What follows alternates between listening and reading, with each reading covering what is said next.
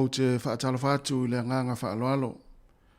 I le pa ia maurunga le tātua tinu ue meisele au whaafonga le nei tai au fau. Le alofa male anga le leo le atua i ue ia fawai fo ili nei aso ia ilu utou so i fua maso mātou wola. O le si ufonga le nei o le lau moe Wellingtone, tā lofa lava. Ai alo maia i le tātua sauni ngā lotu, o le ata ita ia lea e le sunga i le whaafengainga, Pastor Sione Leasi, o le kalesia whaapop tonga a le atua Samoa, Johnson Via le Wellingtone, usi maia le whaafonga.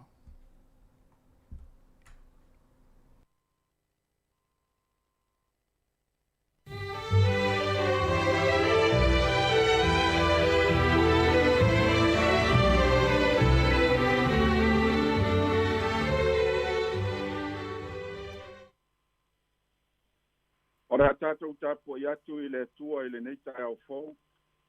Te talo atu i le tātou ainga. Te tu whatasi au tau finangalo mo tātou loto. Tātou atu whatasi maa uilu mo le nofo ali i mamalu o le tātou atua. E ala i le tātou sauninga whale ainga i le nei aso fou. I le suafa mamalu o le atua le tamā, le atua le alo, ma le atua le nganga pa ia.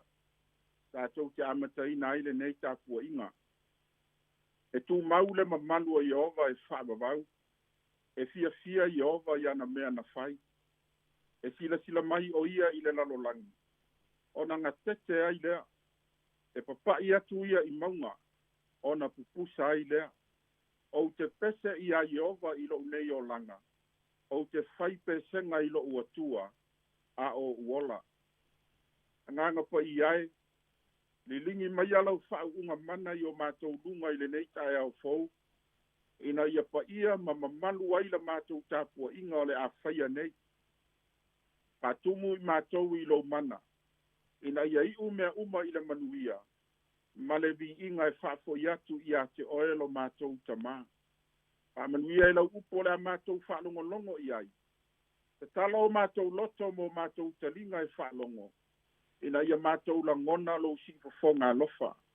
Ao e feta lai i o mātou loto. Ono Yesu ke miso ua mātou te talo tuai nei. Amene. Sina upu mai la fionga pa ia le atua. Ta ia lai nai fo i tātou le nei aso i ona tiute mana ngā luenga whai. Ma ua i tusi a luka i lona mta upu e lua sifun mare wha. Ki whanta wina le whai upu e lua sifun mare valu. Ma le whai upu e lua sifun mare iwa. Walatou whala talata atu i le ai walatou wo i ai. A o ia wanga atu peisia i a ruloa. A wala pulu nau atu i a te ia ua whape mai. Tātou te no nofo ma i mā ua nei. A wā ua tau nganga i fore la. Ua lata i le afiafi. O na uru whale atu le o ia. Lātou te no nofo. Tia whaanga ina se vaenga i le whaipu e lua sumale iwa. E whai matatou matua e whapea. A o ia anga atu peisia i a ruloa. A wala pulu nau i a te ia lātou te nofo. O na uru whalele o Yesu, wa lātou no nofo. O se manatu au tu e whai mata i ala o tātou fo launga le nei aso e whapea. E tu tupu suinga fau. Pe a e whaase Yesu i lo whale. O lo tātou ia ile lalolangi o le suinga o mea. Ua tātou mai tauina le tele o suinga ua tūlai mai. I le si o manga o le soifuanga o lo tau soifua ma tātou wola ai. A tutupu mai fo i nei suinga. Ua tātou mori mauina le tele o bebesi ma se ese a inga e tūlai mai ai. A o nisi fo i o suinga. Ua fia tangata ma lātou lango ina. Ua le masino le ano noa i o mausuinga ese. Ua tātou moli mauina i le tātou whaalongo ma le tātou waai. Ua le asa aso taitasi ma le tūla i mai o suinga. O suinga i to tonu o ainga. To tonu o nuu. To tonu o malo. A ua whapea fo i suinga i to tonu o kampani ma pisinis. Ma le tele o whaalapu patonga ese o le nei o langa. Ua o lava fo i e ka le sia matapo inga whai i le atua. Ua tātou moli mawina i fo i suinga. E tā ua suinga. Ai ao na tātou whauta le lei ma mata alia. I au wala tala whea ngai ma taimi tatau. E whaatino ai ia suinga. O le whesile whaatula i mai. Ai whape whea le tangata na whaia e le atua. E tele ina tātou wa aia le suinga o le tangata i lea taimi. I lea taimi le tino lo tātou iai. O taimi ua sui fōlinga. Sui le savali. Sui le whaitino. Sui le ulu. Ma le tele o nisi suinga i le tangata na te whaia. Ai aise an lava ua toe liutino tangata ai le atua. Ma ua toe saue sa ili mai le tangata na ia whaia. O le tali. Olo o iai to tonu o le tangata se vaenga lilo lo na o langa na te leo ilo aina. Na mafu ai o na sauta viso. E toe whai i ai se suinga. O lo manino mai fu ai tau sa whai tau wina. O nisi o mea te tele ma le ofo fongia. na tutupu i le maliu ma le toe tū o ke viso.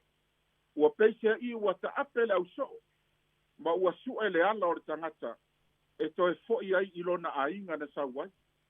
Ai ua tātou mai tauina suinga maoa'e na whaia Iesu i lona auso'o, ma vavenga ma tautia na ia whaia, ina ua mamae lona toe tū.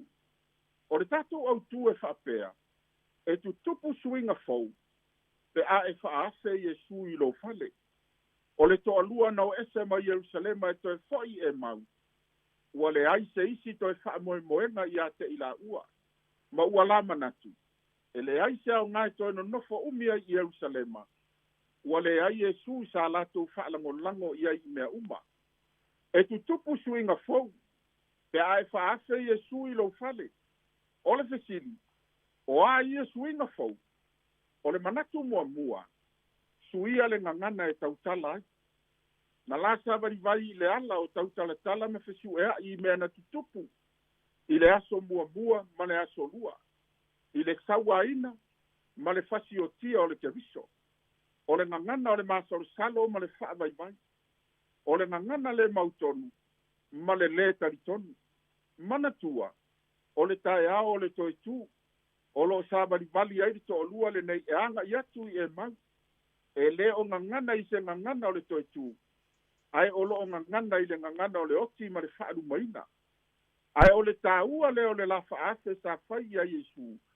Ua whaau popo atu i ai ma lo la pulu nau nau. Ia la tau no nofo ma Iesu i lo la whale. O le whaase la ua li ine i a Iesu. Na whai ei le la tau whaamanatunga to tonu i lea fiafi. Na tofi ai a Iesu le areto. Ma tu watu i a te i la ua. Na afu ai se suinga fou. Ia i la ua i le lava fiafi. Ua suia le ngangana ua la tautala ai. Fai mai le mau. O na la se tautala i ai lea. Ua whape ane. E le i mu eo ta loto i te tonu i a te i ta ua. Ina ua la unga ma o mai o ia i a te i ta ua i le ala. O le mau a luka i whapea. A o ia ua anga atu peisea i o le alu loa. Ai ta ofi loa i le awali i nei e to alua Iesu. Ma ua la pulu na watu i a te ia. Se i afe mai i la tau te nofo. Ma nei al whaafe. To i titi lava misi lava noa. Ua le toi ngangana ai i la ua i ngangana o mea tuai. Ai ua ngangana i mea fau. O le ngangana o le toi tu. Na mafu ai o na ave le la savali le au so i Jerusalema. E moni ua toi tu Iesu. E iai ngangana fau o le langi. Wa ta ua e le tuspa ia. O ngangana ese le malama i le lalolangi. O ngangana nei. O lo o nau Paulo man au apostolo. Ia tautala ai le au whaatuatua. E le mawhai stangata le taritonu. Ma masalo salo na tautala ai. Ai o le ngangana fau na o oio le tangata. Ua papati soina i le nganga pa ia. Ma le atua e malama ai. O a mailau ngangana i le nei vai tau. A whai o tū maupea i le ngangana tuai, o le lui o le nei aso, whaafe nei e sui lo fale, manu e le i alu loa o ia. E tutupu suinga fau, te a e whaafe e sui lo fale, o le fesili, o a i e suinga fau, o le manatu e lua, suia le vaai, o le maua luka, na lato usabali vali whaatasi ma Iesu i le ala. Ma lato tala noa whaatasi. A ele i loa i la ua o Iesu lea. A wā ua punitia o la ua mata. O se tasi le nei o suinga fauna whaia Iesu. Ina ua uru fale i le fale o so o nei e to alua. Ua sui la lava ai. Ina ua pupula o la mata. Whai mai le maua luka. Ua la i loa o ia. A ua mou. Na sāwari vai i le ala o Iesu. Sa la le i loa o Iesu le aisea. O loo va ai pea mata tuai o le tangata. I vai vainga ma whaale tonu o leo langa. Pai mai tuspa ia. Wa afu ai o na punitia o la ua mata. Ai whaaftai ai Iesu i lea fiafi. Ina ua ia talia le whaafea nei so e to alua. Na pupula ai o la ua mata. Ma ua la i loa o ia. O le swinga fau o le va ai al tangata. e whaupuina o se suinga whaaulo rea i le tusi pa ia. Ona o se tasi le neia o onga lau walunga Iesu i lana ngaluenga tā lai. Na ia sau e whaapupula i mata o e tawaso. E mafuona tā ua le suinga fau whaaulo. Ona ele mawhai e stangata, ona whaia le suinga mo ia lava. Se i vangana, wa e whaafe, ma whaauru fale Iesu i lo fale. O lo loto lea. O a mai lau wa ai le nei aso. O e whaatanga e au mata e te wa ai pēr i le anga sala, ma mea leanga o le ola nei. O le mafu anga le na e tāpu wa i tangata i le atua. A e nate le i loa o ia, ma la ngona ina o ia, ona o lo puni tia pēr lau wa ai i le atua. O le fesoasoa ni atu o le au auna nei. Tau mawhai e whaafe Iesu i lo fale le nei tau sanga fau. Wa na o ia lava le tali. Na te whaia suinga fau mo lo o langa. E le ngata ina suia lau ngana ia fau. A ia suia fo i lau wa ai ia fau. E tu tupu suinga fau. E a e whaafe Iesu i lo fale. O le fesili o a ia suinga fau. O le manatu e tolu. Suia le amio. Ua whaima maasani al au soo ma ilato uma sa muli muli ia Iesu. Le amio lea. O le ola fe mouai. O le ola fia sili. Ma le ola fia mua. Ma e le fau le mai tau atu iai. I le taimi o le lato mafutanga ma Iesu ai le imaliu. A o lea ua tato mori mawina. Ua o lava ilona toitu. O loo whaali lava a lato wa mio nei. Ai ua tā ua tele le whaafe ua whaia e nei soo ia Iesu. I lo la fale. Ua whaia ia Iesu. Se suinga fau mo i la ua. Ua la le toi sa mawali maui i ala tuai. O ala e tau watu i le malaya. O le winga leo e mau. O le ato le whaatafunanga ma le malaya. O le nuu sa ta ua o whaoa a ai. Na whaoa e Filistia i vaitau. Na whaata whea ai tangata sa i tai patronia. Na whau ai o lato atua ma ifo iai. Ma lato wosi tau langa ai i o lato atua. Ai na suia le ala na toi saba vali ai so o nei to lua. Ina ua la i loa Iesu, fai mai le mau. Ua la tutu i lunga i le ala vaso. Ma toe fo i atu i Jerusalema. O le ala e anga i atu i Jerusalema. O le ala o le ola lea. O lo whaatali mai ai le au so o ma le tala le lei. Ua toe tu Iesu. O le amio. E le mawhai o na tātou i lo atu so na tino. Ai mawhai o na tātou i loa le amio. Ina ua tino mai e ala i lau savali ma lau tu. Maanga tātou te whaia.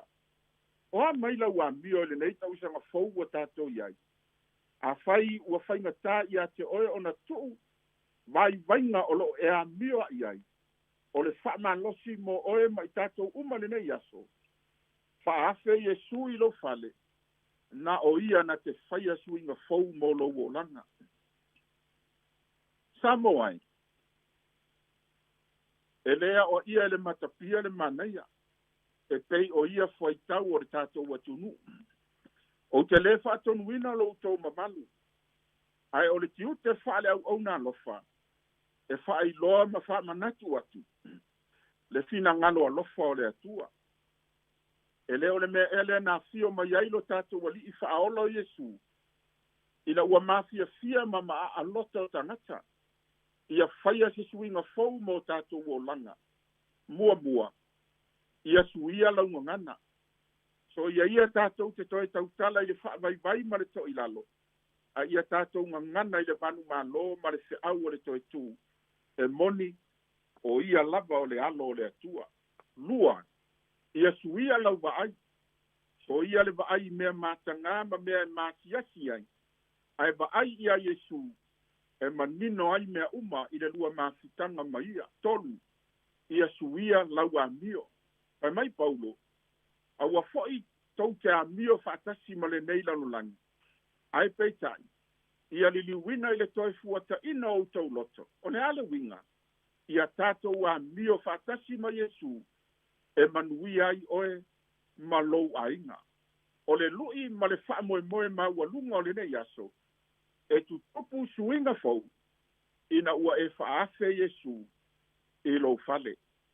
O le a tātou vivi'i i le vi inga o le atua ua saunia.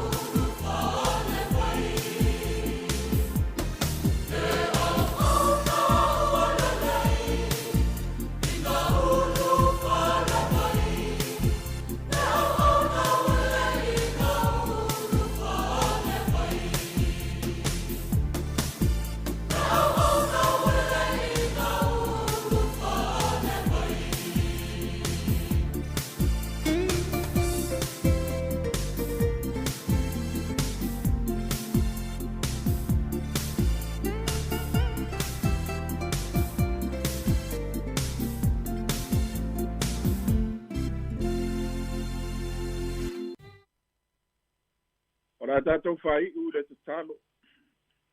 Lo mātou ta mai o le langi. E le tu iti tia lo mātou loto whaafitai ma le nganga ua whaatumuina le oli le nei aso.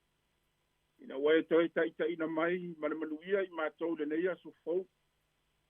Afitai lau tau singa ma lau puipuinga ma mana i le soifua ma le ola o lau whanau le nei tae au. E nane o lau whaamalolonga pa ia. Wa le ngata ilo mātou wola le tino le nei, a ua whapea fo ilo mātou wola whale anganga. E ui lava ni fesou wa ina la mātou fōlaunga i aso uma la mātou sābalinga. I le tele o tofotofonga malu i tau e se ese o le nei o langa. O lo tofo ina i pēr lo mātou whātua i ate oe. Ai whaftai lau upu o le nei aso. E mori mai ai pēr le se au whaloto tele i o mātou loto. E ao lava ona mātou whaia ni suinga le lei, ma suinga fau i o mātou o langa. Ao mātou iai le amatanga o le nei tausanga fau ta mā. Paftai mo au wha manuianga, ua mātou ta whili sau no ai i manuia o le tino nei, o mea wa e fua i fua ina mai e tausi ai lo mātou wola. Ma wha atino ai mea uma mātou te mana nao i ai. Ai ua fa'asilisili o umanuia fa'aleagaga i le olaga sa'oloto ma le fiafia moni mai lauafio ina ua iai ke viso i o matou olaga ma totonu o matou aiga ia o iesu i lau fa'aolataga o le matou fa'afetai silisili lenā ina ua e au maia i matou mai le vanu loloto se manu a matou fano maoti ai a o lea ua sulugia i matou i le malamalama o le ola e ala i lou maliu iesu o lou lava toto paia ua fai lea mafai toto'a matou te ulu fale atu ai le mea silisili ona paia o le lagi lea ua e saunia mo i matou pagā lea le atu ai e ui lava i le tele o matou upu matala ae lagona lava lo matou masiasi ma lo matou fa'atauva'a ona o matou uiga leaga ma le agasala matou te faia pea i aso uma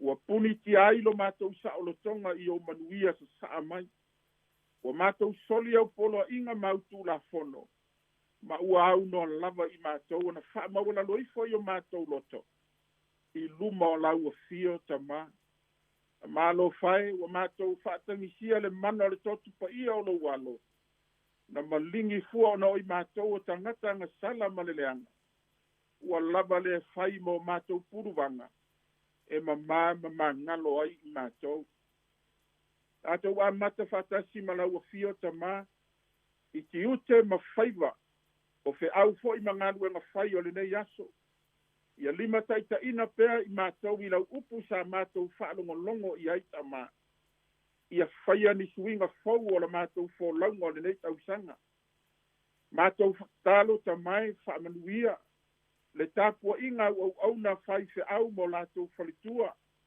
mai lea fatafaitaulaga ma lea fatafaitaulaga le tapuaʻiga malu ana i tamā ma tinā matutua i tono maota malaoa e soasoani atu lou agaga paia ia fusia pea i le filemua lauafio ma le loto tetele a o feagai ai i ma'i ma tigā o le ola nei ae maise o lu'itau ese'ese o lenei olaga o lo aga'i mai pea i le aso ma le aso aga lelei atu lauafio i tama fanau o Samoa o lo fata'ape ma fa'asala lauina i so o se tulu'iga o le lalolagi i tiute ma tofiga fa'alemālō ua totofi ma vala auina ai i latou ae tainane o le tala'ina o lau fe'au ma lau tala lelei alofagia le augalulue o lenei aso o e ua lausu auā fe'au ma galuega masani ia puipui ma manutia i latou uma e le mana o lou agaga paia tatalo mosi o matou mālō Samoa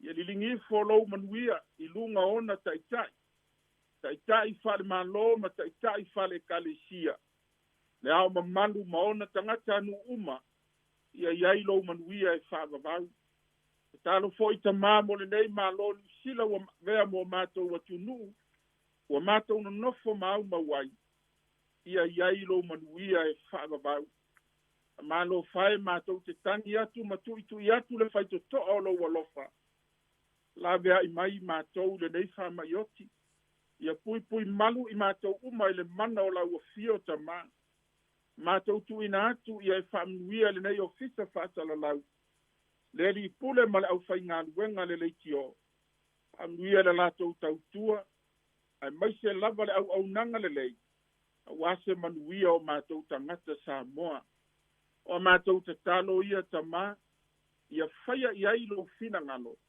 ae au'a lava o matou loto tuma mai o matou luga uma lava le manuia ma le filemu o oe le atua le tamā le alo ma le agaga paia ei maso uma e o'o i le fa'avavau ono Iesu ua matou tatalo atu ai nei amene.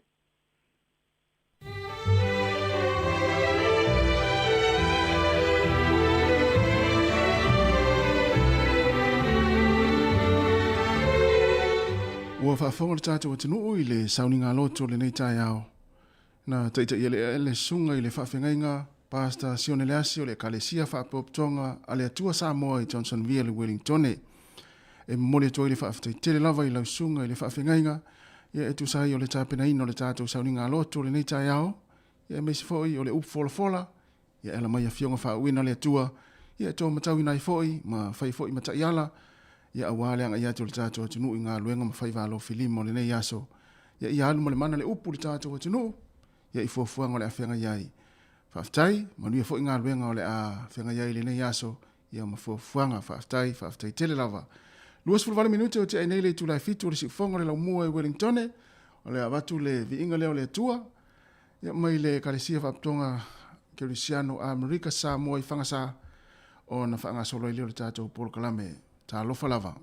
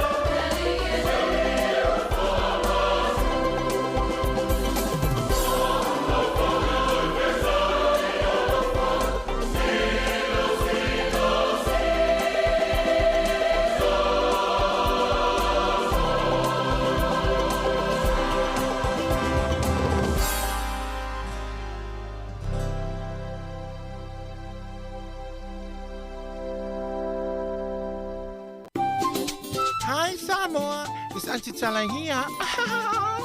Instead of Fifi Falo, ile atang le tayao. Laugh of the morning. I'm at my apple feet to the vanveal, su fongalo mua, atang le tayao.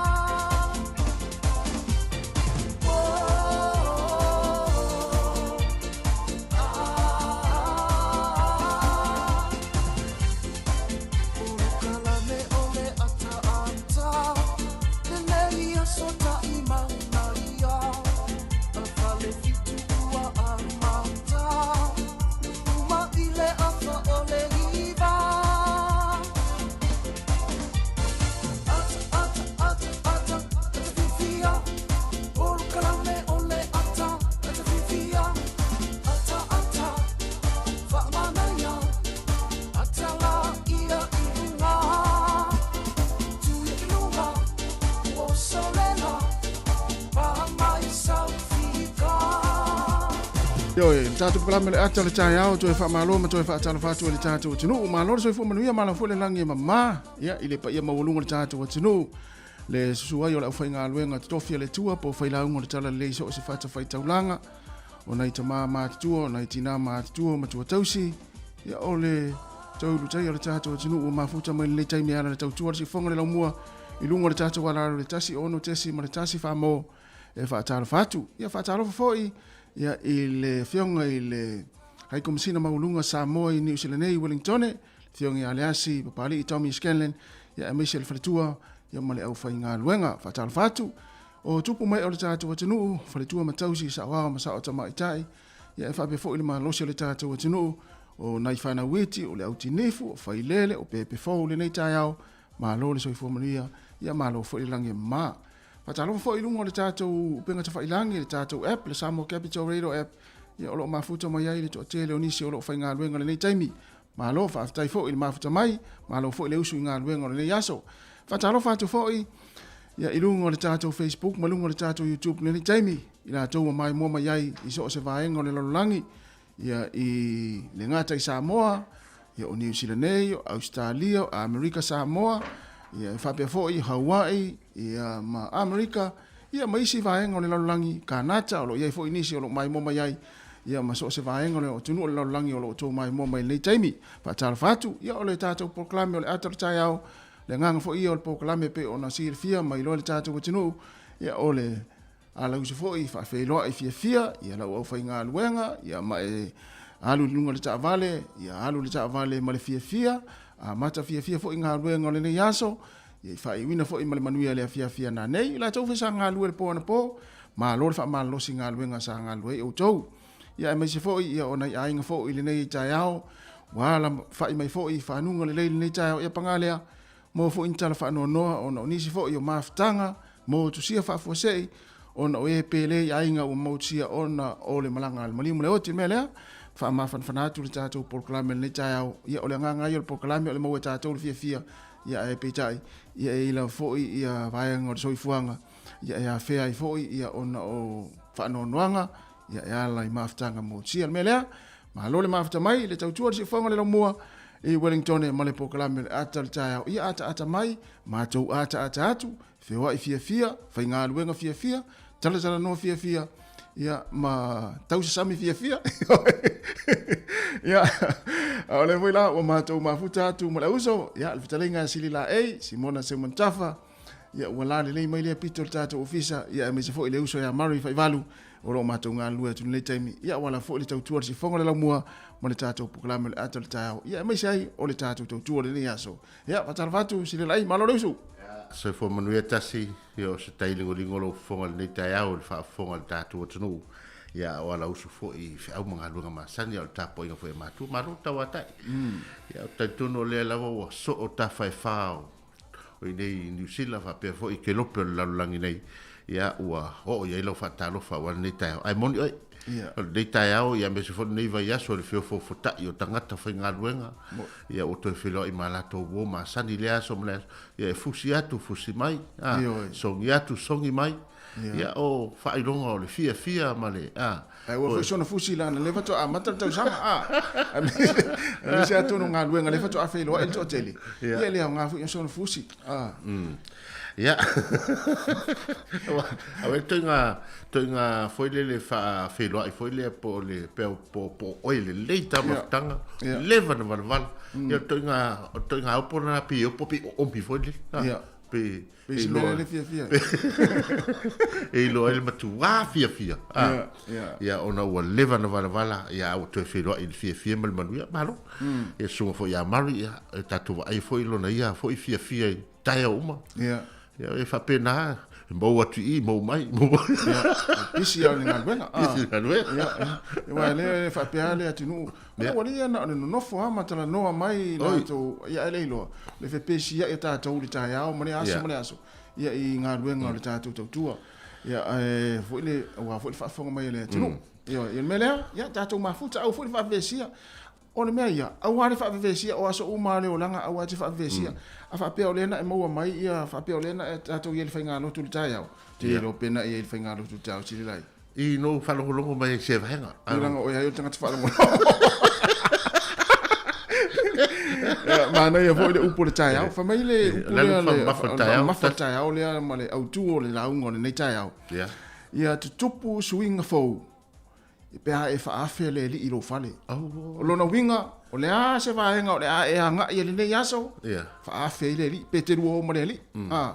Ia fo ve tai malanga le li i le nei aso i au fuanga maunga luenga le nei aso. Me lea, ia whaapea fo i o volele ua yeise mea o le a e anga i hai, pe te afe i se whale o sa uo po o se. Ia, whaafole whaafe le li i te ruo. Wai e te le loa po se stangata e afe atu. Ia tali leia. Wai te le loa po oile nā tangata. Po se agelu afe atu. Ia e asia siat. Ia e alu la ai tu whamoniang. Pe o tu o le nā mea o le whaafe tangata lo iei whamoniang. Ia e whape nare. E whape. Le tio a tatou wala i fol tai au i Samoa ma tatou whanongo. O le aluane au le tangata le o tele whape. Ti ngā la whatoa whamu le afi o tsaka whamai. A fe mai e fai sin suati a lele ku ngol. Lele e suare e fa suare ulo.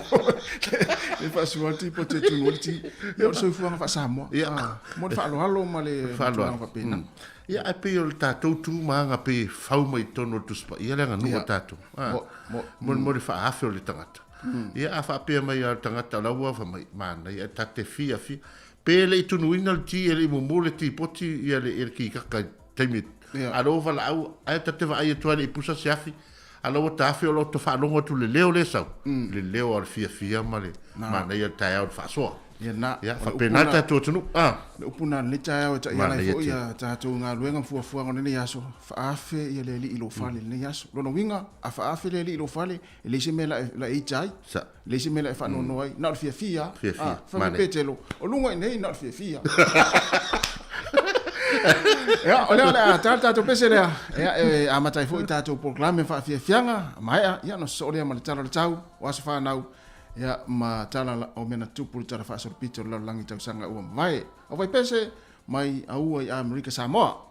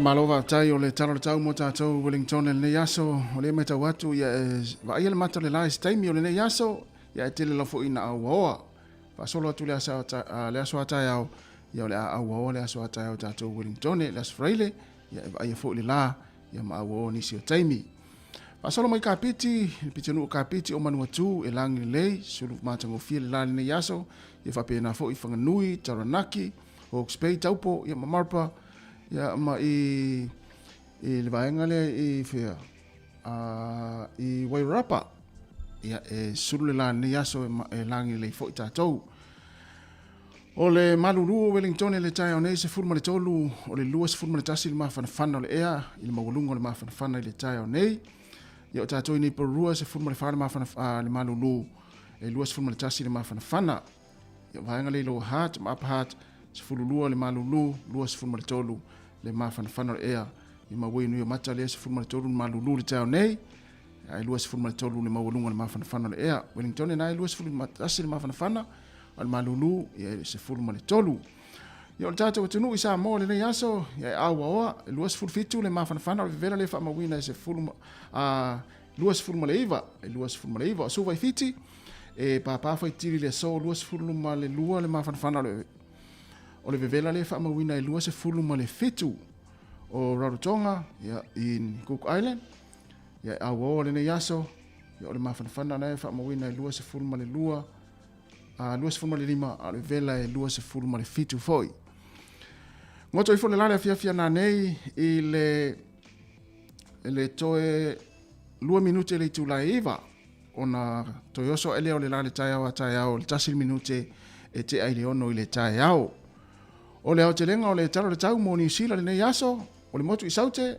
ia o le mai tau watu i Nelsone ia langi le lei Nelsone o Queenstown da ninen ma ima kako Christchurch susuru matango fie le lai le so ai o le malulu o le motu i saute ia e amata mai le ono ia iva se fulu e o atu se fulu maritasi o le vevela le o le mawhanawhana le whaamawina ia e amata mai se fulma le lima e o atu ilunga le lua se fulma le lima savili o le angi mai lea i sasae i sifo whaasolo atu ai i sasae o le tulanga le ai le tai le nei aso ia mo le au whangota e tātou Wellington e pe le tai le tau nei lona winga lea ua pe le tai i le toe se fulma le 20 minute le tu lai valu le tai o nei lona winga lea ua pe le tai ia tau i le pe a whape o nei ta pengana se whaiva le nei tai au sua le tai le afiafia na nei e le toe 5 minute le tu la e lua i le auli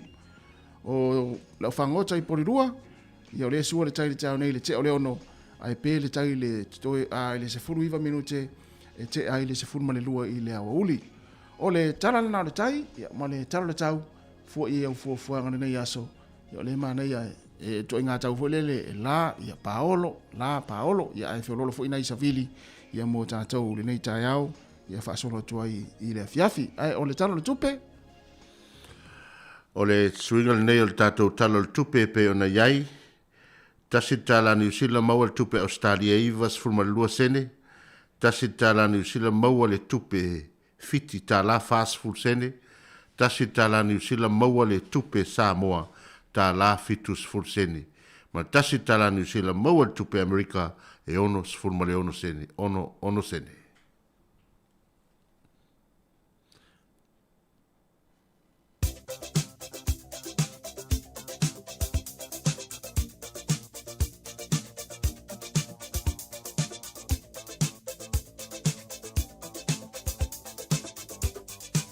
Whamirianga wa soifua maso whanau le nei aso o le aso sifulu lua le nei o le masina o Januari whaamnatu atupea le tātou emaili o le aso whanau at samoacapitalradio.co.nz ia e mo uto umlawan soifua mai le nei aso le ia i tātou whamirianga le nei aso si le lai ia o le whamirianga le nei mo le aso soifua sa wa inaia Leo Hunt o Otaki o le aso le nei sifulu le lua o Januari tasiva fasfulu na e soifua mai ai. Ua varsful ma le lua i nei tausanga o lo soifua, e mua e pea on ave mea i matau tu sa, o no nei tausanga e tele ua ia fua i mo lo soifua, ma tau te talo i alofa pea le atua ma sanga wha popo nisi aso se tele o lo soifua tātou te mafuta i pia le nei o langa e le tu mau. Whaftai mō ngā ruenga le lei uma sa e whaia mō tātou ainga uma nei, i nei tau sanga i tele mā lo ono sai, mā lo alofa, o le upu mai le fionga pa ia le atua, ia e fia lava oe i le alii, o na fua ina lea e ia te oe o mea, e mana o iai lo loto. Ia e tu ina atu lo wala i le alii, ma whaatua tua ia te ia, o na whaia lava lea e ia, a wā o au e whaatele ina i o waso. E whaapopoina i fo i tau sanga i logo langa, ia sanga whamanuia le atua i lo waso soifua, ma moli mai alo whaanga o le tina, ia lua i pou o malo, ma sanga tui, ma le whanau i whastotai, o nuu li tia Peter Hunt, ma le ainga atoa i Waitoloa, Pepe ma le whanau i Hawaii, Maila Maulolo ma le whanau i Sierra USA, alofa mai fo i leine i Melepone, Australia, a rolo whātu fo i au ainga umai New Zealand nei, mo oe lio, mo molia tu fo i alo whaanga o lau whanau o lau whanau, ma whanau o lau whanau, ia ai afe ma afe, o ua alo whaanga mo oe, happy 82nd birthday, love, o lau pele, wha pele ina, o Sau Hunt. Ia, manuia tele loa soifua, lau a fionga sa wainaia. Ia. O le isi aswhanau le nei, o le aswhanau le nei, o le ftalenga ia la ilua pauni meki sanele. Pātou te whaamuni atu le atoanga le nei o lau fitu se furu tau sanga. Whaamunia le atua ia te o le tamā, ia moa nisi tau sanga stele whaapopo i lau soifua. Ia le ngata tau tuaina o le atunu, o le nuu, ia o fioanga, ia meise foi, o le kalesia, ia meise ai, ia whaapopo le atua nisi asu stele tātou te mafuta ai, ia mo le tamā, ia manuia le atoanga o lo fitu se fulu tau sanga le so, ia telefo ini au mea alofa o le amau le so.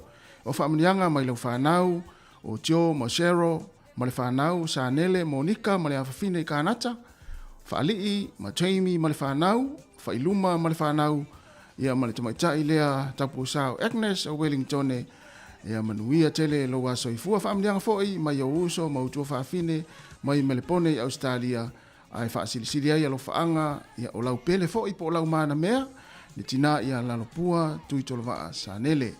Manuia tele lava, ia lo wa soifua la ilua, ia po lau talenga salmulianga, ia whaapopo le atua nisi tau sanga tele mo lo soifua.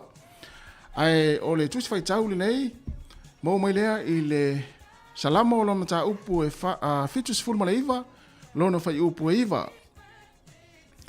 Le atuae, le atua lo mātou whaola tāngai, ia e fiso soani mai, ia te i mātou ona o lo suafa mamalu. Le atua o lo mātou whaola tāngai, ia e fiso soani mai, ia te i mātou ona o lo suafa mamalu. Manuia tele lava o tau asoifua, le St. Anne, Choir, ia o le a pese atu, whaamni ai o tau asoifua le neitai au. Thank you.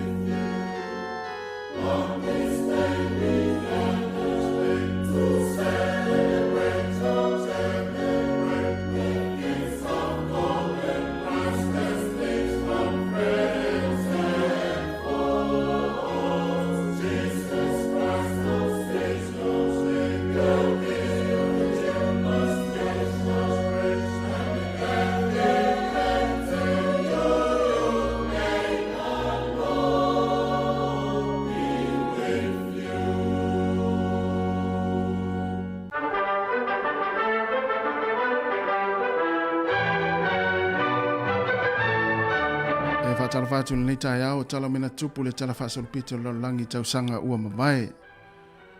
O le aso lenei e faatauina ai e le lalolagi i latou e faigaluega i fale talavai e faamaluina ai foʻi le tāua o le latou galuega mo le mamalu lautele i asitaʻitasi. O le aso lenei le tausaga e tasi fitu tolu na uluaʻi faavaina ai le fale mataaga tele i Charleston i Amerika. Ia e silifia i latou ia e nofo i lea foʻi vaega o Amerika o Charleston i Amerika. O le tausaga tasi toe foʻi tua tausaga tasi i vatolu na tuuina atu ai le avanoa mulimuli po o le aso mulimuli e tatau ai ona o ese uma tagata i utaia mai se tasi o pitonuu o Italia e faaigoina o Sicily. Tausaga tasi i vatolu. Le tausaga i New Zealand nei le tausaga e tasi lima na tatala alo ai le tupu tamaitaʻi a Elisabeta le lua le palemene o New Zealand. E faitau lima e o atu le 50 afe tagata na faafeiloa ia le tupu tamaitaʻi o Elisabeta le lua. Ina ua ia talaina sauniga faapitoa le palemene a New Zealand i le faailoaina o le se lau tausaga o le palemene. Ma o le taimi muamua lea na tatala ai se tupu tamaitaʻi le palemene o New Zealand. Ma le tausaga e lua afe ma le tolu na maliua ai se alii o le aufai-pese taʻutaʻua a le Bee Gees le alii lea o Maurice Akip. Tausaga e lua afe ma le tolu. Ia ma le tausaga e lua afe sefulu na lulu ai se mafue e malosi e tusa le malosi ma le fitu tesi ma le o le malosi totonu o le ai o Haiti. Ma maliua ai le silia i le lua sefulu afe o tagata. Ma e faitau miliona tagata ua le aini fale e nonofo ai talu ina faaleagaina uma i le mafue. Ia o nisi na o tala mena tupu le tala faasolopito le lalolagi toe mo atu le faaupoga le taimasani. Ia lea ua toe tasi le minute ia o na tālea o le itu lae valu. Walau lae o maia, o mai tātou o, se i tātou whalogo, i upu o le malo, o loa tau whalo, walau lae o maia, o mai tātou o, se i tātou whalogo, i upu o le malo, o loa tau whalo,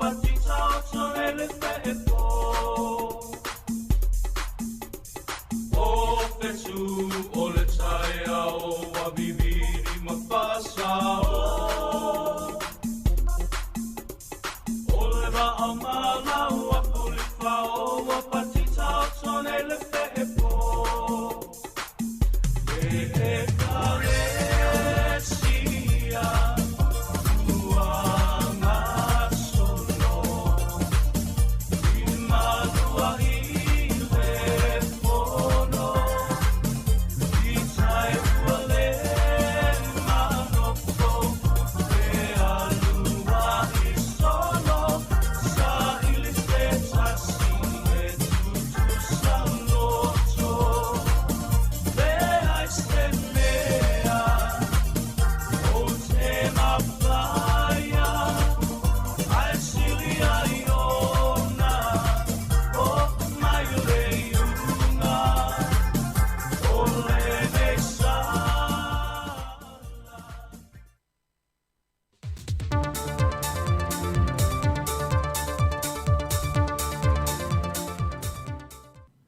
O te whatala whātul tātua tunu se tautua whaawa wale siu whonga le lau moa e ta wala iana telefon mai Samoa. Talu mai le asu i vo te semol tau sangan te nei, e na ole to tasi lava le tangata Samoa na whaamawina na whaamaonia ua mawele siamo le Delta, le na mawele televou Samoa na malanga mai le whainga malanga e to se lau tolu se fulma le wha, a le vaalele na malanga mai fiti. O le whainga malanga fo i lea na mai a le leile luas fulma le tasi aso na whaanofo e se au mai la tou, o loo whaao popo pea siaki le isi to o luas fulma le ono le pasese, na nonofo vāvāla lata i lea televou, mai sa le lei ato to o malawa. Se i o ina whaamalia ine le saunga le mua o lo lato te atu i tua i o lato wainga. O le pasese o le whainga malanga o alo lava matama whanau o onga sa i fiti le atu no le ua mai a lato wa o onga ma ua te tau antoi foi mai. Whatasi e manisi o i lato sa ngā lulu e i te tonu le malo, ai se mai ei le televou le na malanga mai a Hawaii, o iane a Amerika ma ngā iane i fiti, ma malanga whatasi mai ei malea pasese. Na whaamaunia mai el whaatona sili le soifo malo loaina, le ausa Dr. Take Naseri le aso ananafi, o le aso tolu Januari le masina nei, na te ai i tua le alo le atu nuu sa whaanofo i sel whale mai tele mto tua, ina ua whaamaunia, wa matua ato to o na mamai le siama mai a te ia, ma ua whaatasi atu nei lona ainga. Whaalia fo ia leusa i le teimi ato sa whaanofo i sea i lea televou, e na o le amatanga lava sa wa ai le niniva ma le fiva, ai sa maa losi ato lava i le teimi atoa, ma le lei fo i lana tau mafa. Wa whaaftai el whaatono sili o le matanga luenga le soifua malo loina le ausa Dr. Take Naseri, le ngā luenga whita ta mai tai fo mai, ma ta mai tai fo mai pasi, i le ono sa ia o le pisi o le saputu mai o whainga malanga le whai unga le tausangan te nei, ona o lo manuia oma i lantou na maua wanoe whai malanga mai ai ia waalele, le na whaamaunia mai o le whainga malanga mai ni usile le aso se funma le walo te sema, e si lia ma le to alua se lau i lantou na malanga mai ai. Whata sei malisi whainga malanga tusa o mai Australia, i le whai unga o le masina lava lea, na mai ale le fo i le tai luas fumaltasi a solo lato whaanofo e sea, e le i ai lava se tasi na maua le siamo le COVID-19 fulwiva, le sa whaatasi atu o lato a inga, a o le whaia le kirisi masi. Sau no le ausa, talo mai lava le amatango le lua tausanga na alia e meile whaama i le lanulangi, e na o le lua tangata nuo Samoa na whaamaonia na o mai Samoa ma au mai le siamo le COVID-19 fulwiva, ai o la ua o mai ia, na mai au umo la tui pui pui ta i lua, ai na maua foi whaamo mongo la pepa tui na malanga mai mai la ua, sa le lei ato to la siaki sa whaia i atu nuu na malanga mai ai. E leto iai se isi aso whaapitoa e atowhai ne le whainga malo le tausanga le nei, e toi una ina i se tui pui pui mo le se 40% o i lanto ia o lo o totoio le atu nuu, e le io o mai lava e whaia le tui pui pui. Whaamaone mai e le usa, e le tau ngō fia le una inga o tui pui pui e pei fo o aso e lua i na atowhai le malo le tausangan te nei, ai ele i ai lava se swinga tele, na alia e mai ai, ono lo whaauli le tō lava le isi se 40% lea, e le fianga i mai e whai o lātou tui pui pui. O nesi, ua mai o lātou tui mō mua, pei tai ua whaamao nia ua whaalea o ngā ina le omi o le mālosi o le tui sa whai mua mua, ai le i o ane whai le tui lo na lua. Sau lo le usa o le atu lo le whai talia o le tangata, ai ua whautu atu le whai ngā mālo mo i lātou umanei, e sila le tūlanga wo o ye le mālo fiti, le wa afie nei le mālosi ma le sao le siamo le Omicron, le to a wha i lātou na māli li wai la soana nafi, ai se lia ma le whase lau i lātou fau, na mā wai le siama, ma wai nei fitis tūlanga whainga tā. Whaalia le usa, o le tūlanga whainga tā e tau wai o na whautua ina pēr mauna ia le atu noo e anga i mai e whai o lātou tui pui pui. O na e whainga tā telo na whaatonu tonu le whata omi meo le atu noo se teimi muli muli, ma mana na awave e whai o lātou tui pui pui, pe a whai ua tau nui lau whanua le siamo le Omicron. Whaamau nia mai whai le usa, o le amatanga o le masina fau, O le a matai loa o na tui le whanau mai le 5 tausanga nga i le 12 tausanga e le tui a le whaisa. Whaatase la o lea ua pasia le kapeneta. Wa te tau loa o na whaasolo ma le tui o le pusta. O le tui lo na tolu lea mo i lantou ua mai a o lantou tui lo na lua. O lo wha mai o na wha amautu e le kapeneta ni a ia inga tala whea ngai, mo le tutongina o le whanofo e seo i lantou e malanga mai antonu i whafo. Le na wha alia le te whono o le komiti o wha lave tupu whafo sei, anga whili tō mai manoshem leo. Talu mai le lua tau sanga o so soani le malo i le tongi no whali tali malo mo le whanofo e seo i lantou ia, wa wantu i le lua se 10 miliona tā la le tupe o whaalu, mo le wha moe moe. Peitai wa sile nele malo le tūlanga tau tau loo iai, ma o loo tau wha mai a sa ili linga, ma fuafua ngata tau, mo le tutongi e na wali tangata lo na wha ana fo e sea. Sau noanga whili na maa ue wha maumaunga, e iai nisi o ilanto wa malanga wha fie le o matoe fo i mai, taluai le mautalo sanga ese tu inatu, e mauai le hava noa e malanga ai matoe fo i mai, wa sila ne iai le kapeneta, pe leo i lantou ia wa te tau loa o na tongi le tangata lo na whaanofo e sea, lea e o atu i le tolu afe i le 5 afe tā la, le whaanofo e seo le tangata i tō tasi. Whaamauni e mai anga whili, o le ale ao fia i le fuafuanga ma le tangata nga i le kapeneta, e lantou ia sa whai malanga atu i sa ili tong fitinga, i lano por kalame fso swandi le malo. Wa whata te mai le kapeneta whai ngā malanga mo le nei kuata mua le tausanga, e mo ni usila ma au sitalia, mo le toi fo i mai o tātou tangata ngā lulue whaawai teimi o lo o iai, whata se manisi o le atunu ua te tau o na toi fo i mai. E leo whai ngō fia i le teimi le nei o na ilo le kapeneta lea fuafuanga, ona o lo sila i le tūlanga saunga le mua le atunu, mai i le maa losi le wha mai o le Omicron le wā a fiai au sitalia, le foi wa oane ni usila, mai e te tau wai na matua wha amalo si le pui ngal wha asoi fua malo loina, i o tātou tangata mai ia whai ngā malanga, pe ato e te liu mai. O whai ngā malanga wa wha ata atia mua le whai ngā malo, e mai le masina le nei o Januari, Februari, whata siei mamati. O tala fawia mai sa momo le ni aso, man wia lu tātou tunu, wha asoi fuia.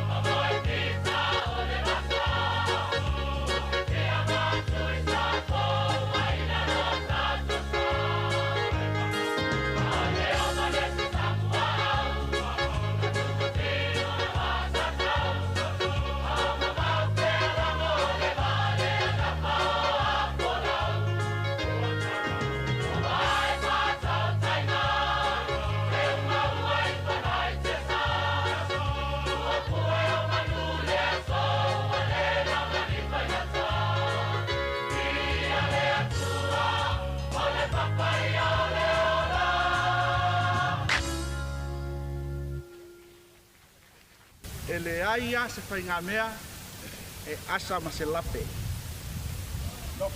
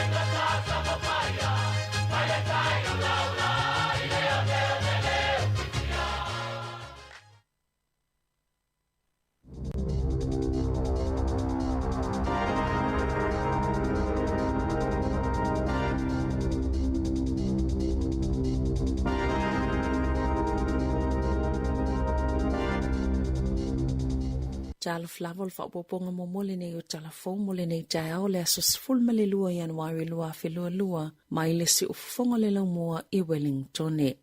E valu ni no whanga fo I Wellington o lo ua whaopopoi nei le lisi sa asia si ai se tangata na fie le vairusi o le tele lava o iano whanga na asia le aso tofi taluai. Amata mai le countdown I pitone mai le 20 minute te ele fitu le tai au. I le toi 20 minute le itula e valu le tai au. O isi no whanga e au fie le mole le Queen's Gate Shopping Centre I Lower Hutt. Mai le 5 minute te ele sfultasi le tai au. O le Hype DC le Queen's Gate Mall. Mai le 10 minute te ele sfulmaltasi le tai au. O le Merchant tasi va whavalu. I le Queen's Gate Mall mai le afal sfulmaltasi. O le Daily Bread Bakery I Waifetu, I le 5 minute le tula sfulma le lua I le auli, o le New Zealand Post Shop o le Unichem Pharmacy I pitone, I le 20 minute le tula 5 I le afiafi, ma le Whitna Wellington Central, I le tau le 5 I le afiafi, I o atu le 10 minute te ile 5, I le afiafi lava o le asotofi o le vai aso taluai. E to sfulma le whātanga ta whona whaamauni le COVID sfuluiva mai te tono New Zealand le aso ana nafi. Pei ona whaamauni le matanga luenga o le soifua maloloina. O se tūlanga le tele ai maise o le whaapopo le whai numero o tangata e whaiola atau suenga mo le vairusi pei tai e ono toi sitia fo le whai numero. O tangata ya fia le whaamai pe ona ta ua le matanga luenga. O lo fautu e ina pea le matanga luenga o soifua maloloina le atunu ina ia mata alia pea le COVID sfuluiva. Ma ia whaawau pe ona restala pe whaonga le QR code pe a siasi no whanga ese taitasi. Tautua na fo ile whaonga le talipupuni o fofonga. Ma ia whai tui pui o le whaamai. Talwai ona o lea e maua pea tangata e taunu mai whafole Omicron. O le pui nga silo na tawa o le tui pui. E te e tui so se vaenga le COVID sfuluiva e au fie ma le Omicron. Pe ona whaalia le matanga luenga le soifua maloloina. O tangata fawina whaamauni ana nafi. E au fie le to iwai au Kelani, to oluai Northland, to oluai Waikato, ma le to tasi Wellington. O le tangata to tasi le Wellington wa fie le vairusi. E ato yele to whao ila toi to tonu o le to malo. Mai le so tango le tangata le whaatasinga na whaia o le Hidden Valley Festival I Matakana I mātua o Kelani. E o mai ana na nafi, wo o atu le sfulta siafi se lau wala sfultolu tangata na afia ina ua toi pipisi le vairusi. Ai se fulu whaafe tolu se lau valus fultasi, leo wha inga atoa tangata na afia le COVID sfuluiva I tutono New Zealand, talon ona ye le wha mai I le atunoo. E to tolu sful wha tangata o lo tau fiel terminei whale mai, e au fiel to sful tolu I Middle Moor, to sful lua le whale mai I taulanga o Kelani, to o whaia North Shore, wha pia matauranga, ma le to tasil whale mai I Waikato. E wali potia le United States of America le o atu le tasi tesi ma le tasi tolu miliona, leo wha ingo o tangata fawea a fia le virus el corona I le aso e tasi, ma o se fwai numero pito ma walunga lea I le aso, I so o se atunu o le lalolangi.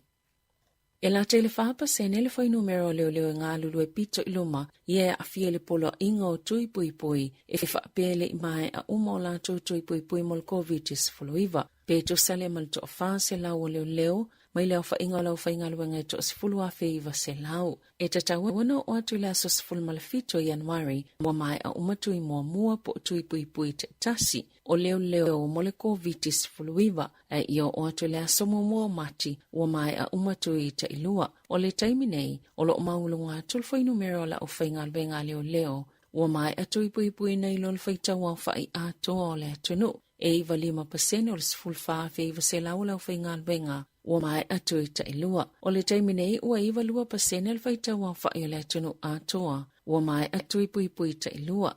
E i se vaenga o leo New Zealand wha pia I manise lau whai ngā lwenga le mtanga lwenga le puipuinga, po o le malu si anga wha fita ni usila watu ina atu salato talo sanga le wha amsinonga maawalunga, mo se iloilonga o le apolo inga, o le tali tonungo I lata wia e wha pia. O lea whaatonunga po o lea polo inga, o lea whaamalolo I whaitau se lau o tangata whai ngā lwenga I leo ma fita, mai alato ngā lwenga, na ta wes so upo leo, e o whaatasi le tui pui ma la lato matati a fia ausia, o le pui ngā malu leo whai ngā lwenga, ma tangata uma, ina ia saonga le mo. O le tele o tangata e mo miaina le tuilo na tolu po le pusta mo le COVID-19 i vai tutono le to malo Wellingtone o maafua yona yeini na i whaafitau le ile sapalayo tu i monisi fale mai ma au nanga whaasoifua malo loina o lo ufayai tu i pui o le COVID. Ina usuwie le asolimo Januari le umi whaatulanga ina e mawhaieo na maua le tuilo na tolu mai le taimi na whaiele tuilo na lua, sa mole mawina i fo ile mtoa ato o tele o tangata e anga i whaiola ato tu i whaapopo. Piona ta ue Chris Mitchell o le CCDHP po le pulenga whaafalama i o Wellington e maporirua. E ui o le tūlanga lava lea sa mawhauwhawina pe tai, sa mata wina le pisi o isi au nanga i le maasani ona i se tūlanga whaapea mo le tuipui o le COVID. Sali potiele ngā lulu e whaanatinate o whaingaluenga i pulenga whaafalama i a porirua mo Wellingtone, whaapea le Heart Valley, e toi whaapale ni le sapalai o tuipui, au wale to tele o tangata e o atu, mo tui whaaupopo po le posta.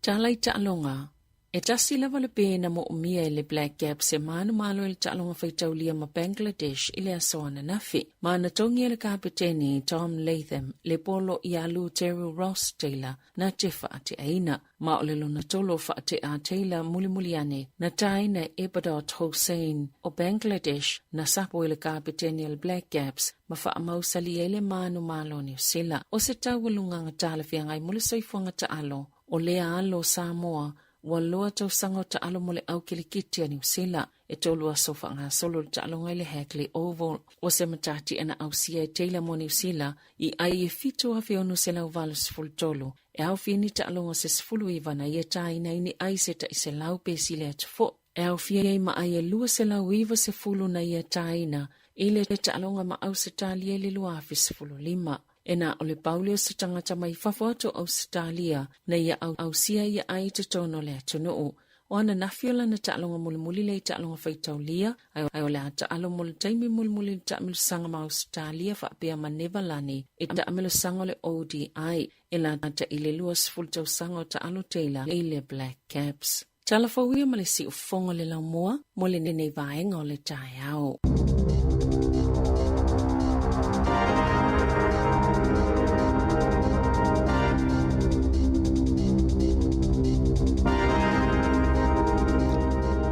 Amalova ftaile whaafanga mai le atunu o luas fultasi minute o te enei le tu la valu na ua mai atu le whaaponga mua o tātou telefou o le tai ao pe o na tāpenei na Sabrina Kasiano ia ma le tautua mai Samoa le sunga ta Sesa Lamsam ia o tātou tala mai Samoa melo tupul tātou atunu ia i le nei fo i vai aso te whaafonga i le tu la iwa le whaaponga ia au lea ua sa le vale la folta tu Jamie yo ma ve ale le Jamie me foi le mo me o le ano le Jamie ale fainga luenga ye te ya we va tu la o tare iva tare se full ai va pe te fainga luenga mai va le Jamie o le va vena le fa tu a matal ta o le we mana o te va mana va ya te nga fainga luenga vo le au tiro le Jamie le umia au tiro le Jamie le umia au tiro e te fi o ya tu le Jamie fainga luenga ya fa mo fo le ma fa wai la nga luenga ma fai mali le aso ia te ia o tare tolu ia manava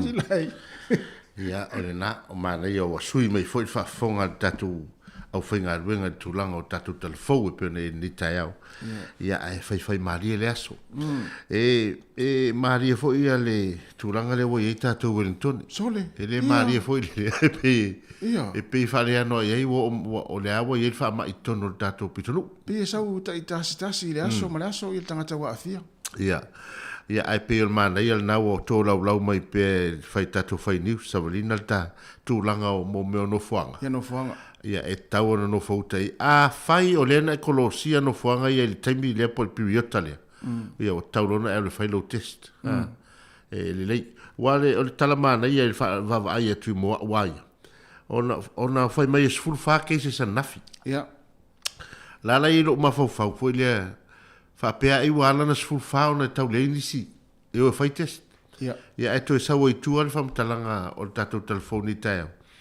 o le si pe lunga le fai no melo e la to o le fai e o fai la to so nga fai test ia le fai ti fa mai o sta la mana ia le na ia o tato te no fo ai a fai na ekolosi no fo ai nei Wellington ia ona tatou ole fai tatou test pe pitone ma lo ha ia ia le ta bilo ia la tou nei le sa mo fa ma ia ma faitete foi faitete o le ua mo ia le tasi le aso ia o le ua il fa ma itono tatou Wellington me lea ia tau sia foi mana foi le pe ona me tatou telefo pe ona ta o sili lai o le wa sa tatou ia ia tau matenga foi le o le fole le temi o Sofia fia mata faonga ia le fa tu ai ona tangata fa ila tau siaki ia na la ma ia pe ona me tatou telefo ia pe ona o to tele tangata na wa mata na o fa ia siaki ia na foi la mai le unga ia na sfulu fa ke se naf o se tulanga le mo ia na ia afia tangata ia o se tulanga le ona i o ilalo ia le fa ingota no winga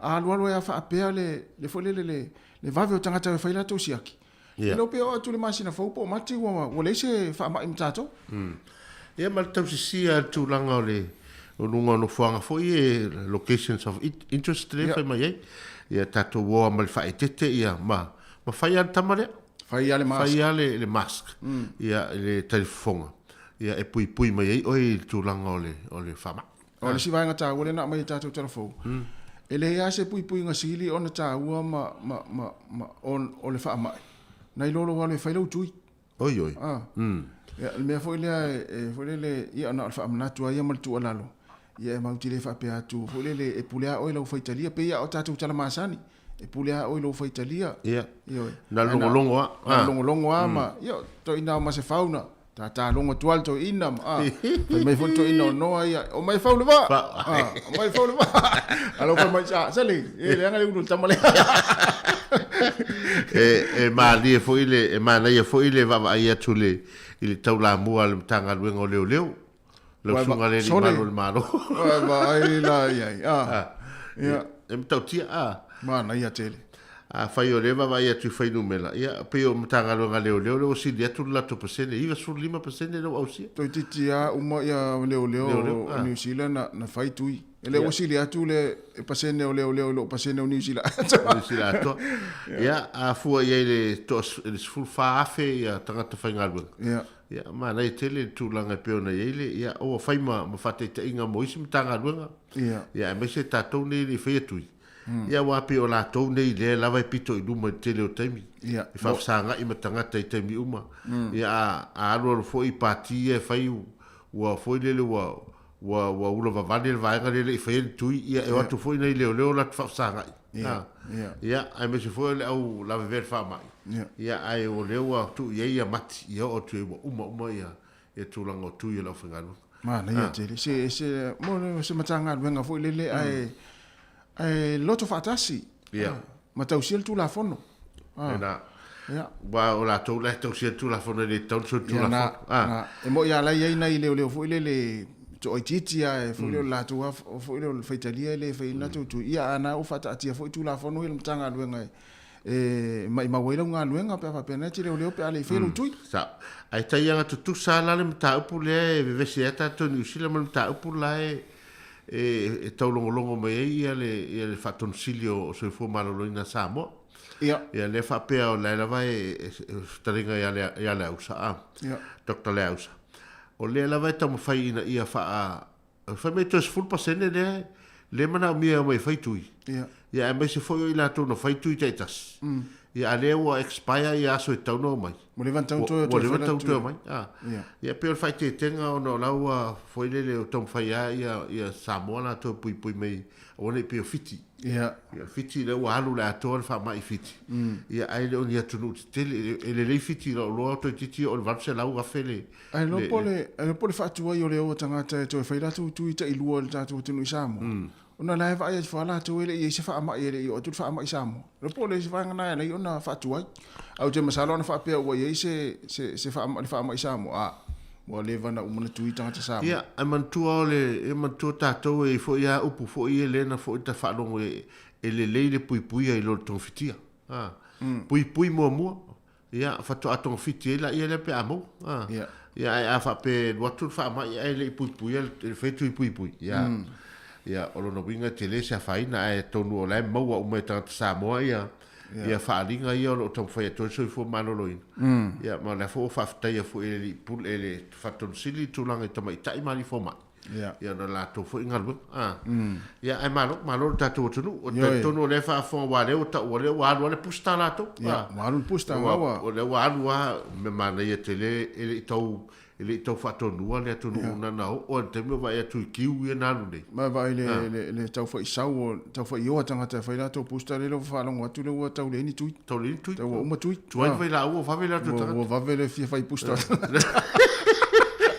o se tu le lei o al pui ngo tatou ia mai mana tu mai tatou Wellington ia o fai siaki i lo ai ona e mo o fa mai mai se foi pitonu ulea lo hat leo e ia no fanga valu no fanga ia na lau mai sabrina nei ia fa pena sa ia Jamina e tau na le fele siaki i lo ai ona e te le to alu lo hat se longa fe mo kilia le lo atu no te le to alu ai se mea pitonu lea ma vai foi tanta lo hat leo mai leo mai tato filo ai. Wa tau fai ni poloka. Tu mama ti. Wa tau fai ni poloka. Poloka ilo hata oni ni toi pasi mai nei i polua mo Wellington. Na foi le mai te watu e na fo nga solo fo ini sul tato o mele le tato o fa fonga ma au mai mo. No o ai fai pusta e le watu nga solo fo ista tato au fa fonga le so na fai la to pusta Malo. Wa tu fai mele tu yo si va nga ye mai mo me tato fa oi sol. Ya fa pe fo tamalo o leota. Ya. Leota patu o va fo o. Na va. Le pu e me tau au tamalo le tu atu. Le tau au le to.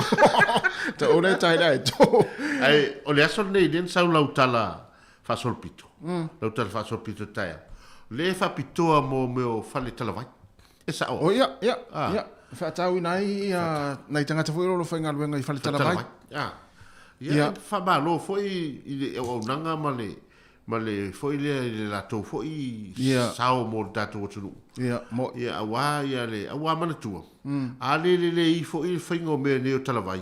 Ale le foi ai le o fala au ave te o se fala au. Ya male mixing o mo me o vai.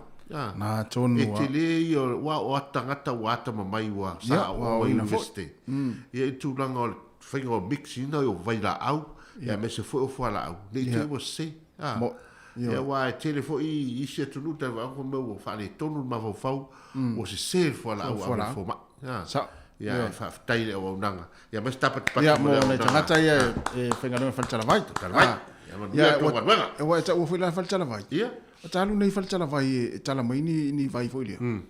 Ta te vai atu I fata foi e. Oka mo le toi fangu fuala. Mo fuala foi ne atangata o la fa tala tali I fal tala vai atu e piki.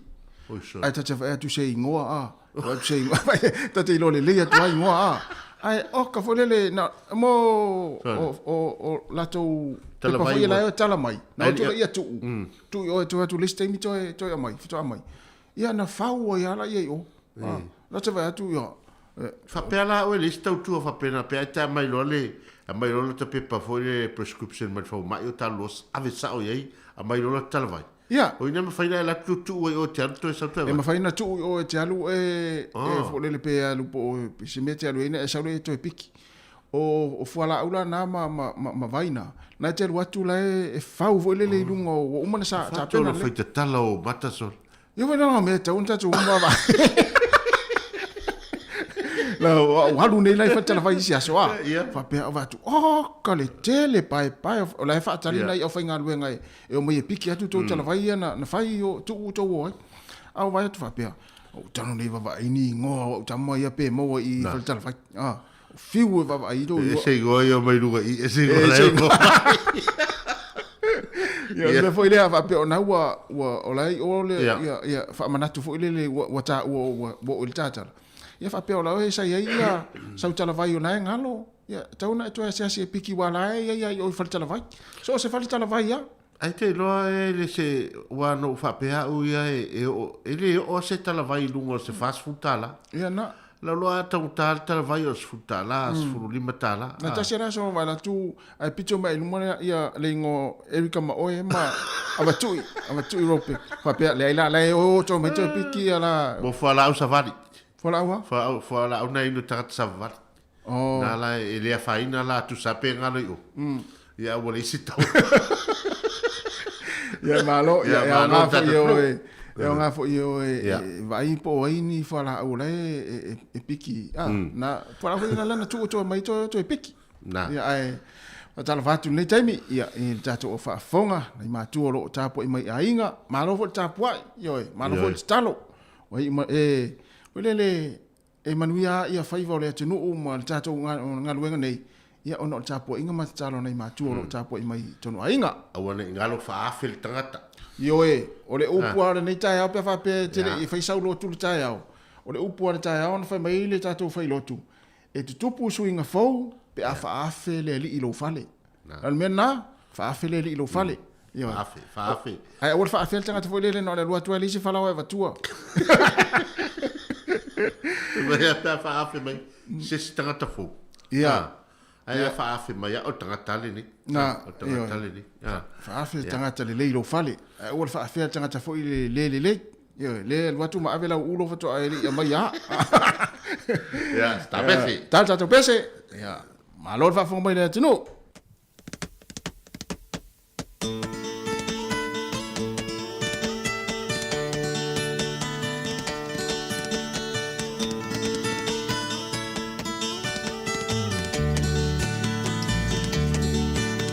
Matala no manu lenga nai on le tai. O le la ua punitia po i puau E sau malua wha susu i laua la au Sa sala le punga la au matala uau E tio fo i Samoa whai o na tai au E amatanga o le aso wha popo o le o langa E tae au nai matani u whea ngai ma le ata E tala le lei ua so ai nei Samoana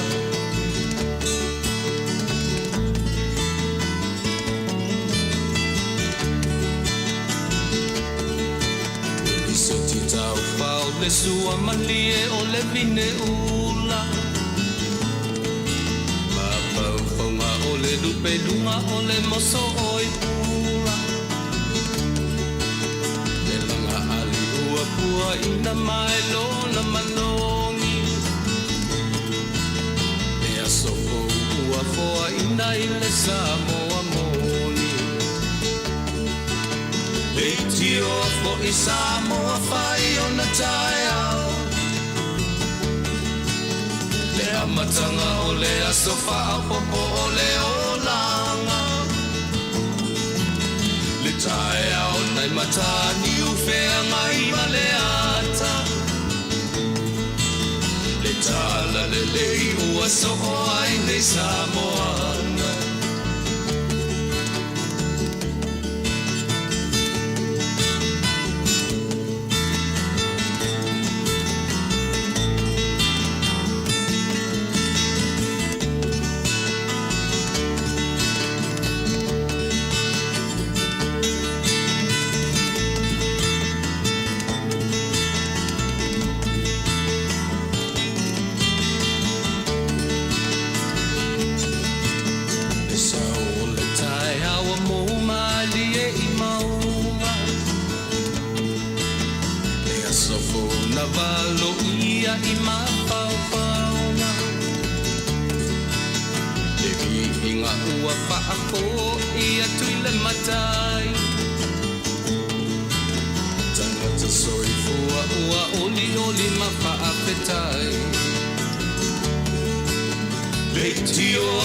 Samoa whai o na tai au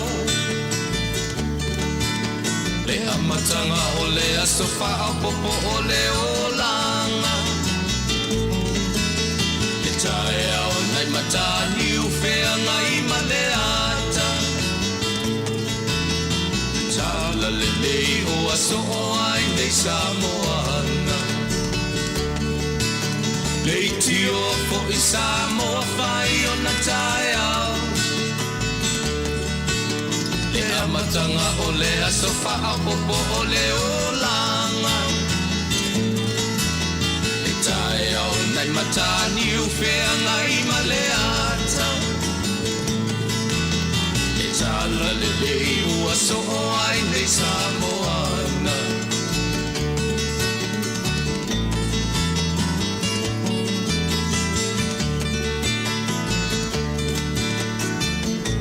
E whawhianga mai le tusi tala pen le tae ao nei mata ngiu whea ngai male hata.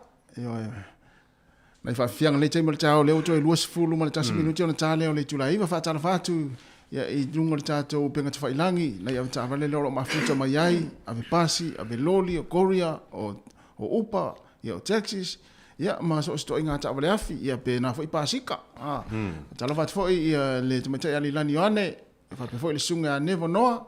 O whengau ia isila, o lato uma ia la watu sili lai. Le wanga i whale talavai. Le vai atu le wanga i whale talavai. Ia whapena fo ia le sunga talafou. Wa ngā fo le tala noa i talavai. Le ua manatua i vaenga la talavai. Ia le sunga talavou pete foti. Ia le wanga i whale talavai. Ma lo lava le amana ia fo i o le talavai atu. Awe fo ia le sunga paniolo pe ato. Ia ma le whaletua ia Erika Moe. Ia Erika Moe la walewa na i o le whale talavai. Ia whapena fo ia whengau ia isila. Ia tasi na tangata ma loha ia vai le au nga le o toe manatua ia talavai lai o le wale van tu ai ia va pena fo ile sunga ia tapu itea tu ia snowi ia le fo nga i o le fal talavai ia fa mai sala ita laf ia sa le ia io sala ita laf o talavai va pe fo ia le sunga ia to nufi oi mara to ia o tio wale va na uma na ino na fala ia o le sunga ia tere mai maua ia o faltua ia sumika ia tasi le tangata waleva na le faltalavai taimi nei antele aliva ia antele aliva fo ia waleva na ia o ia o sa fainga fa afili ia o tometa ia mai matafola wa ele tale ona o tu o le faltalavai ia malo lava le mafta mai avatu Europe va ai ma nei ale le watu le tala e fitau i malenga solo le faltalavai ia a mani a young a hong te tele lava ia le mafuta mai le tātou poklame pape fo ile faltua ia po le sunga ia famelea anisi tau maoe ia o DJ King Malu ia le fo ua ngai DJ King Malu o piki ia talavai fai pia taula ia fai pia taula la fo wai o America il faltalavai lai America lai na fo wai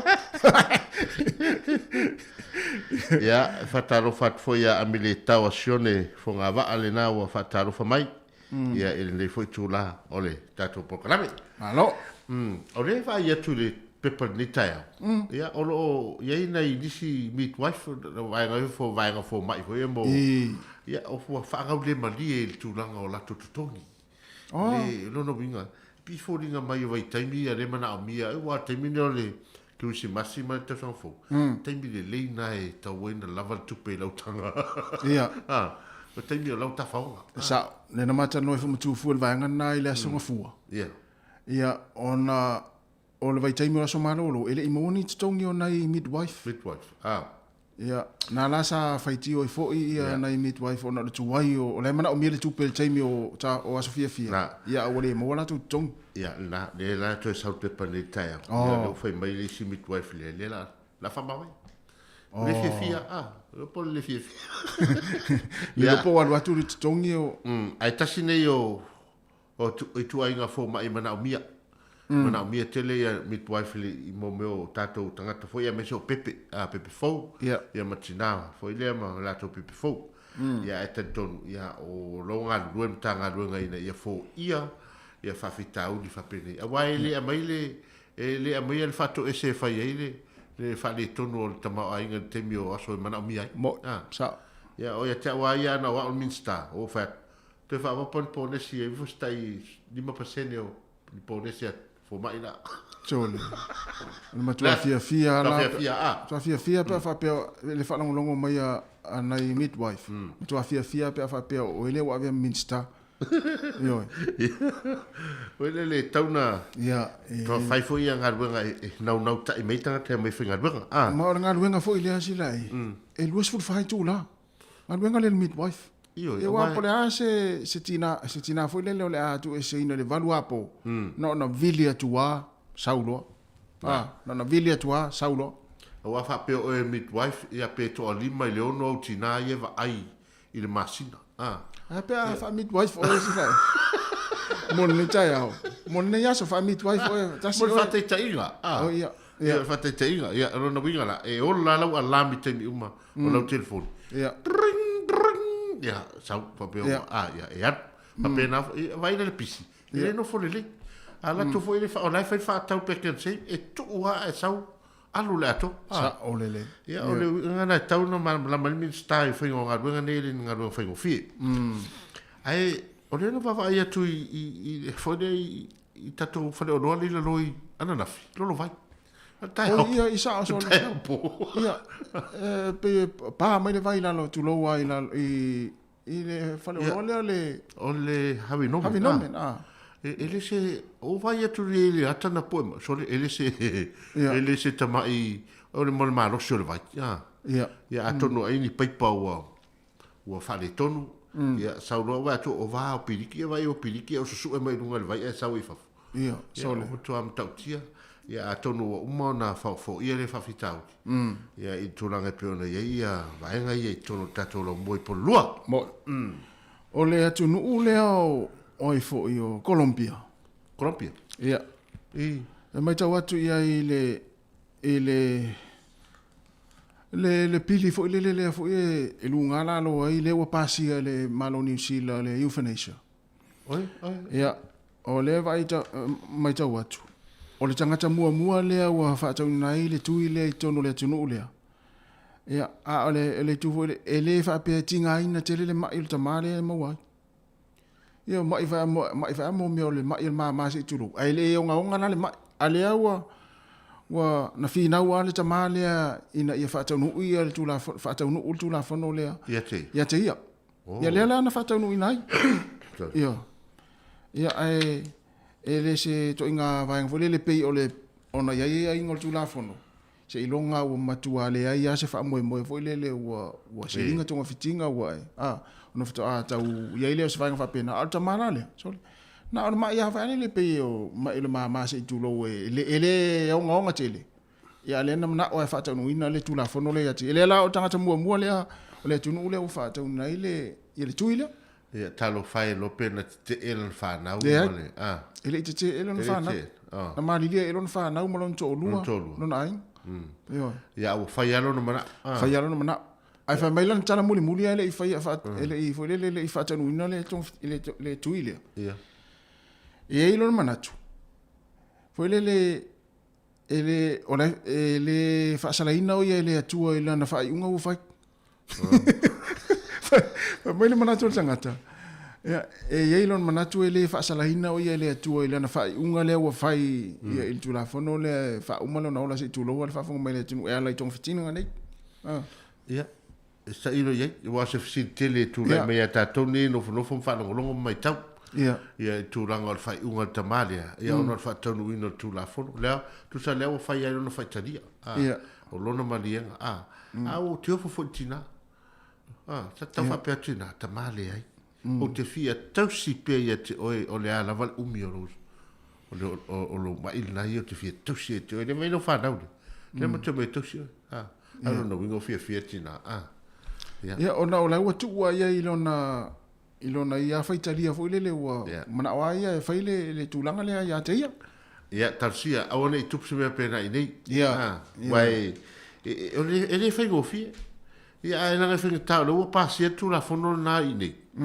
Ia, lela se tato whanongolongo ala po wheme, po ai las tangata mua lea. Ia po whaifo, whaatino ai nei, ai amai e whafo. Ia ni whamtalanga o lea. Ia ai, ia te awai, ia tasi awane i tupu ia tātou ia mea. Ia, awane i tupu ia tātou. Jos tangata tupu ai, tangata nai lea lofa i lonto lua manan whanau. Ai na loa, e iei fo i winga whapeta ma, se whawhire mu, mo mapulon to lua manan whanau. Ia ni tu oi ngā tua pe ngā walope, o whai mai oi se mai e o no tauna, o le mama. Ele i onga tele lea fianga le tama, o lele ia o mna o aia e whataunu ia te ia le vaenga lea. Ia. Ia. Ia mana ia whatupu manatu. Whatupu manatu mo tātou nei o lo soi fuapea. Ia i whai unga tu ma mau e tauan tātou whaia. Ia i tu sai mal tu la fono lea leo ta oto i tono New Zealand Liu Fenesha. Mo le pule whai talia e watu ia te oe, po o le ua tau rua, ma lau whanau. Ia e whai e se whai unga. ia istai muli pe afa pe wonga tu langa fa ma ia te fo wa pe ole la valo tongi pili ole ise me tongi pili ya fa le na tu langa ia te lo ole ma li te le tala le ya le alo tato tu le Ross Taylor ia ia wai ma le telefo ile vai nga le tu ye le polo te ia o le fai unga fo o lana ta alo malan tau tua ya ni sila tu langa ta longo fa va malo ia luas futa sanga ta alo tu langa o ta long ele sta mai te ya fu ye tasi nei o alo o tato tu o te lo wole le ya lon tama ainga tu sa ta long wai o te tau muri pe ala vai fa mata langa tangata ni o le lima tau sanga ta wai fatu a finga o le fato a matanga o le liki foi le India le 2020 ia kon kala tenta aloi te le fitsela wa fetala Amerika ile sisenekas ia termina le matua ve vela le alo le ta longa foi le tamata alo New Zealand na pikia ia atemi fola na matua mtautia ta tamale ia ai pe o le no le ipo la langi le sa fai no ia New Zealand ma England le pole na la langi den to e man to ta longa na tu sa e to atu tama to lo to tali ovaitas e ta longa na ma to i fa no sentama no mata no sentama ta longa le sto na ia sa mata no male mata mau o Ross Taylor i mastoni ia fa no sentama fa no mai mane to o ta longa al fa no ia ona wale au sia lo natali il tu lang foi le ipo la lang ona lang te ta longa le ipo la lang ia wale au sia so natali il va le ia longa i noi tonu ia ole team na ma lo le ipo la lang ia pe ona va fatu ia o sa yo me taua ia o lo pipi ile ngoi tonu tala fa sol pito New Zealand ia i tangata pito i lunga tau tua ta longa ne kiti ia mana mai watu fo fa malo mal fa tai ia ile fo ia lo le tunu tu sai fo malan tau tua mata vela tato tunu ia al fa tai fa pito fo ina yo na ma tua mo na ainga ia il tapo inga mau ia al faivale atali i pole alo fo i tu langa talonga mai tau tu on vai nga le mai tau tu na sai si on tina ma si on tama na yo tu ama lo to lu ma si ana fa na ile il talonga le lo ia ai sa mata na le te alena te alona toluna sole silo tama silo voi pe tavili ia no suang no alwatua te ia talo ele Bangladesh na le polo ia aluanga inu aluanga lo se u tu mana tua u sapo polo ia so la tama voi le sapo mai ya mala u fale o le ale ta voi le lulu me mala ulu pe sapo pe u sapo polo ia o vai tu na ile kapteni wala kapteni na sapo polo sole va pe mala u sapo polo ia sola le fe ile tonu ia sei tu le soi fuata ano le sunga Ross Taylor o le ufa ai ufo ia ilana te amuli lea ia lana talonga krikiti ia tono New Zealand ma wai mal petas o mai mal talonga man malo New Zealand mara ia mai le po mole po mai po mai ka to ia o le krikiti o antere liva ma alo ese ia man wia o faiva Taylor mo this time ia sunga ia Ross ia me se foi le ainga mal fa nau ia wa fo ia fo fuanga mana singa lumana ia wa te loinga i te u faia onga ia e watu disia tunu e faia onga ia kon karati mo me faia onga i unisi vanga na e mo tinoa le la anga ai e fo ia watu ne fo ni kalapu e se intia pe sosoani inisi o au ia ma me se fo ni sila wale fo le ta longa na ni sila te mine ia i tu malo ia wat fo lo faanga le faltua ia upu ia fa pe fo ia le sunga ia Taylor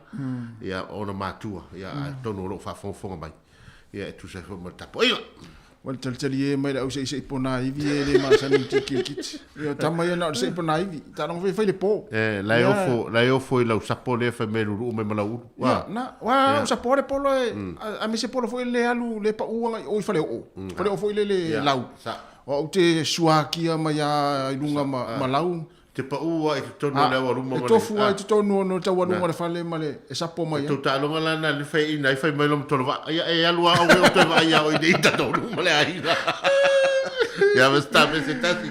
Ya, malo le e vai mai tātou. Tunu tātou a mawari fia ia whai puka ko pai. Mana tua whai ko pai nei aso. Ai ta i lua, ta i toru puka tangata.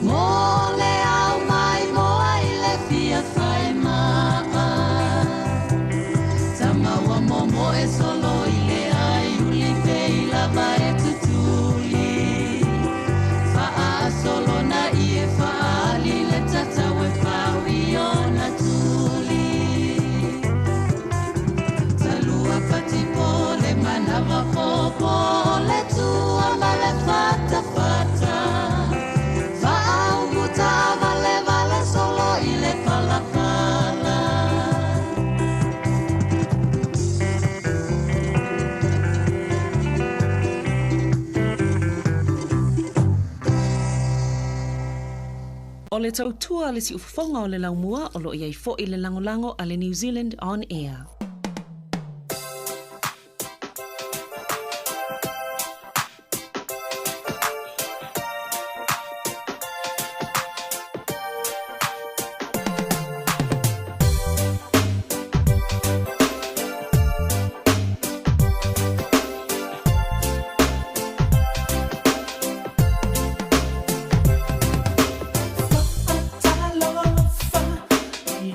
Usama, ilo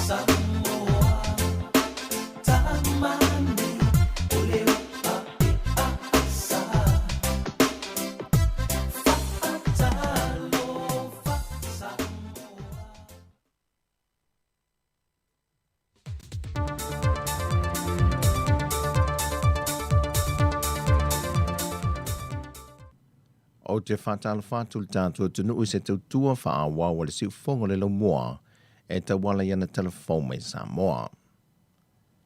Tanu mai le aso i vo te semol tau sangan te nei, e na o le to tasi lava le tangata Samoa na whaamawina na whaamaonia ua mawele siamo le Delta, le na mawele televou Samoa na malanga mai le whainga malanga e to se lau tolu se fulma le wha, a le waalele na malanga mai fiti. O le whainga malanga fo i lea na mai a le leile lua se fulma le tasi aso na whaanofo e se au mai la tou, o loo whaao popo pea siaki le isi to o lua se fulma le ono le pasese, na nonofo vāvāla lata i lea televou, mai sa le lei ato to o malava. Se i o ina whaamalia ine le saunga le mua o lo lato te atu i tua i o lato wainga. O le pasese o le whainga malanga o alo lava matama whanawa o onga sa i fiti le atu no le ua mai a lato wa o onga ma ua te tau untoi foi mai. Whatasi e manisi o i lato sa ngā lulu e i te tonu le malo. Ai se mai ei le televou le na malanga mai a Hawaii, o iane a Amerika ma ngā iane i fiti, ma malanga whatasi mai ei malea pasese. Na whaamaunia mai el whaatona sili le soifo maloloina, le ausa Dr. Take Naseri le aso ananafi, o le aso tolu Januari le masina nei, na te ai i tua le alo le atu nuu sa whaanofo i sel whale mai tele mto tua, ina ua whaamaunia, wa matua ato to o na mamai le siama mai a te ia, ma ua whaatasi atu neilo na ainga. Whaalia fo ia leo sai le teimi ato sa whaanofo e sea lea televou, e na o le amatanga lava sa wa ai le niniva ma le fiva, ai sa maa losi ato lava le teimi atoa, ma le lei fo ilana tau mafa. Wa whaaftai el whaatono sili o le matanga luenga le soifua maloloina le ausa Dr. Take Naseri, le ngā luenga whita ta mai tai fo mai, ma ta mai tai fo mai pasi, i le ono sa ia o le pisi o le saputu mai o whainga malanga le whai unga le tausangan te nei, ona o lo manuia oma i lantou na maua wanoe whai malanga mai ai ia waalele, le na whaamaunia mai o le whainga malanga mai ni usile le aso se funmalevalo te sema, e si lia ma le to alua se lau i lantou na malanga mai ai. Whata sei malisi whainga malanga tusa o mai Australia, i le whai unga o le masina lava lea, na mai ale le fo i le tai luas fumaltasi a solo lato whaanofo e sea, e le i ai lava se tasi na maua le siamo le COVID-19 fulwiva, le sa whaatasi atu o lato a inga, a o le whaia le kirisi masi. Sau no le ausa, talo mai lava le amatango le lua tausanga na alia e meile whaama i le lanulangi, e na o le lua tangata nuo Samoa na whaamaonia na o mai Samoa ma au mai le siamo le COVID-19 fulwiva, ai o ila ua o mai ia, na mai au umo la tui pui pui ta ilua, ai na maua foi wha mo mongo la pepa tui na malanga mai mai la ua, sa le lei ato to la siaki sa whaia i atu nuu na malanga mai ai. E leto iai se isi aso wha apitoa e atofai ne le whainga malo le tau sanga le nei, e toi una ina i se tui pui pui mo le se 40% o ilanto ui au lo o totoio le atu nuu, e le io o mai lava e whaia le tui pui pui. Whaamaone mai e le usa, e le tau ngō fia le una inga o tui pui pui e pei fo i o aso e lua i na atofa le malo le tau sangan te nei, ai ele i ai lava se swinga tele, na alia e mai ai, o no lo whaauli le tō lava le isi se 40% lea, e le fia nga i mai e whai o lātou tui pui pui. O nesi, ua mai o lātou tui mō mua, pei tai ua whaamaonia ua whaale au ngā ina le omi o le mālosi o le tui sa whai mua mua, ai le io ane whai le tui lona lua. Sau lo le usa o le atu lo le whai talia o le tangata, ai ua whautu atu le whai ngā malo mo i lātou umanei, e sila le tūlanga wo o iele malo fiti, le wa a fie nei le malosi ma le sawa le siamo le Omicron, le to a wha i lātou na mali li wai la soa na nafi, ai se lia ma le whase lau i lātou fau, na mā wai le siama, ma wai nei fiti stūlanga whainga tā.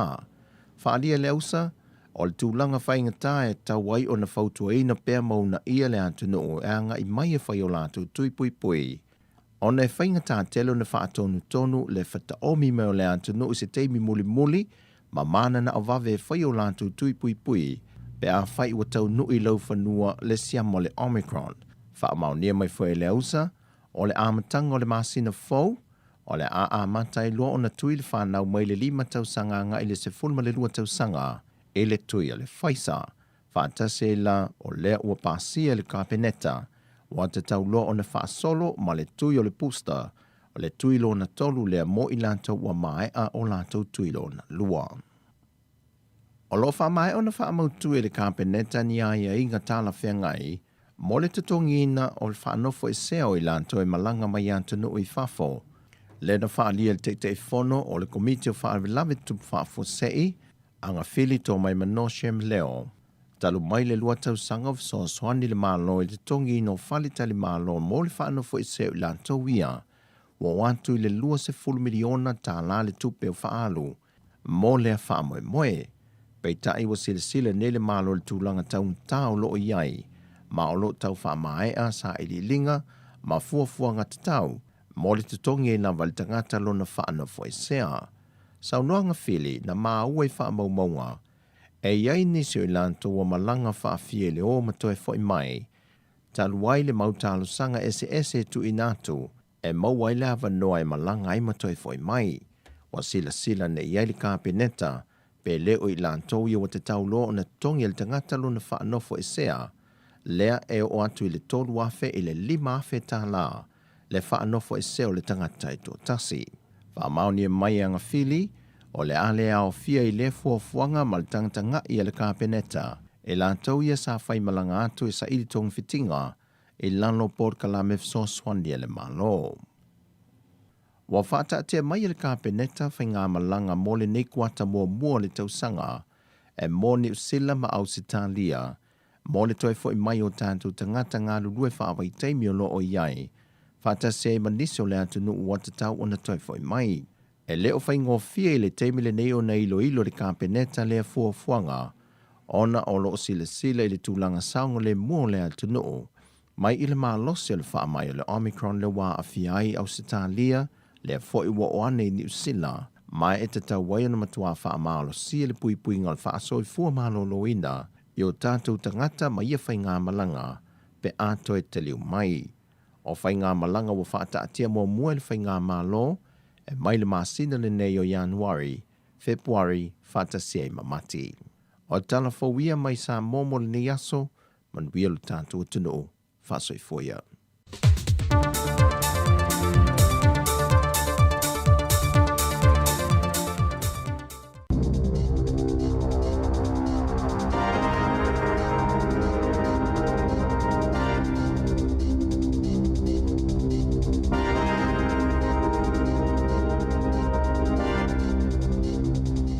Te whaatalafa tol whaupoponga o talafou mai le si ufonga o le lau mua.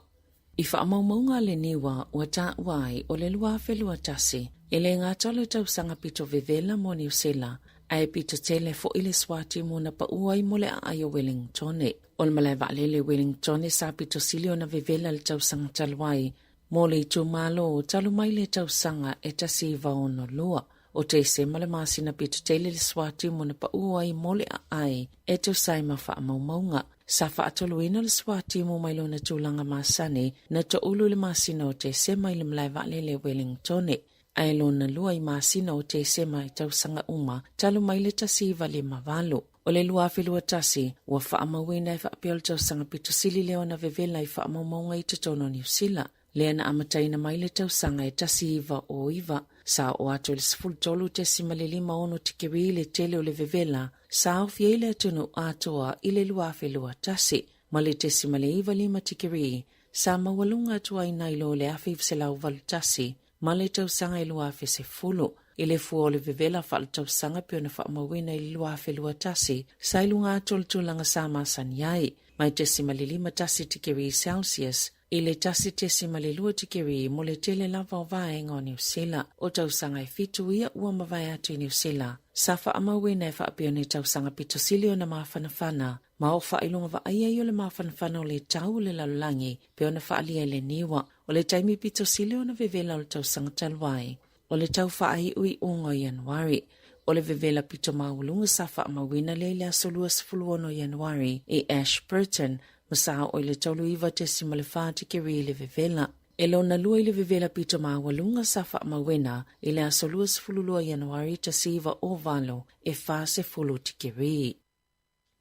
O le whaalinga au whaipisinisi e whaatawina atu paipauila e ulai tapa aila tunu po le vaping e saunga le mula valato o loa e ui wa whaavaluina le mawalunga le sitia o manuanga e mafua mai ia masini. I fo numero na mawele o Taco Daily Times mai le ACC e ala tulitula fono fa amatalanga aloa ia sa ilua ina si itia mai le iwa manuanga na fa amawina le lua fes fulono i se au fa inga fo we fitu se fulo ma le lua. I masina mo moes full tasi o le tau sanga i lua fe lua tasi o manuanga ese nei e au fe le mo le tangatau laula le na ta wele ACC i fa pena mafua ina ua pape mule masini po le paipai ulai le tapaa. Masafa au popo ina lava i tau sangata i tasi, i le vao le lua fesfuluono, ma le lua fe lua tasi. O isi manuanga e au fele se leia o 5 maili tio ata o vaenga o ia masini, a o isi fo i manuanga o na o le manavanga o le vape, choose, o le manato le ACC, e le o le alfa inga tonu leo manuanga e mafuono le vape i tutono New Zealand. Ona ina o fai numero fa maumawina i o tangata lo utu ina atu talo sanga matalia ina. O ana na filena fa amalo seito la fono le matanga alwenga soi fo malo loina. E fa atapula aina ile fa ataungo i tu a inga ese. O vape chew si fale o loa fa apitoa. O lo o fautua ina ilato fa onga ina ia o loa ina ia mule mulita i fautuanga. A ilato o lo o fa atau ina atu. Ma ia fa atau mai fo i fale o loa lo o iaito mai ia paipawila e ulai tapaa.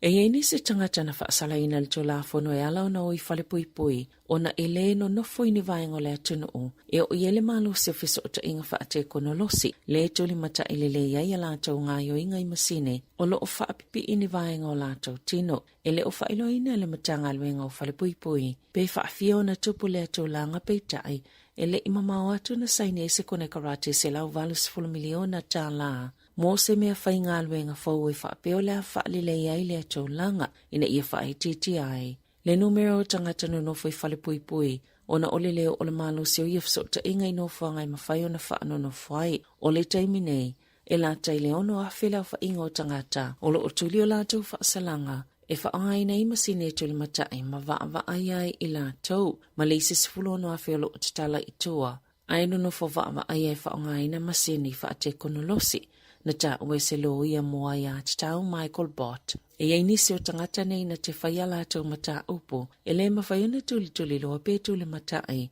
ma whaano no whawa ai ei le awala ono i tu o le tunu o lo o ala alai, pe ona ta ue ripoti aleleiti o New Zealand.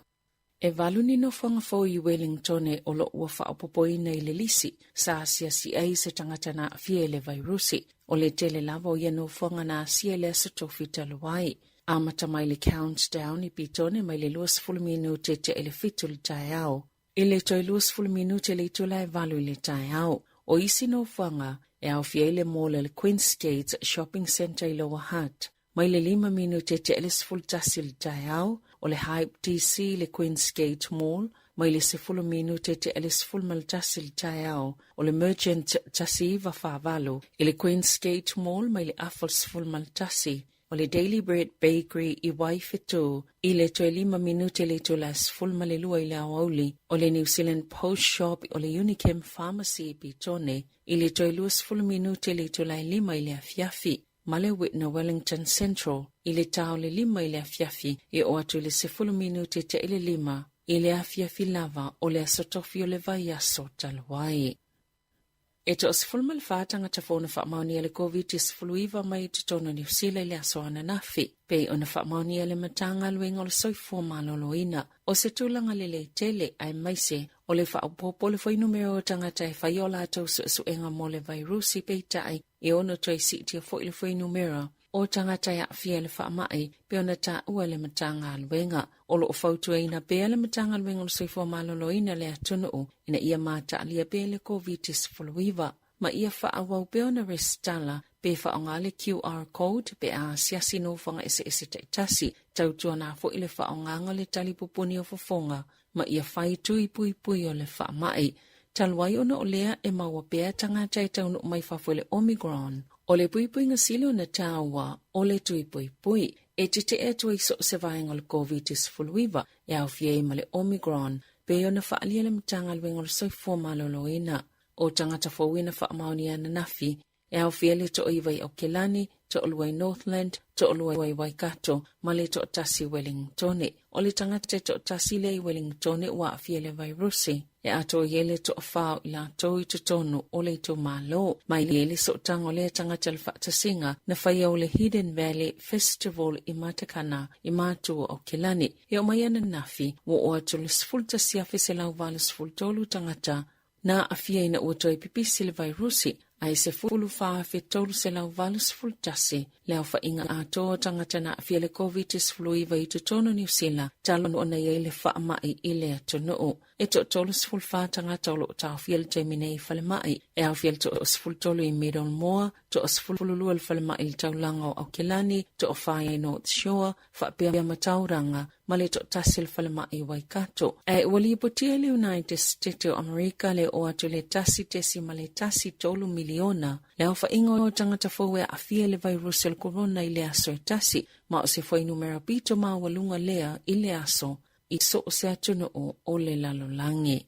Talai ta'alonga, wa fa'aulu fale alo i le sunga to o le tai David Tua i le Florida Boxing Hall of Fame, Class of 2022, i le United States o America, na awai to le tai le polkalame na whaie lunga le fsota inga whaate konolosi le whai ungo le vai aso. Masa awai whaatasi maisi sui le vasengo le lua fe lua, sa whaaulu fale alo i ai foi i le Florida Boxing Hall of Fame o le polkalame e ave le whaaiayanga i tangata sa whai pele, mai lātou sa whai lo lātou sau tele le ta'alonga le fusuanga. O vaenga yanga va aise tangata fusu ia whaaiayanga, pe a whai e tolu pesile atu fo ileo wha ingo ni whai pelenga sinia na manu malo wai, e lua pesile atu fo ileo wha ingo manu malo, ini fusi o whai pelenga sinia ilona atuno, pesa tau wa fo ini tau vanga tutele selima pesile atu fo i whai pelenga wha apolo fesa.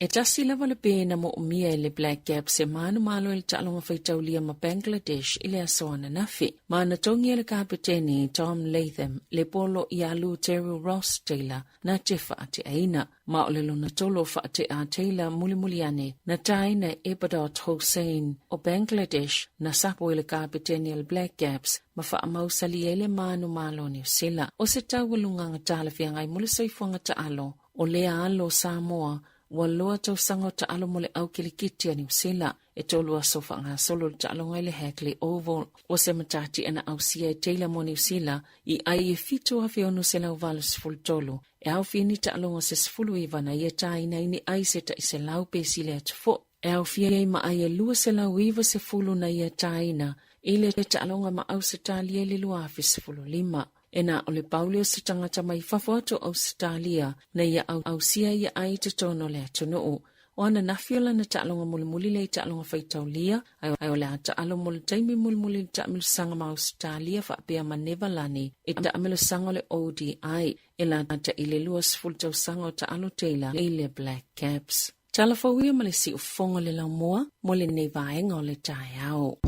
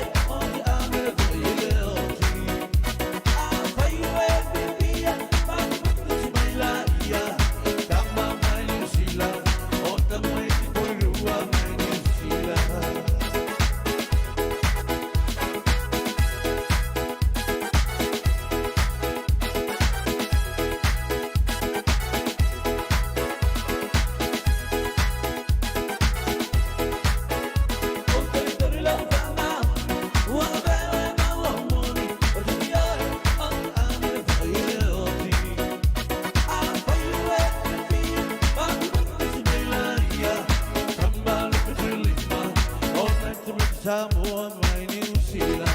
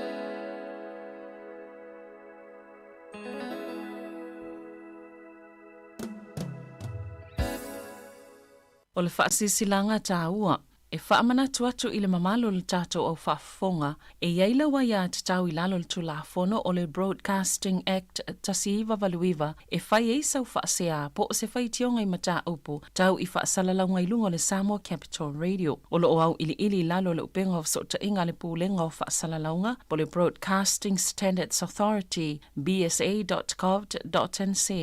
A inga mo le whai o sau whaasea I se polkala me whaamanu alia I lau whaafonga anga. O lo o au fia I vaenga nei, o le ale te me mawhaiona whai se whaasea, o ai tu ainga polkala me mawhaiona o whaasea ai, o ai e whao o iai la o whaasea mō le taimi mō mua, whaaftai.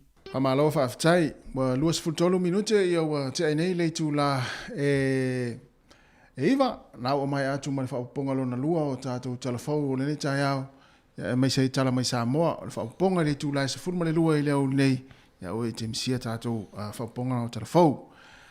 Ia ai, mane fo ile whanongongo atu le ile whionga ia le sunga ato le tai te vitua. Ia o lea ua ofi atu nei o ia I vaenga fo ile leo le Hall of Fame o le fusuanga a lalolangi. Ia ona ua ia ausia uma ia vaenga maya inga. E mwhai ai ona e avea oe matangata o le Hall of Fame. Se tu le lei tele. Tu lei, le foi sa tele ni fusi sa ya. Sempini sa ya tia. Le ngate tono nei New Zealand, Pasifika, ya la langi fu. Ya o se tautua whatever na tautua ma ave fu ai tato tono nei New Zealand. Ya me se fu stato to mai e tu motu mai Samoa. Ya ai ole foi le ava ai le fusu anga le na fusu ma tamalo Luis. Lendex sa Luis. E fusu anga nai e ta uai ma la u mata ye fatanga fusu e. Ana le fusu le la vea. Mantuna la na faina, mantuna fusu anga na tolo. Na tolo fusu anga na wala vea na itu ispanga. Ia le ala na ai ona wa fositele le foile le fala putonga fusu anga tawana fatau fusu anga lisi masin.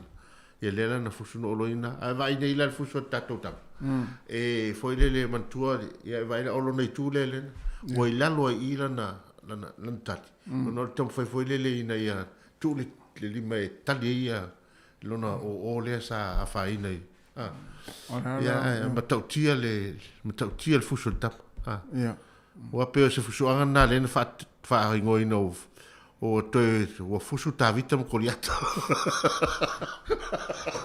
la vete so io le te vai mai la woli pe le oli fa na le te vai atu le fainga la woli pe tu sa male oli sunga to le tai tempo yo fusu ale te vai atu na la na malo yo fusu anga tolu na talai mo le nga vai o le fa po mai tu fa po mai tu nga o le na o to no ba ya ia ai fa malo le tamari e wa o ia le wa ia te mo le wa ofiesi alo sa mo ile I vaenga o fusuanga wa o tuanga fole le talongo le piinga ia le fo ia isi ano le atinu matamari le atinu sa ia le ia inisi o tamari le atinu le fo wa o fie fo na vai nga le tulanga o me o pi inga fo le talo pi inga i Amerika ia pe o le ia sa te wa se sa wa o mai tau a pe o le sa mo le o fi tonu le hall of fame o fusuanga ala lang ia sa le na mi telefo ia le tatu mo le mawina sa fatanuina ia le vai nga i lungo penga tfailang mana ia tele mana ya stapo pomo tamo David tua me ya mana ya tele le o te lo ana e fa malo si al fusu ila utale ni te lo ana e fa malo si ila utale ni ma pevol vai na ni o te lo le ia ma le si me tasi ala wala fusu e tasi ala wala fusu la vai ya le lua e lua wala fusu a so la se no te lo ni panga foi o fa fritate lo fa ta e lua men melo europeo e tau nga europeo e tato ya so lai sama ya malo ya a to tele e to tasi se tama fusu to titi a fusu ma ta to tu sa yo awa te fa ai e ila stamana mato olut e ma di samo Ine. E vai e alo lua, o tele o lo i pe safusu. E alo lua foi lele so na manatu se fono a o le fia. Ia. Me fez falar. Ia. O me foi safusu for mai. Ia e fa atamari, e mari foi de fa no. Ia. Ia no peato ina tong ia va pena pe pe on temi foi de lugana lo ai mo me tano. Lugana lo so fondo se. Se kalisia ia na ia la ia le fa lo to lo o le fa ia lo fina ngalo o le pasio me fe farle o me foi sa so ta polengi fo la iti ora sa va ia sa fusu ia le io lo va ia sa va de to ina sa fusu e anga vale pe tam tau lo va tam tau to ina lo va ia sa va de to ina va ia lo temi mata te mo to ale e lo mata vai fa per ma fa pena tau ngalo mea e va tale tau vai va per e stem te vai ano lo hapi ano solo muri anga tu sa mas ya esa wata un mai ngale e ai le vai tai mio le parliament le wa masan tata masani aso la e fu inicio sa i fu parliament sa mo i fono tanga le tua o la auli to ina le o pola tai vao oe tasi le na tangata le parliament sa mo aso la o le ma li e fu i tono o fono tanga le parliament e vo to ina sa fusu ia te vai e vo lua fu ele ni pela fra foi ngete no parliament e walu ngana no e fari ali ale fuso to ina sto ina pola tai vao ya sola ia esa tarsia wata te ye te me fuso to ia pe fato amalo ale sa fuso e wa tangata so le fai pule ya sola o le tino le leo tangata mo ya tava tu fai pule termine ia ele tangata tino le o fai pule ya sola ito o le matua tino le ma wa lunga o tangata ia e sa o fa pena e fai ia tongi pe atama e foi de tono i me ia quanto ina na fai ia fra nga parliament te vai e lungala lo male tuangai te vai tu holli malta malo li pito ia talie le fono na foi i na te ia wa le wa lo pe fa pena ia si fai pule ia le la le fai pule no fusu a oni io le fai pule le fusu ia wa fui vai ole vaping nanta o le telefone le vape o wofo ele tata no na fi avoka le tele tangata wole ICC le avoka ale fo sa fo le vape ia tamana le te vai nei a pupusa nei por ta funa ipa ia pe o le umu vo le wa ia tole o tele lo ipe le ale to ia le fa mai nei telefone sa valina fa pe o mutu vai ane fa fonga o ngai mu ai ala mutu isi ia na le ona o fo mai na avere fo mai dei sisi ia le na foi e wala vevea lima po i se fastio ata po se pito kona so iore ia wata te vai tu ti vai sol masini ia o tele lo foi la wa o te vai tu ai tele lo pe tu se afi pe o tapa Ia wa mo se fia tato tonu o le veipo le mele le sui le tapa tangata pe amana tipi le urula le tau mo tapa. Ia na mai le tamasu na. Le tele na fai tupulanga Jamie nei. Ai ei la malona manongi na mo le flavor le mo le a le strawberry o le o toi nga me foi le fai mo manongi ya. Manongi ina ia fai ngo fie ona ele sau se manongi tapa foi le. Ia. Ia pe o swinga foi ina ia le te falo o le afia is ia afia la isi ona o le flavor le na ia afia la isi ona o pito wala vei o isi wa mu le ia o papelo so ia wa o vai foi tava e mantuan tatal no foi le amatanga vai ason tele o le foto fa office tu la fono ina ia fa sai nei vei pito no tavali ia ona fe mai ia fa nei fa na ia wa matua asua mo sore asu le matua le lo wala pe asu me na le vei matua I fa pe ia si o le longa la se me foi le ia ai o le me sil ia mata o ta si utau o le tuuro tuuro alta pa ia wa isa o isa e o so na ma filo il vasun tene ai no folo tongi mo pe ta pa no la mata no e fe mai o la sta pa le o fatu aisha fa mai te no tau te pare fast food tala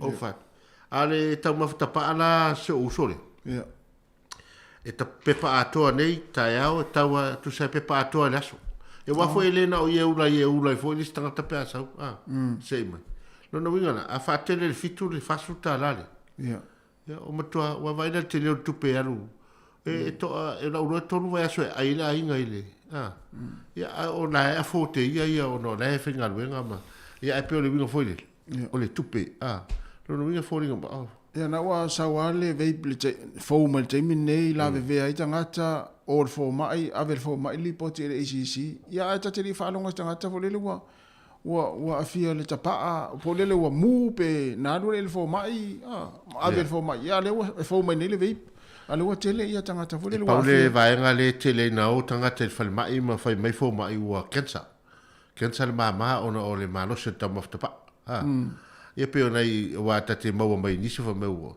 ia ai pe o le winga na tala le tata no ni vai nga le ia o tupe o I ona tupe lai le isi le o le alu I to nga fa peni ia o ina tau no fo foi o le lu taua mo le lua fe lu fu ma lua ia la to le tang fia tama o le tu loa tu wa ele o te se pe ale tau ma foi vai ngai o le matua tu loa e vai la o se fia nga sili na I le ainga fai o va vai meltina va ai mel fana o tu e tama le o le to isi asu la to fale le to yese fa tau sta pa a o se fe mai le fast food tala le le resolution le lefu ana le tau sanga lua fe lua o lona whainga tā foila pe a whai le tango fia ume ta mama tina vai ngare o le whainga tā lea a le mana ia foina o le lui e lesi lesi whai la po i o tā ua e matua tuku atu motu vai ngare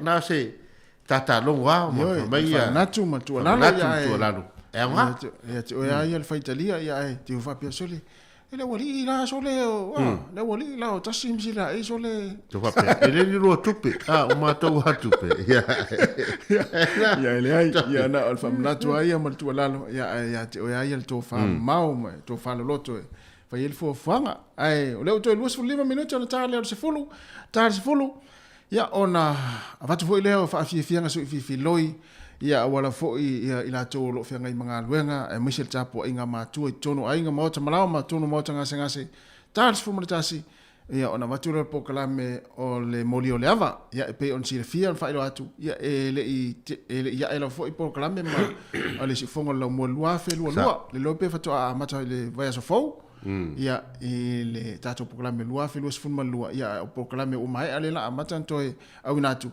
ia wa fo ile fa fonga man mai mo mail tato nu ale tu la laves fulu o fa fianga so I floi musika ia tu inatu ia wa fo ila fa fonga mai mai mo mai ia o suma tasi na poklame molio le avatas fulu lua o telefon fa ponga muli ma tala mai sa mo ma musika o le uli ta lo tasi mai alunga le tato tu le tasi ono tasi ma le tasi fa mo ai fa au pe lunga le Facebook ma lunga le YouTube se ia pa ia le tulai lua e le stato tau mai Samoa i le so le lopo tai ao le ato e fa o mel tau tua le sunga ta se salam sem au le so lava ia le la fa mai atu pel tatu tau tua nei le tatu ofisa fa salau lima sumu le tasi man Kevin Avenue Polilua se ia pa ia la fo ile tulai lua i le aulia na nei lo winga ya e umil tatu maftanga le yaso What is it? Ta vale bia fa le tatu ti ta vale le yaso ti tau ya o le tula o le le yaso mal tatu tinu ya foi la felta tu ti nga valele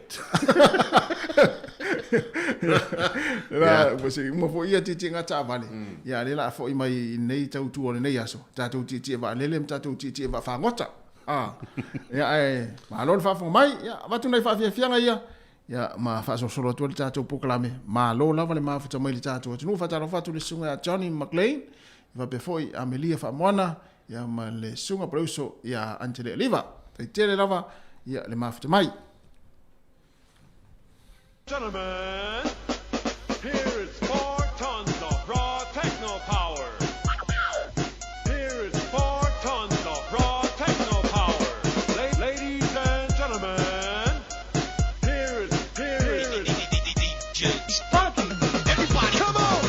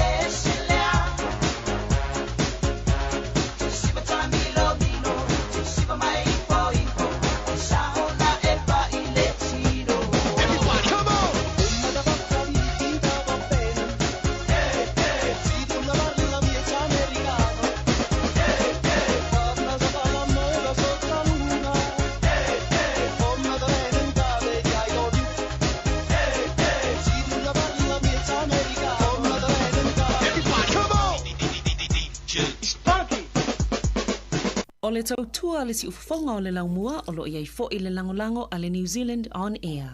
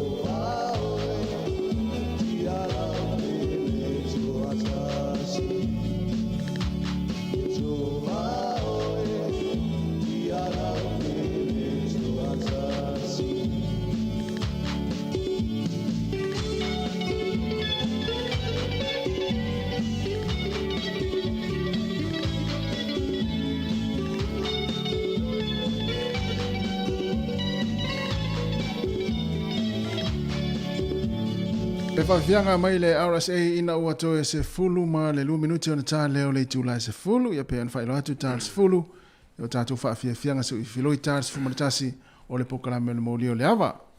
Ia o le whaatatianga nā o le tātou maftanga le nei aso, whaatoa mai ele tautua i le tūlai lua i le aulia nā nei. Ia e whaatalo whaatfo i e lato le alo lato whaiva sami le teimi. Ia, mo. Ia nā o na whamanatu o tulawa o le ma nei ale tau e mawhanawhana fo i le sua vai, le sua sam. Ia ai o le whamanatu a tau tua nā, ia le fo umana mātou lau lau tu tai au, tūlanga o tau.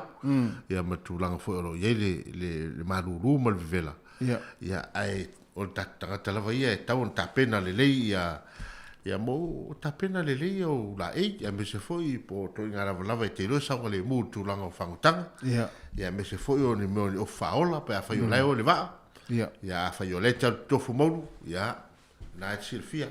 Au tso na alu ma se mea ma ai foi le tamai nei fi po la. Ia i fai ngoro fai va, ia manu ia tele, ia le whatau tenga le nei aso. Mo le fi ngota wa foi tau singa le ainga le fia na nei. Ia o le te lope tali tonu le talare la whamatala tua sili lai. Ono le wa mai lunga o folele o ala televise ma isi vaenga lolangia misi Amerika le tupu le vaenga lea. E ele tamalea e limas fulfita usanga o le estete lea po le nuu lea o Maryland i Amerika. Yoi. O lea ua whailona ta o tonga. Ai tu ia ile fatu le pua. Se tu lo wala whafonga mai le tunu. E olai. E olai. Limas fulfitu tau sanga le matua o le tamale nei e suafa ia David Bennett. Limas fulfitu tau sanga le matua. Ia ona wale ia se vaenga fo ile e toa iai. Toi, Vaenga fo ile e tau whaasau ina ilonu soifua. Ia lea laua o le suenga le universite lea po o le whalemai lea ina i Maryland whalemai.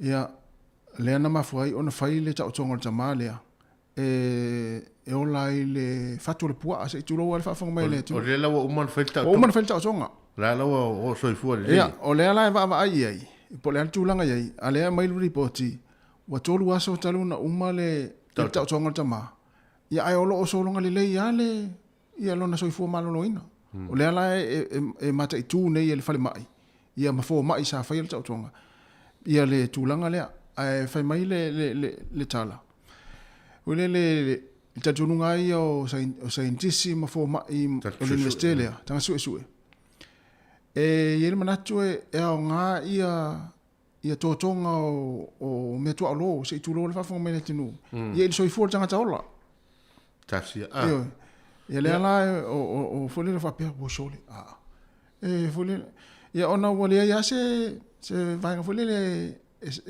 e toma isi tamalia ia le ala ua malisi vaenga wa tele mo meo tautonga tautonga fo ile fo ia fatu se tu lo ma tautonga tonu Amerika tele tautonga tele tanga fo ile abe fo ile fo ia tautonga istanga te feolai ia nala e pe o uti ai la ia vaenga va pe le ala wa nga iloa ia le universite ma ia fai o le sa fai se test mua ma fai su enga e fitau i le ia ngai ngoinga o le fatu o tangata ma le fatu o le metu alo ia lo no winga rai o le nai lava ia o ngā luenga na fai e le atua ia ai pe ta ia o te le lopo ia ono su enga o fai atu le tangata soifua ia le fai anu fisu ia le ia tō tonga o le mea ola ma le tangata ola ia ai pe wifi ngo e tatu whanongo e wafo tātou tangata ola e la vevea fo i tono o le vasenga leo mo mea ola ia awa o le fisilo ma whapea e sea e lea mai le fatu o le povi ve ane whafonga le atunu awa e la uloe te le atu le fatu o le povi o le fatu o le metu alo ia ai fo i le to i ngā malosi ma le to i ngā pamu e mwhaina pamu e mantua fo le tamale o fatu o le autuunga le nā o le foi le o le whengasolo ingo le toto tangata ia a whaina lo le fatu ia ua whaina atoa le tino ma tūranga whengasolo i o le toto male si vaenga te whaitau atu i le whamtalanga le a mai le tautonga lea male malamrama o fōmai e au ngā le fatu le ale matua alo E tau e se ia le suka i tonu o le tonu o tino tangata. Ia tatou mai tau nei la le tūlanga le ro whanga solo mai nei tala noanga le professor le ata o Graham Lacrosse. Le masainta no me fiona i puli. Ia le ala amatanta tatou wa le whanga solo pia tala noanga ni fu le fu la amata le tau sang. Pe te wa lu te wa wo o ia se whamtalanga al professor i vaenga ia o mo meo ia wa le sa tatou mai tau ina le tau sanga tene. Ia le sa whaari mai sa inei fo le sa tala no fo le professor le ile anufe ma tau vo le tui tono le tino tangata.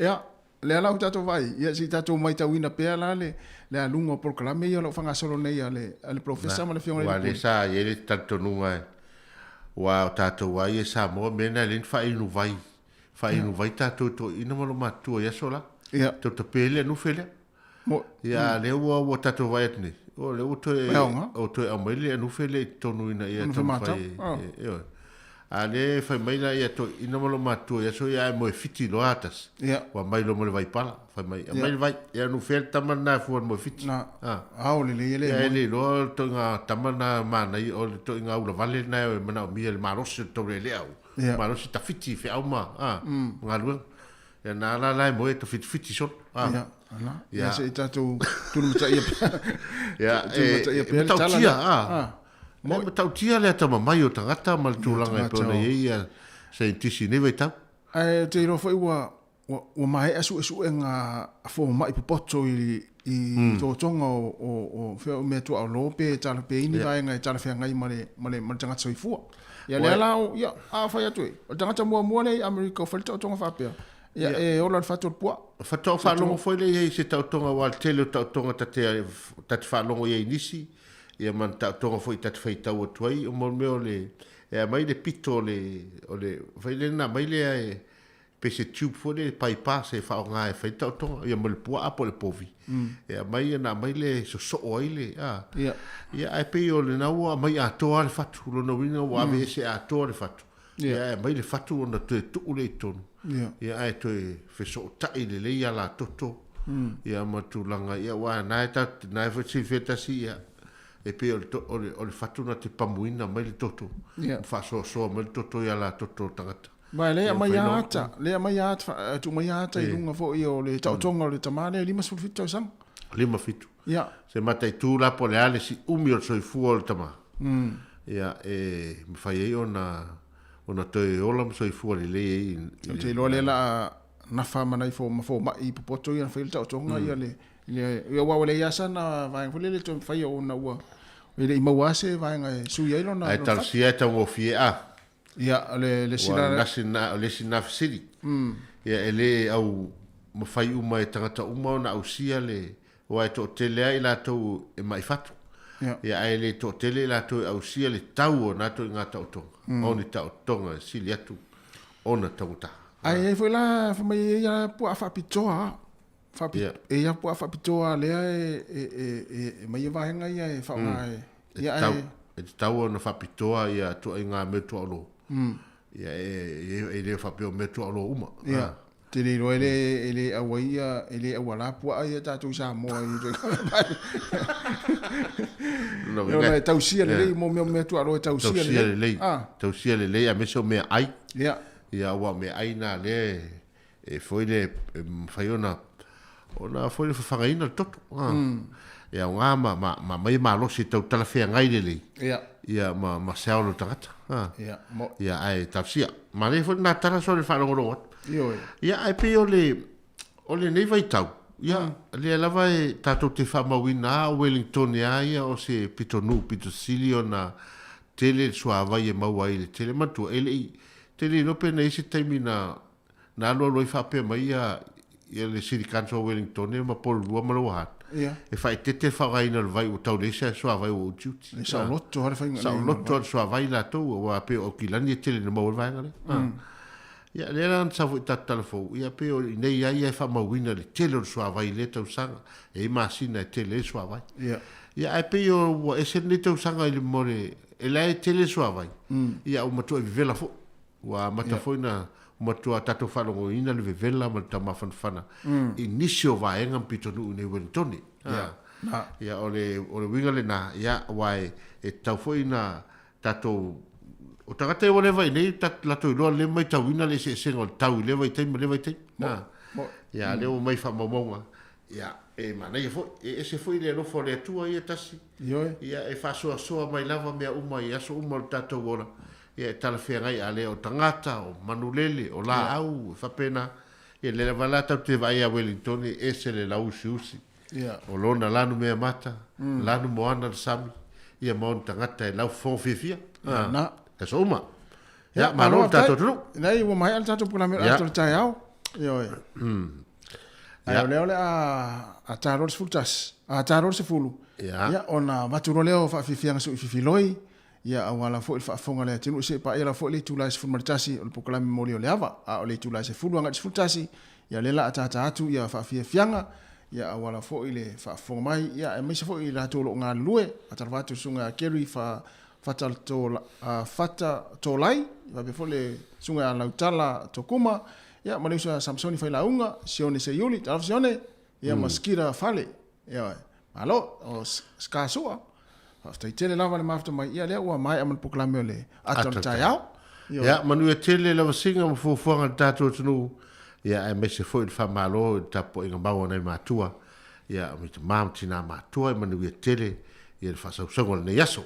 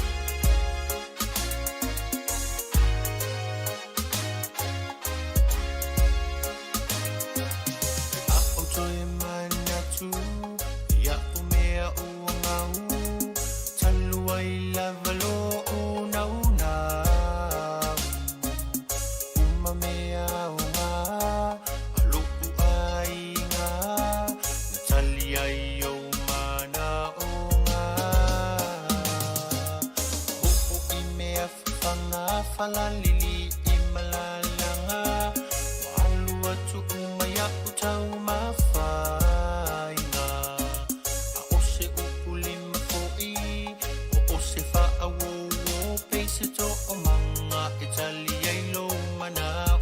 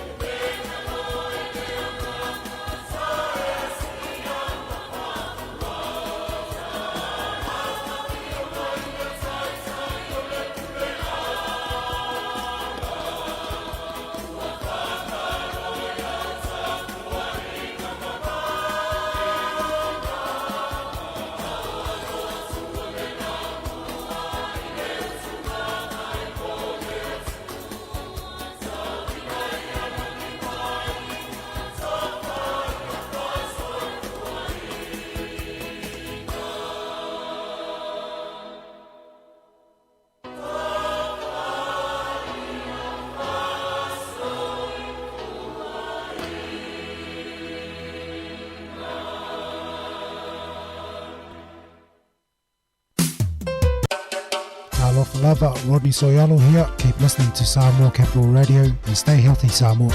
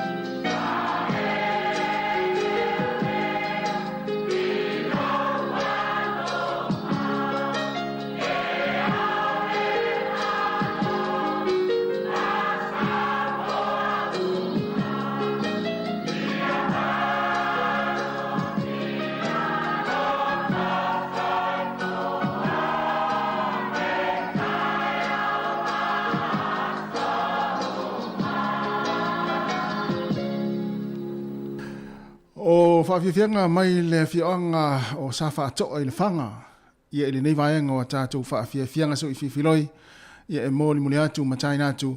Ia wala fōi le mafuta mai le atinu, whaafonga mai fōi ia nei mātua i tono ainga, mai se fōi tono mo tangase ngase. Ia ili nei taimi. Ia o nei pese lava nā iau ngā mo nei mātua i o loo tāpua i mai, ma whaalongolongo mai tono ainga, ia le tātou wala leo le tasi ono tesi ma le tasi wha mō pean whai atu. E su i whiwhiloi atu o tātou whaafianga, ia o le pese nei tangata mātutua, ia o le pese le au whai ngā luenga, nā tau ia whaalongolongo mai tono ngā luenga, ia i vuista atu le pese le teimio, tā atu se pese le au kukara tau, ia ma se pese le au ave vaenga ia e whiwa i ta avale afi nei teimi, ia anua whapena si tātou mio leo i le nei tai au, ia e mānei a fōi, e le mānei a fōi se alupito tasi o tātou whaafianga, ia mānei a le su i whiwhiloi atu, ia mānei a tātou pese vave, ia se siva mai, pei o le sunga ia antele aliva lea na o le siva walu nei tai au o siva ia le sunga antele aliva ia ai malo ia a mawari fia ia o le me pito sili nan taua me lea malo lava le mafuta mai ia pei ia ona ia na umai atu le pese nei tangata mātutua i tono mo tangase ngase o ainga o maota fuilele o le tausia inisi o tātou mātua ia wha malo foi ma whaatalo whātua i la tōro ngā lua ia ngā luenga fo ia o le ia i ngā luenga leo lo ia nei tangata ia o lo wha nofo fo i nisi o nofo wanga whaapitoa ia o lo ngā lua i fo i nisi o tātou atinu ma lo lava ngā lua ni tai au ia le pese lei ia mana ia fo i tātou le pese lea fo le mo i la tō ia o lo whai ngā luenga nei taimi e mana ia mana ia na o mātu pese ma tangata mātutua ia tātu loa ma le pese au whainga luenga ma le taimi ia wala fo i le whaingo fo i la tōngan o tamala ia whainga luenga le taimi nei e mana na o pese fo i e pese whalongolongo e sawa ta vita tusa pese whalongolongo Hans Hans iau masani a Hans tamai iau pese e whasoloi ma whauwhanga e mana na o i tamai ia e wape fo i a sione se Yuli tamai ia o toi ngā pese wapena pese fo i e whaalihi ma whauwhanga le tai au ia e whaafeingo fia i fwoi ngā ruenga wāpole a lava le ngā ruenga e ma mawha tū le nei taimi. Ai alu atu ro le pese e tala whea ngai. Ia matua whaingo fia ia pole a le ma mawha ro ngā ruenga ma le whainga tala taimi nei. Ai alu atu ro le pese e te fia lava iai. Ia pese la na e au ngā ia mo utou ia lo whaafonga ma le nei taimi tono ngā ruenga. Ia le pese la rea. Ia tātu mo la tau ia tono ngā ruenga nei taimi. Ia. O le li sama. Ia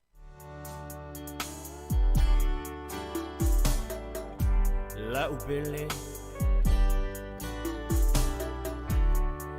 Vai ngocho le lai le tama fusama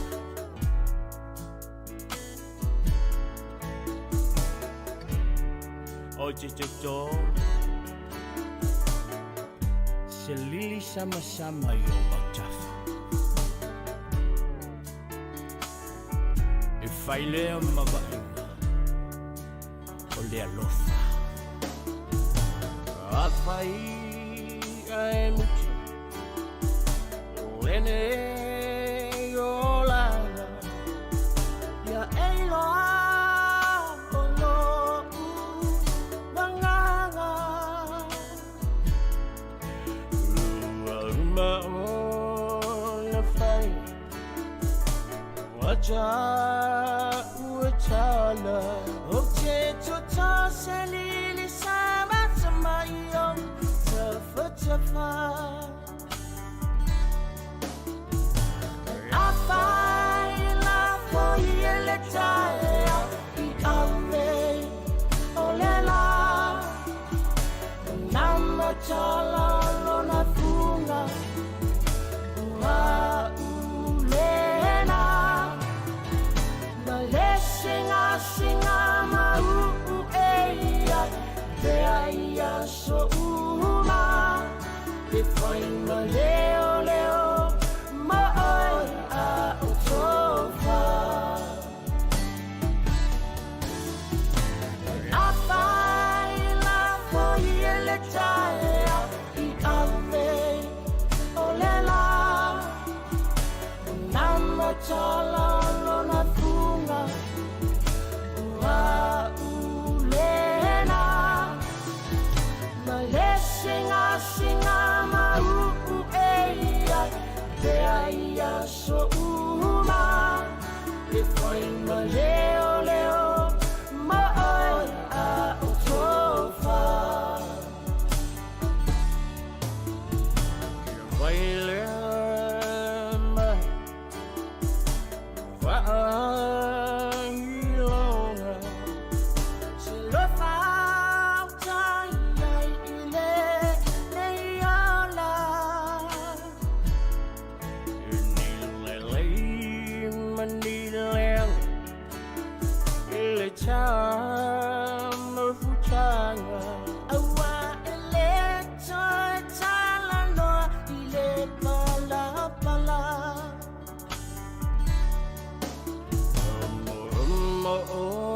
ngana look nei changa cha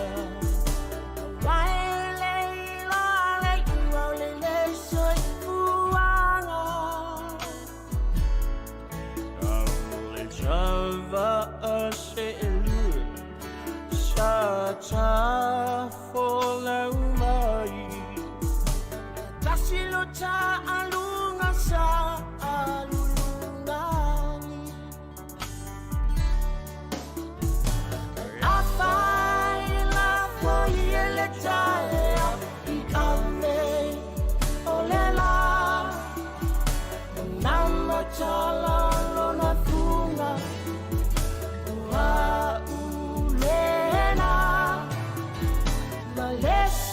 Singa mau eia te aia so uma e foi ma leo ma ai a utofa Afai la foyele taya I ave olela Nama chala lona funga ulena singa mau eia te aia so uma e foi ma leo ma ai a utofa la ubele vai ngocho le lai tamocha oji to Selili sama-sama yung pagkaka.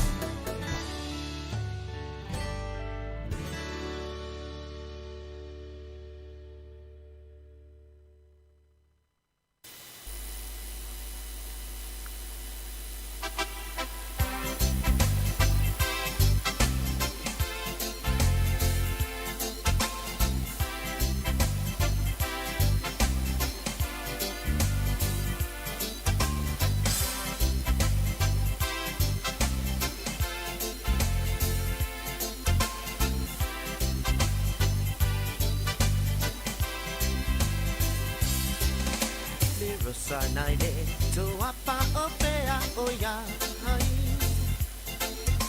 Tafia ma ai yo fofonga tu tasimai Manongi ese u ina mai ele tonga pa ao a lo manongi wapa na na we sa ole va ve ao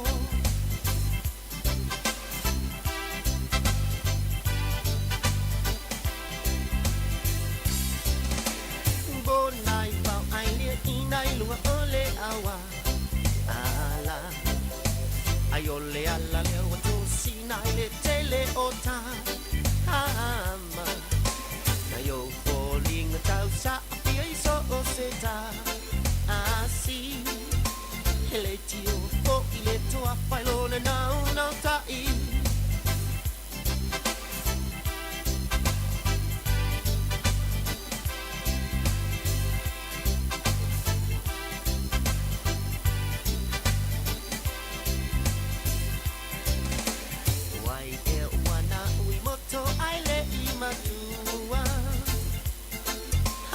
Se manuti aisa au mawai anamua Wanga to mai e to apai no na ma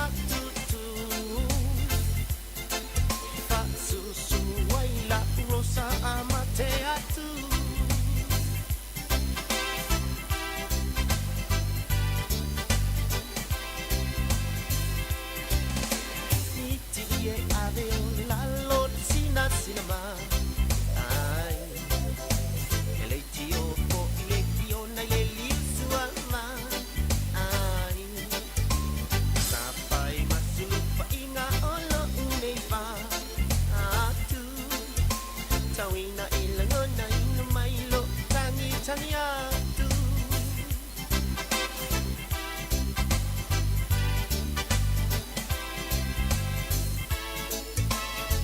Sanaile to apa opea oya ai iwa akilo kufonga tasimai manongi ese ku ina maya letunga ma au akolo manongi wa pana na usawole vale au bonai mawai ina yung ole awa Ayole alla le wato sina le tele ota ama na yo falling tal sa abiso oseta asi letio o ile to apelone no kai letio o ile to apelone no kai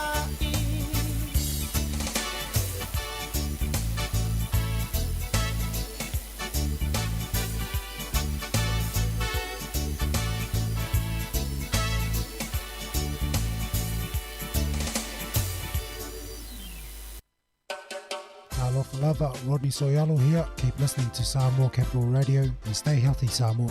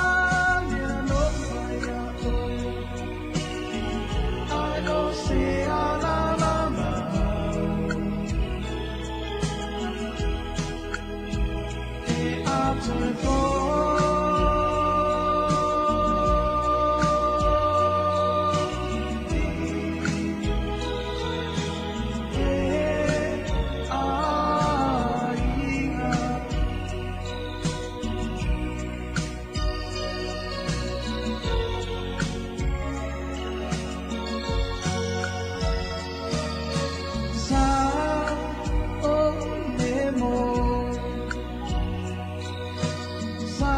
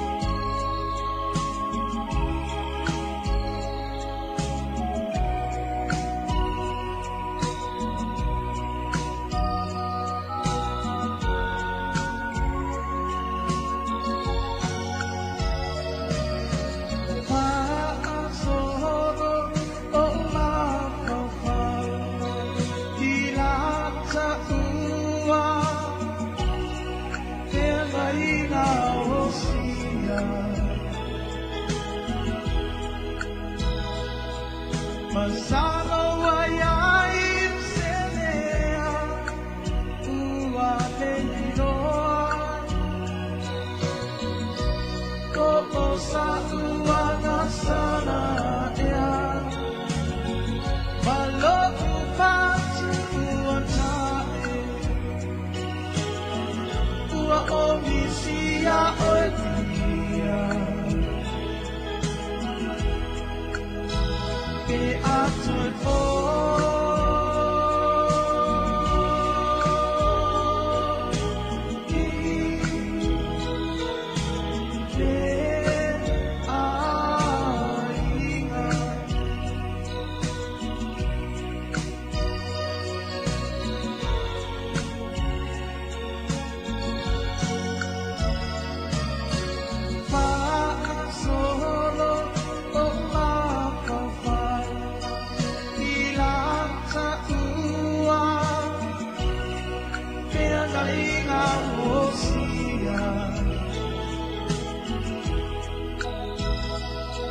Masalo ayai senea Ua lengiloa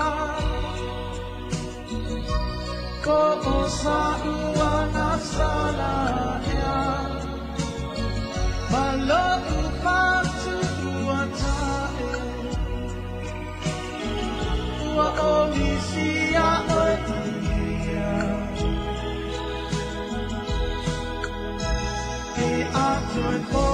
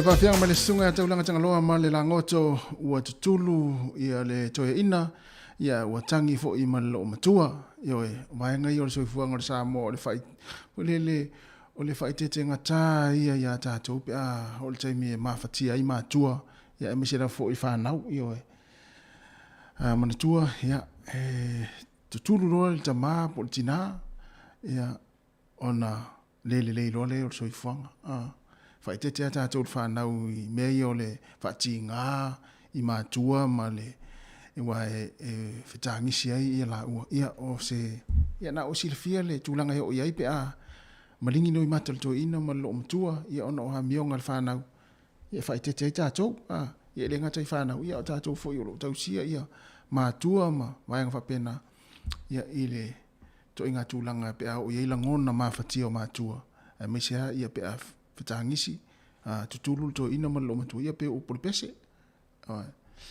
fai tete tātou ai ole fai lo mai le tai ole nei le pe to a fast food iva minute i lunga fo o ala televisia ma fai lo mai le ia se to vai atu le fai lo mai le suafa onai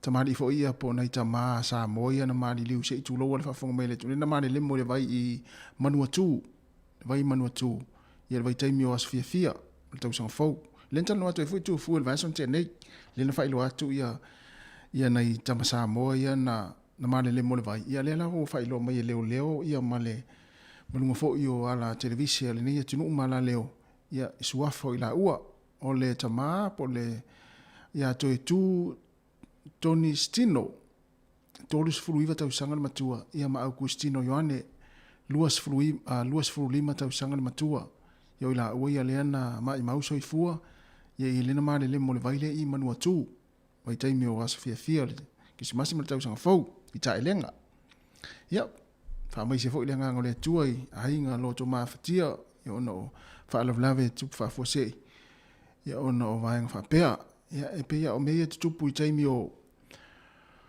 tā whaonga o le tausanga whau maa sa fia, ia maa ta ituane tātou o vai o nea tunu o pea I fōringa malu mai lunga, ia e whaia si vili o lalo, na o sile fia tātou taimi o ta ele ai, ia le ngata le sami, ia e whapea fo I la, ia vai ta ele, ia whai tete I tātou, ia o mea o tutupu, ia e whai fo I male sona ia tātou taimi o ia ta ele se I tu lau lawa le whaafonga mai ele tunu, ia ono ni taimi o le tau maa whanawhana, ia fia tātou o ta ele se I tu lau, ia I vai masami, ia e manatua, ia e se a Samoa, e se I nei, ia o sami ane ia tunu, e se a male sami ia tātou I Samoa, ia e meisi fo I o vai ta ele, ia o atunu nei e vai atu e malu mai a lunga, ia o le taimi e te tofu I le vai, ia o le matua vivili o lalo, mea lea, ia mātala I vaenga whapenape au e ta whawma ta ele, ia I sami o nei atunu, leo o toi 5 minuti o na tale o le tulae, Sfultasi, pukalame o le moli o le awa, ia o le pukalame lea, ia lea na sata peneina le sunga le whaafengainga, ia Reverend nove vaila au, le kalesia whaapaptonga Kerisiano Samoa I Porirua, ia pukalame na le tula Sfulmaritasi, leo toi 1 minute, ia e toi whaatalo fatu le taimi, ia le tātua tanu whaatalo fatu, le whaltua, ia tui whaasina, tau vao, elna, ia whapea foi, ia le uso ia Eddie Robeck, ma futa mai tonu whai ngā ruenga, ia ma le sunga ia Utumoa, ma Fua Right, ia ma le sunga ia Lavinta, mamako, oi, o le ai, o tara ia le sunga ia Lavinta, ia alofatu Lavinta, le alofatu ia si la e marim tu fue, ia manuia foi ia ta whaonga ina ia ukilani, ia whai tete foi iu, pesit wha mai le taimi, ia e, mania fo ia ta whaonga o whenga iai ma fuafuanga whare ainga ia I tonu inai o tara. Oi I tonu inai au kirani. Ia, ala tātou pese lea, tā pena mai il tātou pukalame o le al moli o lea wale tūla Sfulmaritasi.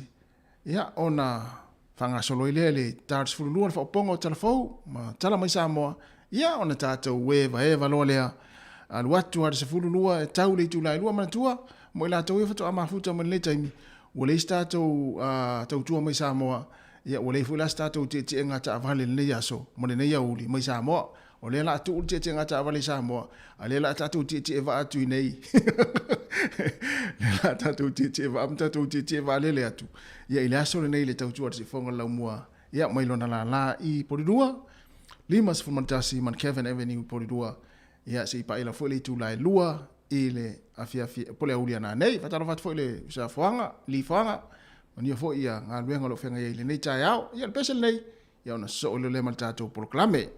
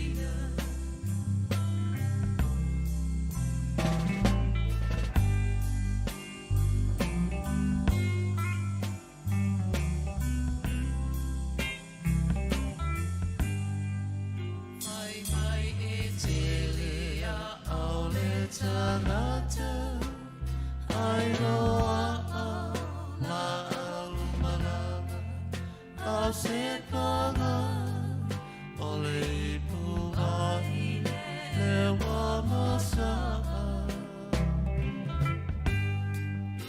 ai ui idea o te talia malo uloto fia fia ule oe se o te le amana ia ai fa ano ano ai olo wanganga a eita uso tutuina ua ela ita fai mai o Samoa isi sifo e mativa ai ngalo ya oe oe lava wai whanu maina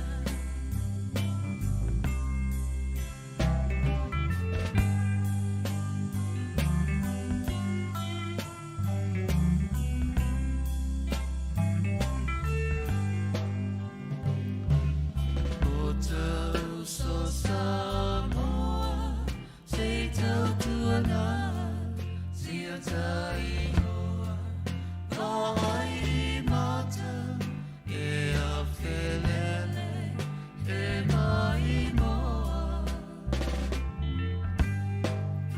e malo si mai le atua o le tama poto e fua fua o me ana e tau walea ai o matua ai fa ano ano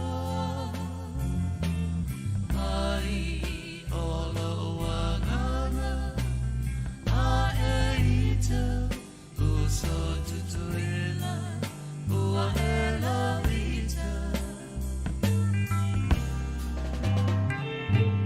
fai mai o Samoa isi sifo e mativa ai ngalo ya oe oe lava wai whanu maina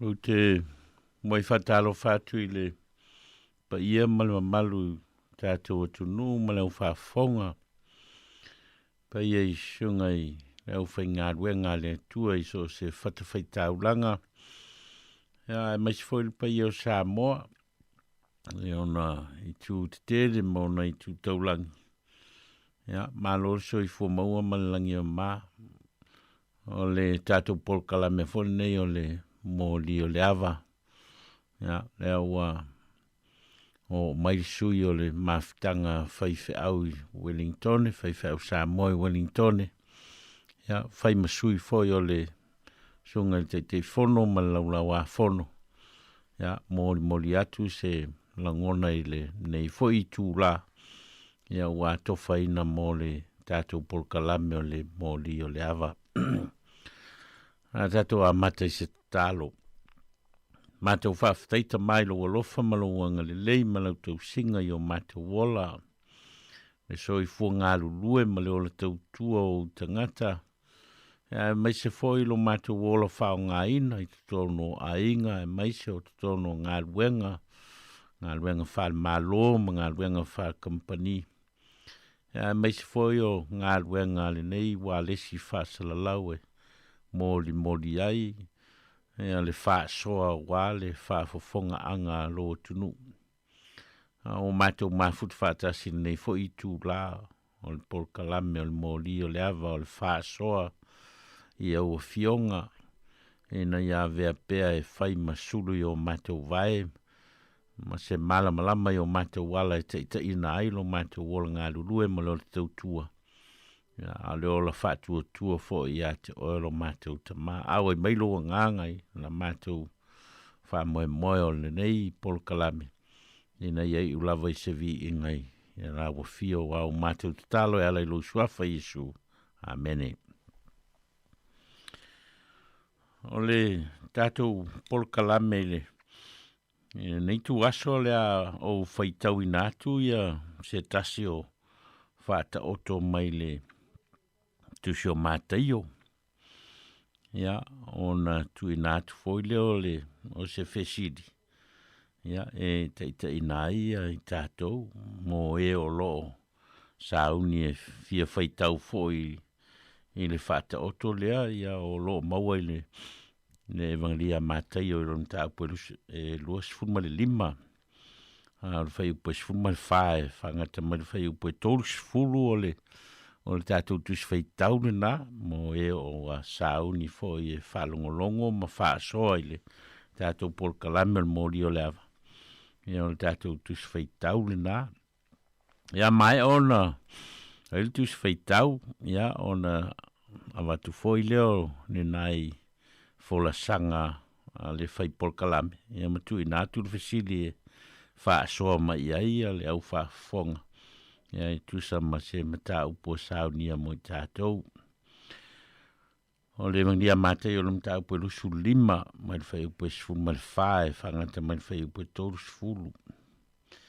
E whapeo le tangata fo I nālu malanga, wa wala au I ana au auna o na tu I nātua I lea e ia o ana mea I ante I lātou. Wa watu e ia tāleni e lima I le tasi, a e lua a le tasi, a e tasi I le tasi. Ua whata tau I le mea o mawhai ai e le tangata, o na alu loa lea o ia I lana malanga. O na alu ai lea o lea na iei tāleni e lima o whata ua tuai, ua mawai foi isi tāleni e lima. O whawhea foi, o lea na iei tāleni e lua, ua mawai foi e ia le tasi lua. A lea na iei le tasi ua aluma eli le ele o nā ai le ario alo nā li. O mawai po e tele, o na sawai leo le ali, o ia au auna, o wha masino I ana mea o ia te I lātou. O na sawai leo o ia tāleni e lima, o au mai isi tāleni e lima, o wha pia mai le li ie, na e tu ina mai ia te au tāleni e lima, wha uta, o mawai isi tāleni e lima. O na whai atuai leo le li ia te ia, o le le ia, leo auna le le ie, ma le whamaoni o e whamaoni nai me I titi o te tōwhia o e pule me tele I nā ulu whale mai ia I le fia o lo wali. Sau foi leo o iei tāleni e lua o whapea mai le li ie ne e tuina mai a te au tāleni e lua whauta o mawai isi tāleni e lua o na whai atuai leo lo nā li ia te ia o le le ia leo auna le leie, ma le whamaoni, o e whamaoni nai mei titi, o te tōwhia o e pule me tele, nā urufale mai ia I le fia o lo wali. Sau foi leo o iei, tā leni e tasi o whapea mai le li ie, nā uloa o oe o le tangata whainga tā. O e sele I le mea e te le I lulu I nai seito. O e wha poto foi le mea e te le I wha pepe I nai mea. O na u whewhe ai lea. O alu ma o nā lau tāleni le ele wha uta o lau mea lea. O na tali tuai lea o lona ali o wha peati ia te ia le au auna lea ngai ma le pai e. O e loa o te sele le mea na o le lulu I nai seito. O te whapoto foi I le mea na o le whata pepe nai mea. O lea, te tau ai pe ana e tu wina tula o ario I e whatau tupe. Po ua o sau, o na o mawai lea o la mea na malona taui. O lea nei, I au tau whao le tāleni mai a te ia, ma watu I le o iei tāleni e se fulu. O a se o ieini tāleni, o se o ieini mea e fua I nātu I a te ia e a tiri tele ia na mea. A le o le ieini mea e wha o le mea o iai. E o tautu lia foi le au na lea o ngā. i le pō liuli I fafo, e le tau whaitangi a we, ma le li vau o nifo. Ia whamanui mai le, nganga o le tua I le, whaitau ina o nā fionga mai a, tu mawati a te ialona, vi ingai whawavau. O le whata o tole sa whaitau ina e, winga I tāleni, ma le whaasoa ina e le matai o an tāleni o stasio. Whata oto, whaafta oto e tolu o lo I em tā upule e luas fun ma le lima. E au fia ai ma le whata oto I tā upau e to asifuru. Ia ma le whata oto o lo whai ui aia, tā upau e lusu lima o le whata oto e le whamsinonga. Pea to e fio mai le atali il tangata. E o whata oto I e tolu o lo I em tā upule e lusu lima, whata oto lau tāleni. O stasi o whata oto o lo la vea I whata oto o lo tau whamatala ai. E le mālo le langi e tusa male whamatala ina e mātai o tala o le e winga iai e su ke riso malana ngā luenga whaola. Ai o le fesili e fia teita ina ia le tātou whaasoa wha le mō lio le awai. Ina nei tu aso le fesili e whapea o ani au ngā tā ua. O lo au mai le whata oto le nei tā leni. E teita ina ai lo soifua ma lo wola. O ani au onga tā ua. O lo au mai le whata oto le nei tā leni. E teita ina ai lo soifua ya ma lo wola. Au tātou wola I le nei lo langi. Ya au tātou wanga I atu foi le vai tau e whamana vai e le tua whi au mga luenga. Ia ma wheilo ai foli tangata ia malona matai. O ania o onga o lo o mai tala lea, pe o nau whai atu o le whata oto leo stasi o whata oto e tolu. Lo whamauina e mātai o nta upule lusu lima. E lo whamatala ai ia le mālo le langi. Ma o lo whatusa ai ia le mālo le langi. Ia I whata oto ne e tolu. Whata oto le tau po e tos fuluma. Whata oto I tāleni lea sa lea o whaitau I nātu e. Whau I ele tātou whaasoa. Ia wa pēnā fo I male whata oto lea le whamsinonga.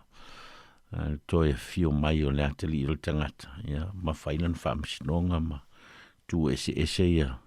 Ia tangata I le tu tau matau ma le tu wanga vale. Ia o whata oto na e tolu o lo nta upe lusu lima. Al whata oto lal nei tā leni leo o umon whaitau atu. Ia o le anganga na al whaasoa. Le tātou polkalame o le whesiri lea. O ania o onga tā ua o lo o mai I le whata oto le nei tā leni. Mo o e lava ia. E mawhaian te ita ina ia. Lou lava so I fua. I le neila lo langi ma le nei o langa e tātou te o lai. Ia e mawhai ai o nā tia ia lou so I fua. Taritonu ma le ola whatua tua I le atua ma lona fina ngalo mo oe. Ia wale tātou whai ngā malanga e a ngā I atu I le vala au mai o le ali. Ia I lona mālo. Ia I le ola ātali ma le ola whawavau. Ole tātou tā upun nā, ia mal fisili nā, ia mal tus whaitau le nā ua uma ona whaitau I nātu. Ole la tātā atu tātou pese, ia matatala I nātu tātou leina. E whai mai ai lau tau wala au, ia ona mau atu foi leo se whaasoa atu I nei e whai u iel tātou polkalame.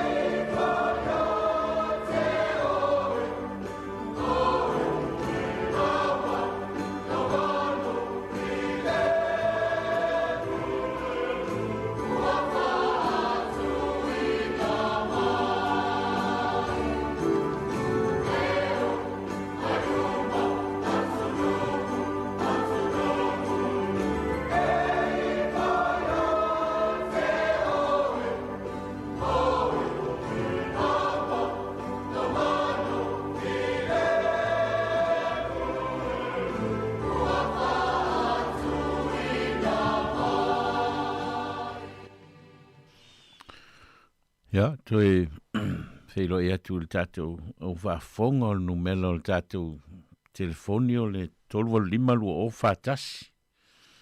Ia po le 12 lua o whālua. 12 lua o whātasi. Ia po le 12 lua o whālua. Ia, pei ona mua i whaaso atu i le amatanga o le tātou polkalame mai le tusi whaitau ua filfilia mo le tātou polkalame mai se tasi o whata oto e tolu o lo ian tāu pue lusu limo le tusi o matai. Ia, o i nā lea e fua i le tātou polkalame o leo e ili wala au lungo le. O le leina, ia, sauno mai. Ia, malolo so i fua le ia. Ia vavitai ana vai mo le polokalami. Ia vatatina fisosoani ma tina manatu fo i mo le polokalami mahana ia nei asa. Ore fesiri. O se awa o ngata aua a. Mo le nei fo i mita aupa. Ore awa o ngata aua. Ia ngalue ma faa o ngā. Ore tusi whaitau pe ona iai. Ore oa o mai iai. Tata o to ma ngā ruenga o tō whia ere. Ere pure i tangata tufa e na iai tā leni nove. Ia lei, ia. Ia, le rawa e tau mai ai i. O tātou fo i o tofu mo tā leni o man tufa mai ere atua. Ai awa tātou tēne nā ina ai ngā rue ma wha au ngā. Awa a whai e mai tā leni a tātou tanu ma le whao ngā ina. Ia wale ai asa me e mwhai o na maua. A o mea o tuwha ina mai. Ia ki tawan tātou ngā rue ma whao ngā. O i ngā fo i au mai ai li kere o ftosoani ma mea tātou te maua. So se mea nove. Ia lava. A tātou le ngā rue. Ia ai asa me e maua. E tu sa le ia le ora le tino ma le ora i le anganga. Nā die. Ia. Ora ufiso soani na e watu nove mo ta pumana i e nei aso. Mā lo whaftai lava tina. Ia o ngā matanga o fie foi. O le ora wha maoni ma le ngarui. Nā die lava. Ia manuia no e po kalame. Whaftai tere lava mo le whasoa maile ia i manuia foi o le tina. Ia, te tala atu pēl tātou leina, le tātou pēna e tātou pese. Ia, mo e o lo fia whaasoa mai, leo te tala mai ele, tina matua ia le tātou polkalame.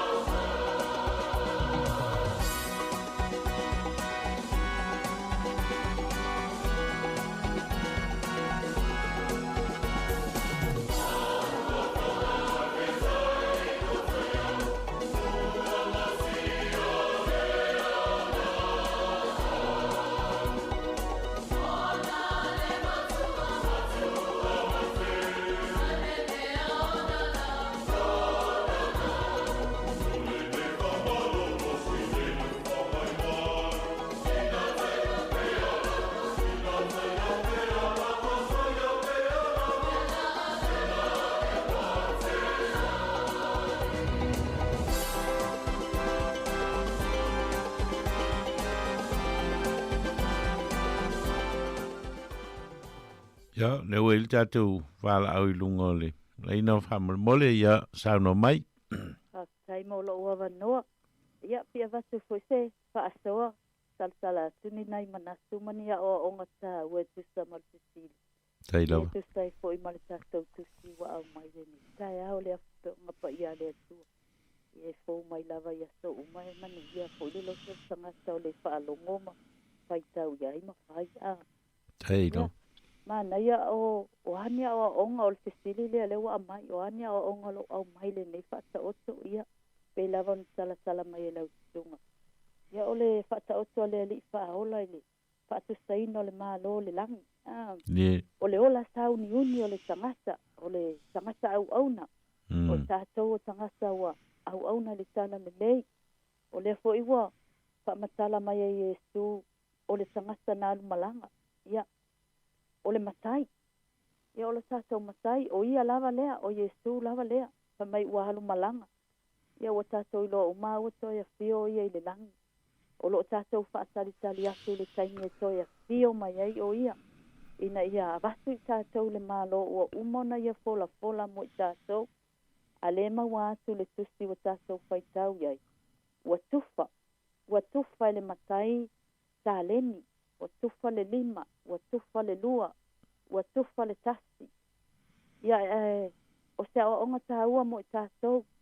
O le lima, o le alofa tu no le atua wa mai mo I tātou. Awa o ia na mua na ulua I alofa mai. Wa awina mai eilo na alo pele to atasi. Ina ia whaahola ia I tātou e hala ilo na maliulungo le tātou. Ia tātou whaatua iai. O lewa iai me lua, o lo na tino malo na toto, whaapeo na ia. Tia le ipu male ahareto I lea po le tali suanga muli. Lewa umana mai mo I tātou, o le whenga inga fōu mo I tātou. Tātou te ngā lulue anga iai. Tātou te whaatua iai. Tātou te whaamana peo na ia whetalai. Te ia o lava le taimi e toia fio mai iai.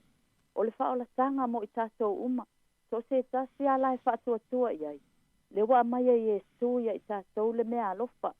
O le mea alofa o le whaola tanga. O ia na fio mai mo I tātou. Wa alofa tele mai mo I tātou. Ai folinga mai le toia fio mai o Yesu. O peo o lewa mai ele ali I whaaola le mea moni ai tupu. Tupu ia I tātou o e whaalongolongo. O e whaatuatua. O e au auna. O e o ia so umai le lotu. Whaalongo le awhiongo pa ia le atua whaitau iai. Lewa umana whailoa mai o Yesu e ala ia I tātou le neita e au. E whamasino ina I tātou I mea ua ia au mai amo I tātou. Leo fai mai ua ia whamasino ia na mea taitasi. Wa avatu iai mea alofa. Peitai, o le mele tupu I au auna. Wa le mataala. Wa le whamaoni pe o le upol tina ua mawai atu. Wa le ngalue. Wa pai ye. Le ala ua toia fio mai Yesu. Ia le ua whamasino atu. Ia ua whaatala le tasi.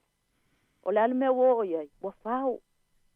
So se mea alofa e a mai le atua mo I tātou wa umana tufa I tātou o e wa ave matino le kalesia.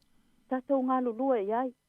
O lau mea alofa na, o lau tahaleni na nau a mai le atua ngā lue la iai. Ia mau ai se anganga. Ia whaola ina ai se tasi. O lau a inga, o lau whanau. O na e toe sau Yesu. E au mai lau taui. A wane I ngalo I tātou tangata whaatua tuaman tangata au auna.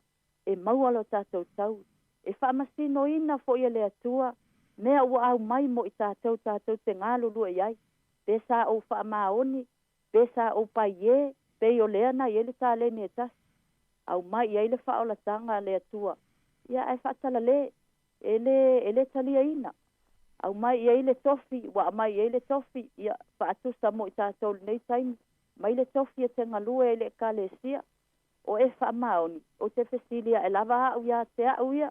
Po ufaya. Awa iai le sai mea fio mai ai Yesu. Le peo na tufa. Ale ua wala au le ali. Ulu fale mai le fia oka. Se leo ta te fia whaalongo iai. O lo ta tau no nofo whaatalitali iai. Ta fia whaalongo atu ai whaapea mai Yesu. Ulu fale mai ai le fia o lo wali. Tau ua whaapale ina oe. Le au na le lei ma le wha maoni. Ia o se au lea wha asole nei tae au. Ia manatua le tangata whaatua. ua uma na whaia Iesu le tongi ola mo i tātou. Tātou ngā lulue la ia iai. Ai lea o ngāna tātou tau tatala ma o tātou whaitau. A o le ngā luenga tātou te whaia. O le tātou whatua tua, tātou ngā lulue. Au mai le mea mai te tono o le anganga, o le mea mai le loto malie, o le loto fua te ifo wale le tātou te ufo tuai. Mō lana ngā luenga. Ina ia vi i ai o ia. Ia o te lea whaasoa, whamanuia lea tua. Whaftai mole. Amene. Malo whaftai mole whaasoa. Ia, leo e elisi a tātou wala au i lungo leina. Malo, malo soifua. Ia, malo foi soifua lau lei. Ia, foi pule sfulono le fi faieti. Esta tala e whaatau le upule mai ua whaatau atuai. O le upule vai ai o le whaatau atuai. Ah. Ia. Mana tua voi la oe, tangata foli le whailin whala inga e whaatatau le manui o le whala inga le to anga le tangata e alu e tui whaito e whaatau atuai. Ah. Ia. La wha mai tala isu. E o na alu le oia o na whaatau atuai le o tā leni e lima. Ona toe maua mai ei leo le isi lima. Ah. Mane. Me inga lai whaatau la le tātou toe maua mai o isi mea. I le tātou ngalu, te le la ngalu e ngai whai e tātou. Ah. Niera. E au pe whaatai la wa. Ah, te le la ngalu e ngai whai. E whaatau ina ia u toe maua i pe a whape o le e tāleni na mai le tue. Te au taula na o le whaatau tāleni ia. Mane. Ah. Tu wale tala i stule fa mai a ione mai wa. E le filifilia ia ue o tou. E na o filifilia o tou. Nie. O no inga lago filifilia le tua tātou. Ah, filifilia Yesu, oe filifilia Yesu, wow. Filifilia Yesu, tātou umalawa ia e whasoa mai le fio ngā le tua. Ona amatu le whaatau le tangata whamatala tuspa ia mai e whaatatau le mea e mawhai e le tātou atasi. Nie. Ah, maritala Yesu, o, a ia o tau fua mai ni fua, maritala Yesu. Mai ua o filifilia o tau ina ia o tau o, mai ia o tau fua mai ni fua. O le mea le mana o Yesu e mana o tātou te ngalo, mantua e la ia se la au e fua fua. E fua le la au na ue ngalue e ia e poluni le la au ngalue e ia e whasuusu le la au ngalue e ia tausi le la au na ia fua mai la au. Ah, e whapena fo la ia tātou o langa e mana o mia le tātou ngā lulue ina ia fua mai le fitangalo le toa wa tai tasi uma tātou wa e whaito ia tala vate ta ia. Ie. Whaito a amatanga la wolo o langa. Ele su e ala fitangata e salua le holi o i au kirangi mena amata mena o langa. Amata mai au te oso al tamana. E o tua mai ane fo ia le whafoga al tātou. Ah, e o tua le whale esi fo ile. Ie, ma umana me umate mina amata ili tau lang. Na amata mai ai a tau o tsepe hoi tau piki runga. Ah, o tau fo ini nai mela iti na lau te ilo lea mea lea o mai le tua. Whasole solo ane a le na uo ane ua tongi mai le tulau fo ia le ponga iwi. Oa, i saun kilo o marumalo kilo kala. Ah, yeah. Le la wa baka nga se ko fa ye lunga le beka o le alwe. Ya lu fa sanga i matanga te tu fa to ai. Ah, le wa mata si le to wa fu ina a mata mai ya si meta si ala to nga fa. Yeah. Te u fa pe fu o te le fu ni ta ya le su fo le fa nga ma ta ta. Claro, la fa tai mo wa o me le te va ye tu ye. Ama tu la ta la po le fa ya ti to a. Ma ta la a po le fa ya ti mai. Ia e whamalosi le kalesia, ina ne i le fua mai lato. Ah. Yeah.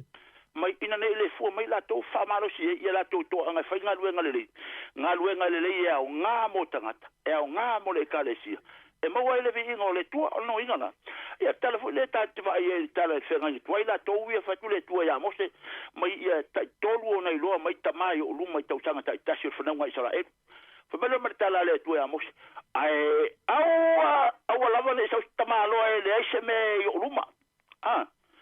Yo to mai lo mai o to yo luma. Ai yo to mai mani me o te famanu e to ya te to no inga yo ko mai mi yo ko kaulanga. Ai gara u ka fuka ko aga fa kaulanga mas furua i su afo i su abe. Malo ma fitai lava mole fasoa ma nei al fasoa nei tu aso. Ya, o lo tala tu pel tatu leina, tolwalu lima lua o fatasi, tolwalu lima lua o falua.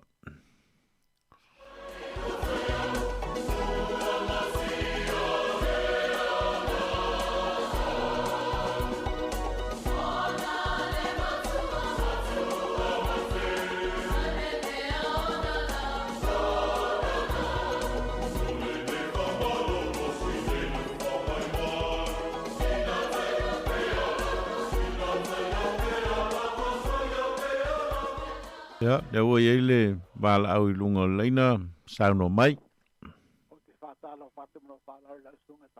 Malo faftai. Lo pole ngoa. Malo faftai lava sauno ia. I la upa pa ai le tatou tu si fai tau. Lo i siata tatou tu si mata. Ia. I le malanga e se atu ole. Ale matai atu mai tale ni. Ina lue ia. Awa una ia. E fa pena fo i tatou. Nau tu se fua malo ola. I nei bai taimi ni ngarua ngane. Tua. E le fa moe moe lau le ngā lua tangata. Ina o lae wa ai mel matai. Ai, e ngā lua o i le mea o i eilo mwhai. Mai o i fo i tala lea. O manatua i au ia. O le a fio mai o le toia fio mai o Yesu. E le aise ao ngā mo le tangata soifua. A to e fio mai Yesu. E peia o le fo'i mai le matai le na malanga. E le to e fo'i mai le matai fa pea tu i le tasitari ni tu iai. Se to e usu free market ki te ala sta, o la stona. To e usu free market. Ana sawa Yesu fai male yunga. O le unga lau tala le au ngale fio mai Yesu mo tanga soifu. E le to e sau Yesu e tu mai sava no e fa pea. Ia fa pea ma fa pea fa pea. Ai a fio mai Yesu o ia o le whamasi. A le avanoa tātou te whaia i mea te tauna tātou whaia. Pea no whetu reisi asu. O le ala ngā luenga o le ngā lue ai. Pa o ngā lau ngā luenga o le pule laa. La unga mai le ngā luenga ngati e. Pe te whaise au, pe te kāmuka, whaia onga, taru la pisi po le alama. O i nā le ngā luenga te la unga ai. Alu e la hong se alu e o pule la ana. La unga mai na. E ala e lo whamao. O i nā e te mai eris na ngalo le atu isi so tangat. Ai le whapese i o la santa tu le whaktan. Pai reo me o whapena. I lau le ne manatu. Tato sauli ni temini awa a fio mai Yesu. E le a fio mai Yesu. O se so soani mo o mao. A fio mai Yesu o i o le whamasino. Manu ia le aso. Ma lo whaftai. Whaftai lava le whasoa. Ya, mo e o lo fia whasoa mai via po ni whesiri fo i wingal datum tau. Ya, tu atu nai minute i e lima e whatelitali ai nisi o lo fia sau no mai. Ya, ona avatu ai fo leo le whasoa al whaipol kalame. Tolwalu lima lua o whatasi, tolwalu lima lua o whalua.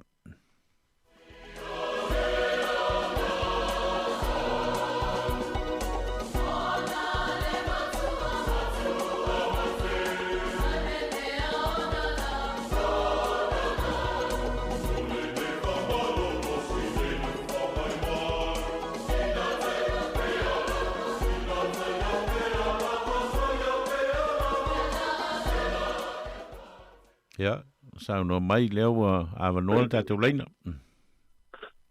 Ya, kalofa e lausunga leo whawhureka ko karame ni taia. Malo, aftai. Ya, o vida koe wakungai, manga kuse luai, kako kusi kako lo whaika ko karame. Tai rawa. Ya, o kako lo umale, o le malanga ngā, pe o whaka oko mo meo kusi ngā. E leo se mea mongi ngā kupu a le mea o lai ua whai e Yesu le mea lea le whaka okore a mai e ka pe ngai o kaku ka ngaka nila o lang. O mea o lai kupu le langi. Kusa o mea o lai kupu le langi a le wha ari mai e ka pe ngai o kaku ka ngaka. Wai le mea leo le e le ngaka le i ka ringi e kasi. E lua mea ngai e i le ngai maua i le o le pai e ngā lenga le alu ngā lue inga le kasi. Malesi mea. E ika i le ilunga makai. Wa a ika i se skaka kere ka inga ka ongo whaise mea. O ka ika i se skaka. E leka ka yoka fia whaalongo iai. E leka ka yoka fia usika iai. E leka o e luala mea le ila o onga lea. Ngā lenga alua kangur ka ringi le kasi. O le pai e. Ma le ika ilunga makai. O la ika i le kala makai nga whai ako e adonga nue. O le me mo moala ke va ia au. O le ane alinga mafua ngaika. Le makai. O ngai o longa le malama le longa makai. Ai o ngakele I leo longa makai. Ai ngakele I e se foi longa ia mafofau. Ma le mafofau le makai. E le fia usika. O le awa ia pe nga sa ngola usunga poania o o la o nga ia ki au la ko ia o I lo makai. Nga ia o sikai pe a fai mai. Nga ia o masangi lo makai. Awa o kale masangi ho I winga lo ko makai. E le ka ke o ka fia fa longo. A e le ka ke o ka fia o sikai. O le memo wala le mai ka ika ile fa ka o ko le. E fa fe fe ngo ka lo ko makai. Inga ia fa pe o ka au nga ia I ma fa ma ungi ma usika ia.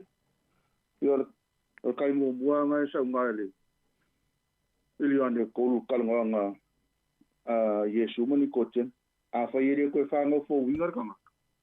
Ele ma fa ngo ngai loa. Le ma fa ngo nga sa o ku malo le la. Dero. Lo kai loa la nga o Yesu. I lo ka kadia inga ma vea ma ri ma fa ola I lo ka. Ku sa lo ka ma lama la nga I lo ka makai. Le ngo ka kango fia fa longo. E la vonga ka la longa se ka lai mai. Longa fai mai. E la fa ngo ka usikai. O nga wo kai la longa. Wo kai lo ka makai. Wa le ri le ko ba e. Ele usikai. Ele e pai e. Ko ele fia e ka longa makai. Ai a ve ka ko nga ka fia ka ko ri fa ola Yesu ke wiso. E o ai lo le sa wo Yesu ile lo langi ke enga un kanga. Langa ka ukala ila mi ko mu ka ukala I me falla. Ola ko ai fo nga ia I fangu me ngi kushi ngi ka. Wa nga ka o mai ko fio mai o Yesu. A ko fio mai Yesu ele fa pe la ko mo ka ko ngaru nga ka ko wo e. Aka ko wo e o nga le ko fa ka le lo ka me sa wa le ya. Ola le me wa va ko le ko ya ke o ma ya ke a ave nga ka. Ia ka ko fa ma ongi ia ma fai au onga ore ka ko o nga le. O pe la ka va e e ko ia fio mai Yesu. E ko ia fio mai e. Ia vakulanga fa ngau. O e nga ke longa ia. O e usika ma fa longo ia ke ia. O e nga lu e mo ia. Ia pe so nga ku nga ka ko ma tanga ni ka ko kusi ni ka ia. Malo. Ia ke le ko la usunga fa kai. Malo fa lava. Ja, model fa tele pe ia mal malo tato ma stanga ile nei futai ao le ngata ia lato fa so mai I saunoanga ma fitalinga ia ai fa pe foi lato lo fa fonga pe le tonu te mau ainga ia le tato mta upu ia I le fa so le nganga o le tua o mfai ona fa Sofia ai langona ia fa so le o la fa le nganga ma le o la fa tua ia tu so le faitau il tato mta upu ale la va tu se fa so le fai polka la mel nei taiao ia a tonu mfai foi ona fe so ani ia I tātou, ia whao popo I saunoanga ma whetalainga ma le whaasoa. Ia o leo whaafonga I aili tātou atunu I nei tu aso. O le whesili e whapea o ani awa onga tāua o lo au mai le whata oto nei tāleni. E teita inai lo lava soifua a o tātou wola ile nei lalulangi. Pe ona fai loa ia e tolu fata o tolo ia mta upule lusu lima ono tau mwhai e su e wha matala ai e wha au ngā ia fata o tonei tau wha matala ai ia le malo le langi e ina ia malama lama ia tangata o lo wha fonga maona so ia ile mata upu o lo a fio mai su e fa matala ma fola ma fa ai lo mai ile lo langi o le malo le langi ma le pule ao le tua ia i le malo o saunia i le atua mo tangata whātua. O naia o ongala nei e whāu popo atu ia o onga o leua whāsoa mai le tātou porkalame. Mua. O tā leni ma mea lofa uma ua tātou maua e mai le atua lea. O tātou tā leni ma mea lofa uma ua e maua ma o maua o le whāsoa lea mai le atua mo oe mo au.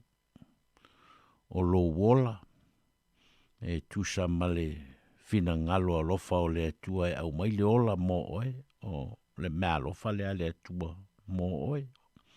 O lo malosi ia o mea alofa ia le atua wa au mai ia te oe. O lo a inga, o lau whanau, o lau ngaruenga, o loto o lua, o mea lofa uma ia o lo tau mawhai le whata o to e wha matala mai.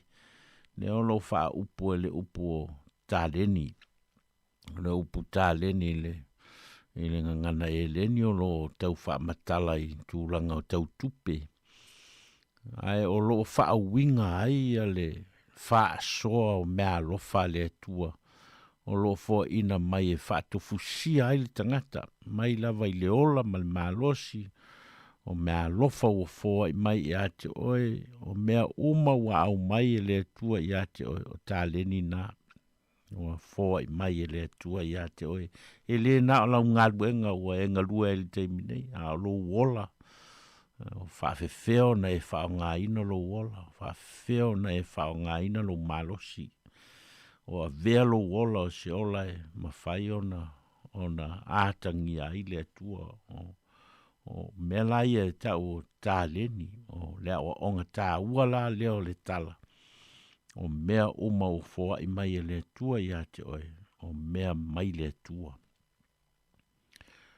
Lona lua, lea o onga lona lua, e te tau o na tātou ngāru lue whaola, ma whaatupu, ma whaale leia tili mea lofa ia po tā leni ia leo o foa i mai e le atua mo oe. O lo wola e tau na e apo lau talo i lo wola e na ia umi ma whao ngā le leia lo so i fua ma lo wola. Ia ma mao mani ngase ma mao mani mai. Ia ma whai o na apo lau talo e tangata i le so i fua ma le ola o fua i mai e le atua. Wa le mea lofa lea le atua o au mai ia tātou. O lau tā leni, po lea lava lau tā leni, a whai o lau tā leni o le tapi ano, o le alau mea na e whai ia i le tapi ano e na ia vea lau tā leni o si tā leni e upito sili o na fia ma whao ngai tangata, a whai o lau tā leni o oe o le whai a onga, mea o e whai i lau tā leni na o whai a onga i na i wha le lei, lau wha a onga ina, o le tā leni ua fua i mai a te oe. E tō tele o tātou e pei e maua loa sina vāenga o le iloa e mawhai ai o na whapea ua maua aisa ngāruenga. Ia o na ngata loa leo la tau iwi. Ngata leo le tau mawhai, ngata leo le sā ili ua whaamalia ina le loto i le tupe o loo maua mai le tāleni leo ia iona ngata loa leo o le mwhai on te sa ili atu ia seisi loa seisi ata mai a ngā ilu ngatu ai o loo au mai e le ola ngalue lea e peon tā ua fo inisi ia le ola whaatupu pēha le ola sa ili mālo pēha le ola ia awane i ngata le ola tau mawhai o foi nei fa peo le o ile maua lunga e ngata mai ai fai pe malu pe ya veo se va enga fia le fa le ya tili pe o le talen ina ia tupu ai ia le o le talen mo manuia ni stangata o le aonga lon tolu e fo ai mai le tua le whātua tuanga ma le ngawhatia e te ngalue i nai mea o i e whāsoa mai a te oe. O le whātua tuanga o oe le atua o ana fōa i mai ai pē 5 i a te oe, pē 2 i a te oe, pē tasi i a te oe. Fōa i ta tau mai lava i le atua i e le ngawhatia le nā, ma le whātua tuanga le nā i a te oe. E mawhai ona e whaao ngā ina te tau. E whai upuna e suma 5 e peon tā ua fo e nisi. E wha te tau le mea uma whai le tangata. Tufa le 5 ma le 2 ma le tasi. E wha te tau le mea uma whai le tangata. Ana wingala. O le whatua tuanga nā le atua mo oe. Nā wau mai. O le a umai a ua 5. Ia o le whatua tuanga nā le atua wau mai a te oe. A o lo au mai a wha tasi e foi le atua. Malenga whatia e mawhai ai. Ona e whaatupu tele ina le 5 e whaupopo i eise isi 5. Whaatupu tele ina le 2 i eise isi 2 i lungatu. O le whaatu tuanga nā le atua. Sila fia le leia le atua lo ngā whatia. Sila fia le leia le atua lo na whaatu tua ina o oi le mea o tui nā atu i o au. Whao ngai nai lo so i fua mo ia. Lea o ngalona wha e wha masino i tātou e le atua. E tūsa ma mea lofa wa i whasoa mai. E wha masino le atua. E le nao na au mai e le atua ia mea i te oe, maana mea lofa, maana tā leni, maana wha manuianga i o tau a ao ma o 5 i o na tū wha pēnā i lea. E le ai. E wha masino e le atua. E le te taulao na ola whata mala, pe ola whata la noa, pe ola pai e se tangata, i mea lofa o leo fōa i mai e le atua mo i tātou. E le ta tau, neanga e iei le taimi, e wha masino mai le atua mo i tātou. Lea se isi o i tātou, e le whea ngai ma le awa noa lea o le wha masino ina e le atua. O ana mea lofa o fōa i mai a te oe, o lo wola, o lo malosi, o lo ngawhatia, o au tā leni, o lo poto, ma lo ata mai, o lo vala au ina, o le mea ngā i eilwha o ngā ina, o lo wola i le tino, ma le mafau fau, ma lo nganga, e wha masino uma i le atua mea ia, e le mawhai, o na le aise wha masinonga. O lo manino le lei i tala uma nei e tolu ma whata oto uma nei e tolu le whata oto i tau pou e to se furu whata oto i le whamasinonga le ata li i le tangata i na uto e fio mai mtu ese i le tūtau matau mani tuanga vale whape nā foi a le whata oto lea i talen o lo manino e iei le vaenga lea i le tala i le malo le langi e iei le whamasinonga e whai e le ta tau la ia i tātou o whaasoa iei e le atua o na ola whatamala pe ola whataltala noa pe ola pai e se tangata i mea lofa o fōa i mai e le atua i outou ao mau tātou 5 a wae le tu fawina i le atua an whamanuianga fōa i mai e whamasino i tātou po lea lau mea na whai ai. Pena e whaao ngā ina le lei, ma e whaatupu tele ina, ma e toi whaau popo i ei nisi mea i lunga. Ia pe sa e tanuina, ia mea lofa na fōa i mai e le atua, ia te oe mawale whamanuia ina nisi. Ia i lauso i fua ngalue, ma lauso i fua atiae, ma lauso i fua sa ili malo, a whai o lou a inga, ma lau whanau, le ale mea nei te whaia, e na ia tupu tele ai ma ia le lei, ia lou a inga, ma lau whanau, e wha masino le atua, ia i tātou uma, ia i mea o ia fōa i mai ia i tātou. Lea o ngalona 5, e whai e le atua le taui, e tusa malau tali atu i lana whaasoa mai. Le mawhai ona le aise taui. E tauia e le atua, le ola wha maoni. Ai tauia foi e le atua, le ola le wha maoni. O lo manino le lei, i le tala lea, e iai le taui na whai e le atua, i le tangata, na tu iai tāleni e lima, ma toe foi mai o iai le whao poponga, ma tāleni e lua, o toe iai le isi whao poponga i lua, i lunga, whapena foi male tangata na tu iai le tāleni e tasi. Ai le isi whao poponga na whai iai. Na e le i whapea le ia, tātia iesi tamal nāua. O whaing tāwhoi wa le o na whaia ngā whatia e le ai.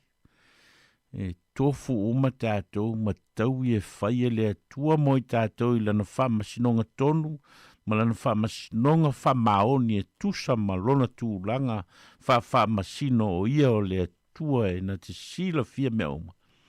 Na te whaia e le whamasinonga.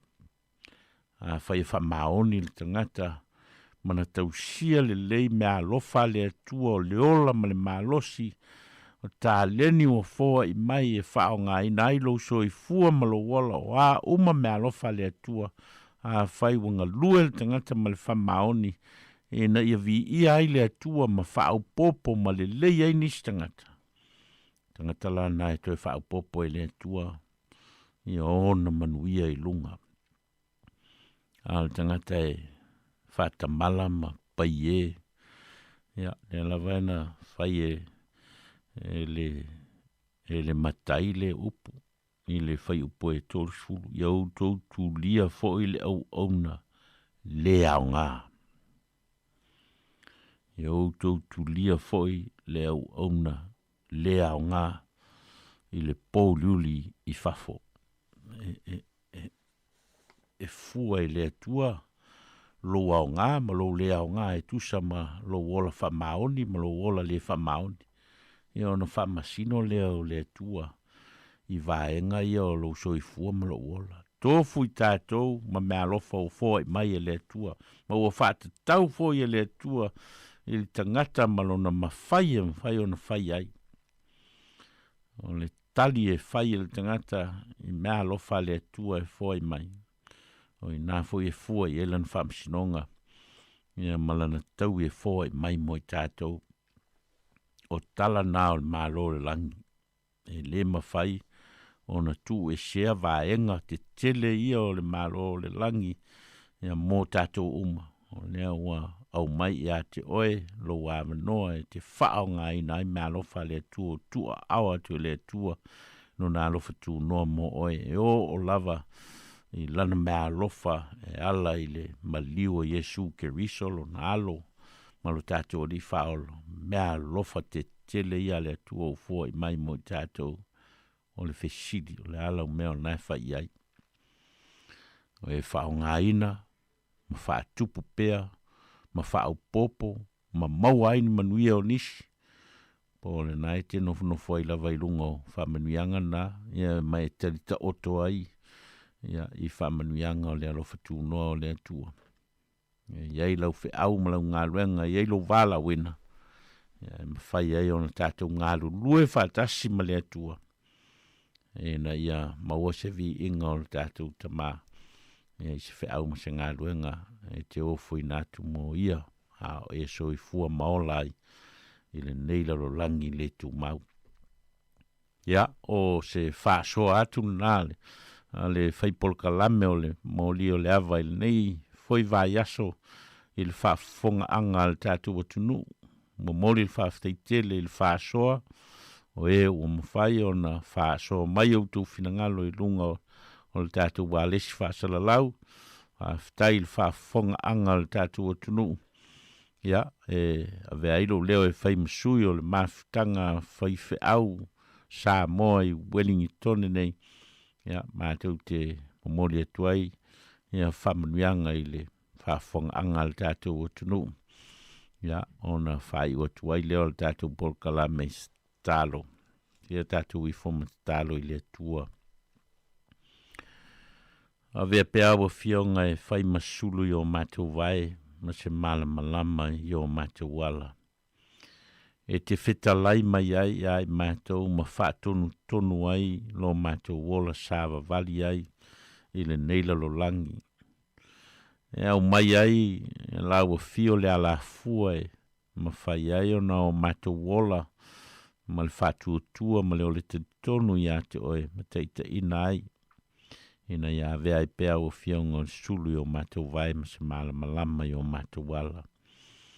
O lo mātou vai whale nganga, ma lo mātou vai e wha winga ma wha soa lo fina ngalo. Ia mātou te talo wha mangalo mai mātou ao ni wha manuianga o mātou langona ma maua ina nei aso lo wao mai.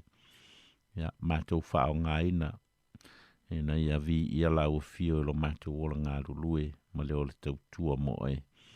Ia o mātou te talo ia ala i lolo suafa Yesu le li ma le whaola. Amene.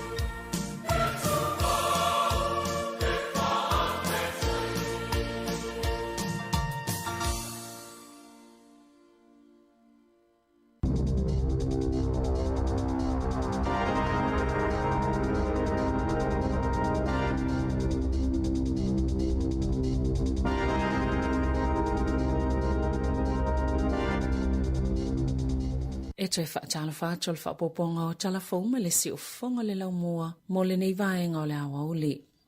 O le ale toi mawhaia leo leo na tapu e na atau tupulanga talavou. Peita ai olo iai bea tunga lunga leo no avea maawala o le a whaapopo ina ile numero o tupulanga Maori e tau fia matalokaina. Na whaia ia suinga ona o se suenga le leito New Zealand. Na whaalia ile masino te se malua Luas Fulu. Le tapu e ngai leo I Wairarapa I se whainga le to Simon Tula Fono o ni atau tupulanga Maori. Sa I o leo pe whaatolu na la tau tapu e na atau tupulanga talavou I se whainga le to Simon Tula Fono o ni se whaapeta I se fulfatau sanga le mātatua. Na sava vali lungo le awala I le taimi o le ao. Ai o atu I leo. Mawhai ai o le atapu e o la tau wata. Ai le ini a la tau soltula fono na whaia. Masali putia fo ile leito New Zealand. E manatu le te aniwa huri hanganui. E le na o Wairarapa le tupu ai le angaio inga. Safa ye se ilo longa leo masafa ye se whai unga. E le to e tapu e nei leo ata po le kopi o la tau tulanga lima. Vangana ua taloka ini soltula fono. Pe sa mania foi. O le atape o mafoi atau tupulanga talavou. O lo ilunga o la tau telefoni. A matatu nei, a tapu e ni ata, e na masini po e ata lo fisa e whaatanga ina, e ei taime whaonga ina I telefoni whiawea I peitai, e te tauna tape ese le ata maile telefoni a le leo. Pea umona tu ilungo le polokalame o alatou whaamaumaunga. E to o tasi se tangata sa maliu ina ua mo se whale e amandeo le au kelane le poana po, na ta ue leo, na mawatu le tangata ua maliu I tutono se whale Blockhouse Bay Road, na ta ua foi o lo latou ngā lulue malewainga su ele auti nei mo ma au nanga mo whaalavlav whaafosei e sa ili le mafua anga o le whaalavlave. Ai se tasi o mata au polo o fia maue leo ni whaamatalanga mai so se tasi na ia mo le mawina le whaalavlave o ngaonga I whanganui.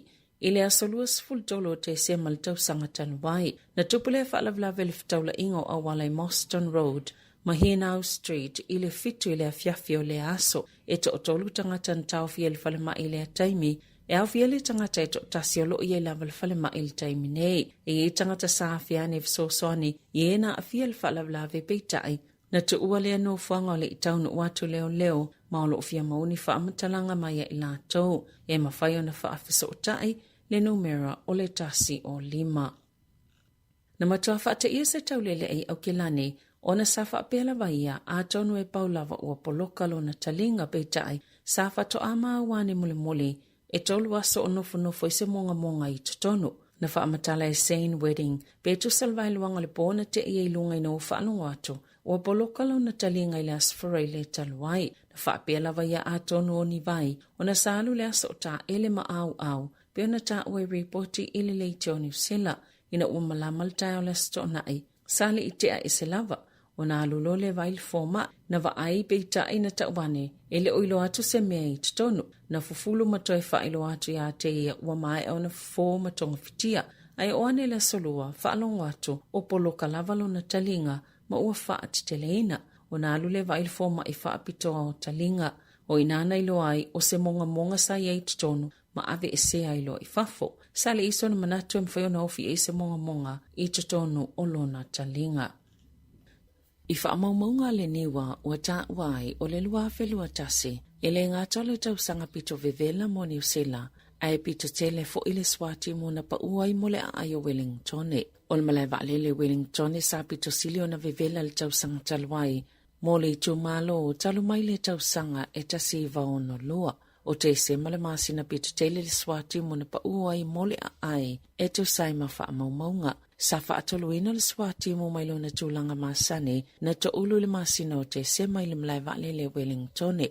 Ailo na lua I masina o te se mai tau sanga uma talu mai le tasi vale mavalo. O le lua whilua tasi ua whaamawina I whaapio le tau sanga pito sili leo na vevela I whaamaumaunga I tutono New Zealand. Lea na amataina mai le tau sanga e tasi iwa o iwa. Sa o atu le sifulu tolu te simalilima ono tikiri le tele o le vevela. Sa au fiele atunu atoa I le lua whilua tasi. Ma le te simale iwa lima tikiri. Sa mawalunga atua I nailo le afiv se lau valu tasi. Ma le tau sanga I lua se fulu. I le fua o le vevela whaal tau sanga pio na whaamawina I le lua whilua tasi. Sa ilunga atulanga sa masani ai. Mai te simalilima tasi tikiri Celsius. I le tasi tesi ma le lua tikiri mo le tele lava o vaenga o New Zealand o tausanga I fitu ia ua mawai atu I New Zealand. Safa amawina e whaapio ne tausanga pitosili o na mawhanawhana. Ma o whailunga wa aia I o le mawhanawhana o le tau le lalulangi pe o na whaalia le niwa o le taimi pitosili o na vevela o le tausanga talwai.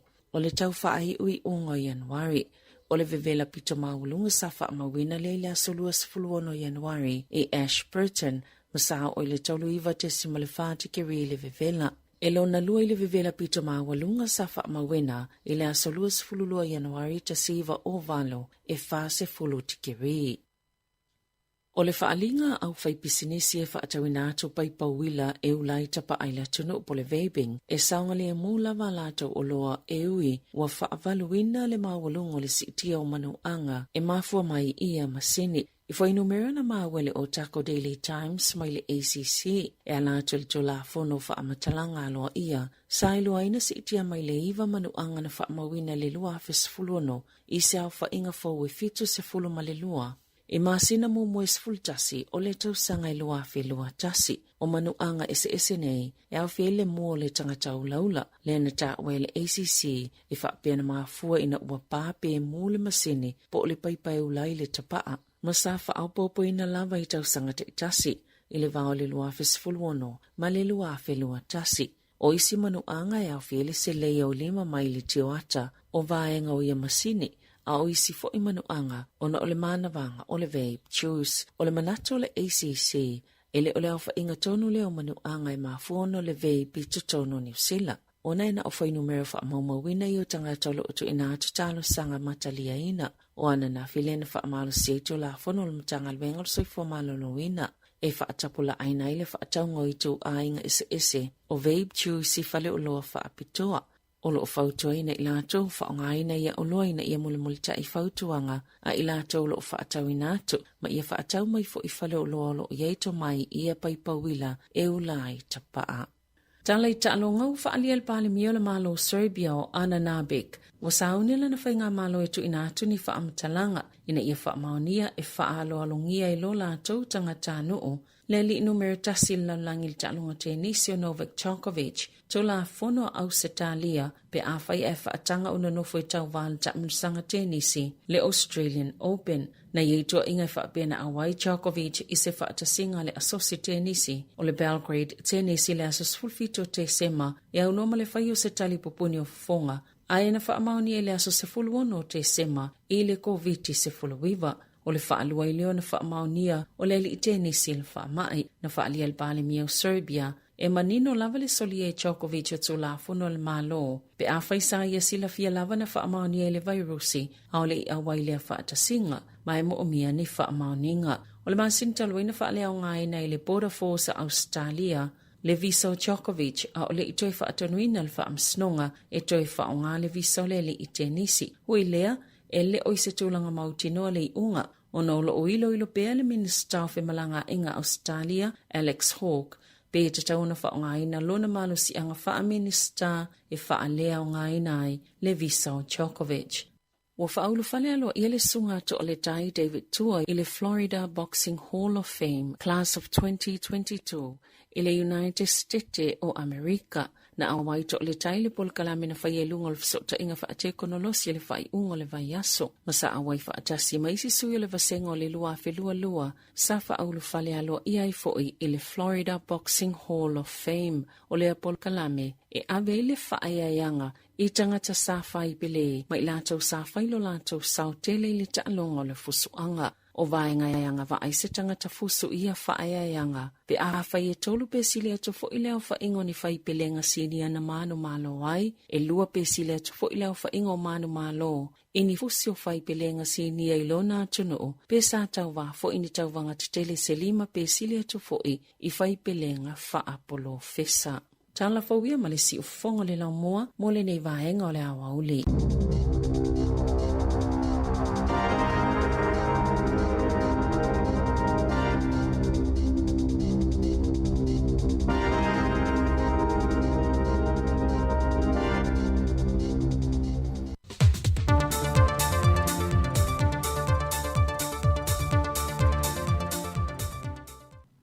O te whatala whātu le tātua tunu i se tautua whaawa wale siu whongo le lau mua e ta wala iana telefon mai Samoa. Tanu mai le aso i vo te semo le tau sangan te nei, e na o le to tasi lava le tangata Samoa na whaamawina na whaamaonia ua mawele siamo le Delta, le na mawele televou Samoa na malanga mai le whainga malanga i to se lau tolu se fulma le wha, a le waalele na malanga mai fiti. O le whainga malanga fo i lea na mai a le leile lua se fulma le tasi aso na whaanofo e se au mai la tau, o loo whaao popo pea siaki le isi to o lua se fulma le ono le pasese, na nonofo vāvāla lata i lea televou, mai sa le lei ato to o malava. Se i o ina whaamalia ine le saunga le mua o lo lato te atu i tua i o lato wainga. O le pasese o le whainga malanga o alo lava matama whānawa o onga sa i fiti le atu no le ua mai a lato wa o onga ma ua te tau antoi foi mai. Whātasi e manisi o i lato sa ngā lulu e i te tonu le malo, ai se mai ai le televou le na malanga mai a Hawaii, o iane a Amerika ma ngā iane i fiti, ma malanga whātasi mai ai malea pasese. Na whaamaunia mai el whaatona sili le soifo malo loaina, le ausa Dr. Take Naseri le aso ananafi, o le aso tolu Januari le masina nei, na te ai i tua le alo le atu nuu sa whaanofo i sel whale mai tele mto tua, ina ua whaamaunia, wa matua ato to o na mamai le siama mai a te ia, ma ua whaatasi atu nei lona ainga. Whaalia fo ia leo sai le teimi ato sa whaanofo e sea i lea televou, e na o le amatanga lava sa wa ai le niniva ma le fiva, ai sa maa losi ato lava le teimi atoa, ma le lei fo i lana tau mafa. Wa whaaftai e le whaatono sili o le matanga luenga le soifua malo loina le ausa Dr. Take Naseri, le ngā luenga whita ta mai tai fo mai, ma ta mai tai fo mai pasi, i le ono sa ia o le pisi o le saputu mai o whainga malanga le whai unga le tausangan te nei, ona o lo manuia oma i lantou na maua wanoe whai malanga mai ai ia waalele, le na whaamaunia mai o le whainga malanga mai ni usile le aso se funma le walo te sema, e si lia ma le to alua se lau i lantou na malanga mai ai. Whata sei malisi whainga malanga tu sa o mai Australia, i le whai unga o le masina lava lea, na mai ale lei fo i le tai luas fumaltasi a solo lato whaanofo e sea, e le i ai lava se tasi na maua le siamo le COVID-19 fulwiva, le sa whaatasi atu o lato a inga, a o le whaia le kirisi masi. Sau no le ausa, talo mai lava le amatango le lua tausanga na alia e meile whaama i le lanulangi, e na o le lua tangata nu o Samoa na whaamaonia na o mai Samoa ma au mai le siamo le COVID-19 fulwiva, ai o la ua o mai ia, na mai au umo la tui pui pui ta ilua, ai na maua foi wha mo mongo la pepa tui na malanga mai mai la ua, sa le lei ato to la siaki sa whaia i atu nuu na malanga mai ai. E leto iai se isi aso wha apitoa e atowhai ne le whainga malo le tau sanga le nei, e toi una ina i se tui pui pui mo le se 40% o ila to ui au lo o tatoi o le atu nuu, e le i o mai la vai whaia le tui pui pui.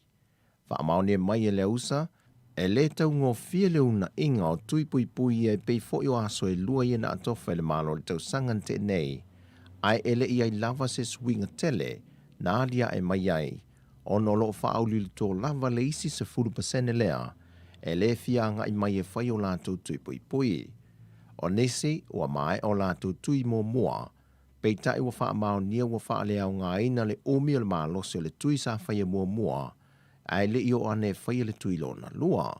Sau lo le usa o le atu lo le whai talia o le tangata, ai ua whautu atu le whai ngā mālo mo i lātou umanei, e sila le tūlanga wo o ye le mālo fiti, le wa afie nei le mālosi ma le sao le siamo le Omicron, le to a wha i lātou na māli li wai la soa na nafi, ai se lia ma le whase lau i lātou fau, na mā wai le siama, ma wai nei fiti stūlanga whainga tā. Whaalia le usa, o le tūlanga whainga tā e tawai o na whautua i na pēr mau na ia le atu noo e anga i mai e whai o lātou tui pui pui. O na e whainga tā telo na whaatonu tonu le whata omi me o le atu noo se teimi muli muli, ma mana na awave e whai o lātou tui pui pui, pe a whai ua tau nui lau whanua le siamo le Omicron. Whaamau nia mai whai le usa, o le amatanga o le masina fau, o le a matai loa o na tui le whanau mai le 5 tausanga nga i le 12 tausanga e le tui a le whaisa. Whaatase la o lea ua pasia le kapeneta, wa te tau loa o na whaasolo ma le tui o le pusta, o le tui lo na tolu lea mo i lantou ua mae a o lantou tui lo na lua. O lo wha mai o na wha amautu e le kapeneta ni a ia inga tala whengai, mo le tutongina o le whanofo e seo i lantou e malanga mai antunu i whafo. Le na wha alia le te fono o le komiti o wha alawelawe tupu whafo sei, anga whili tō mai manoshem leo. Talu mai le lua tausanga o so swani le malo i le tongi no whali tali malo mo le whanofo e seo i lantou ia, wa wantu i le lua se 10 miliona tā la le tupe o whaalu, mo lea wha moe moe. Pei tai wa sile nele malo le tūlanga taun tau lo o iai, ma o lo tau wha mae a sa ili linga, ma fuafua ngata tau, mo le tutongi e na wali tangata lo na whaana fo e sea.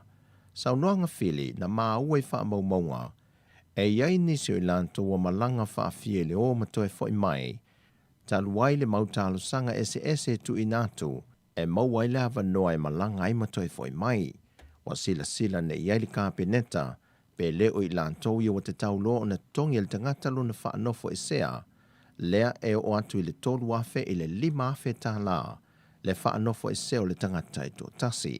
Whaamauni e mai anga whili, o le ale ao fia i le fuafuanga ma le tangata nga i le kapeneta, e lantou ia sa whai malanga atu e sa ili tong fitinga, i lano por kalame fso swandi le malo. Wa whata te mai le kapeneta whai ngā malanga mo le nei kuata mua le tausanga, e mo ni usila ma au sitalia, mo le toi fo i mai o tātou tangata ngā lulue whaawai teimi o lo o iai, whata se manisio le atunu ua tatau o na toi fo i mai.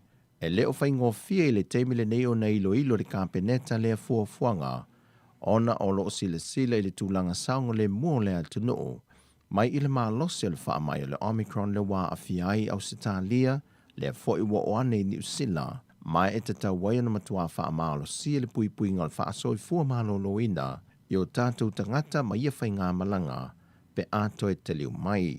O whai ngā malanga wa wha ata atia mua le whai ngā malo, e mai le masina le nei o Januari, Februari, whata siei mamati.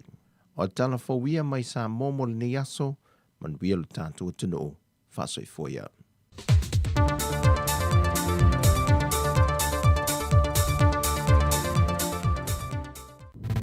Musika o malo longa ma tau mawhitanga o leo au li si ufofonga o le laumua.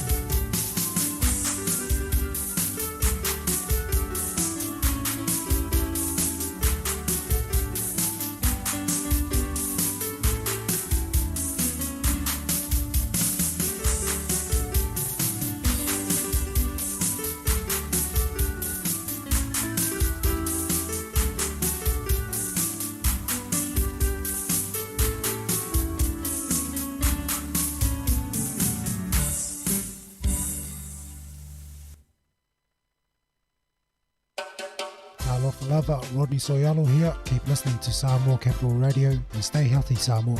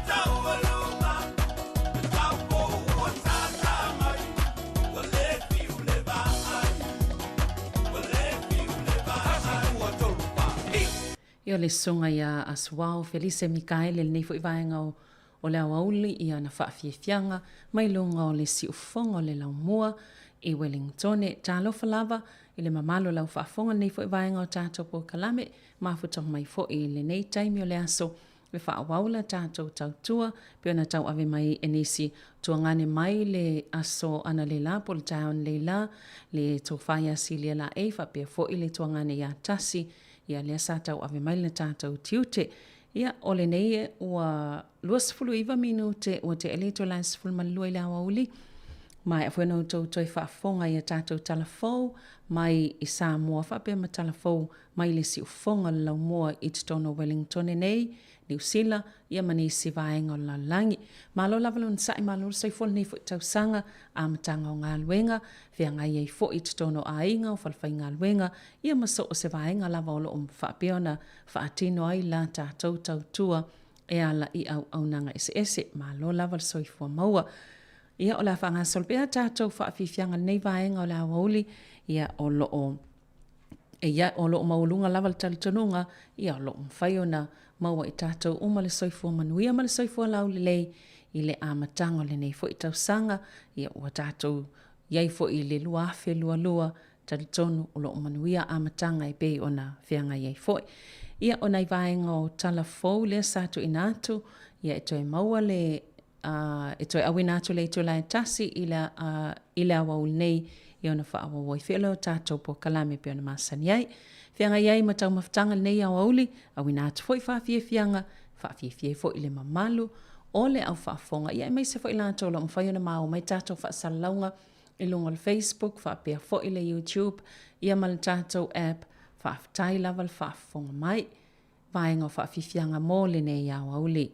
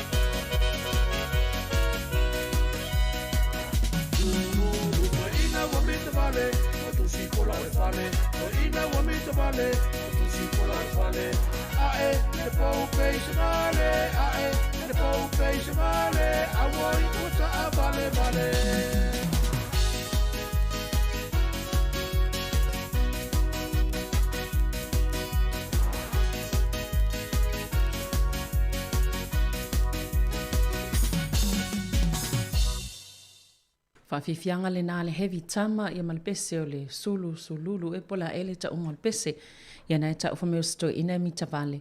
Ia le ai oanga nava na o whaafifianga wha Samoa.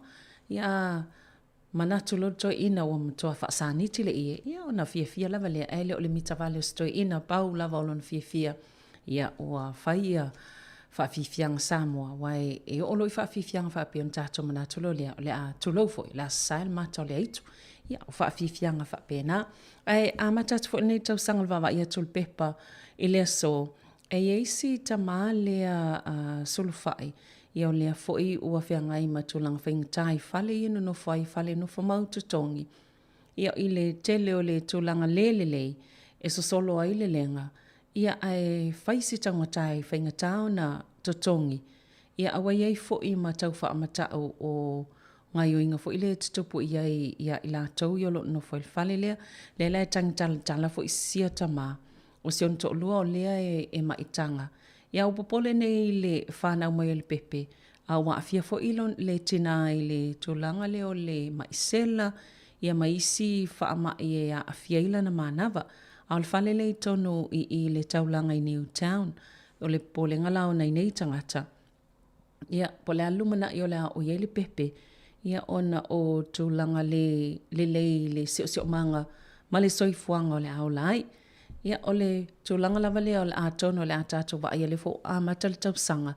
Ele o iese tulanga tu ititi o le tau fale sa matawina fo i le asoana nafi, le iputi ai, le taunga tau fale na iai mai le tau sanga. Ia atono stolanga fo i o le awhaawau iai.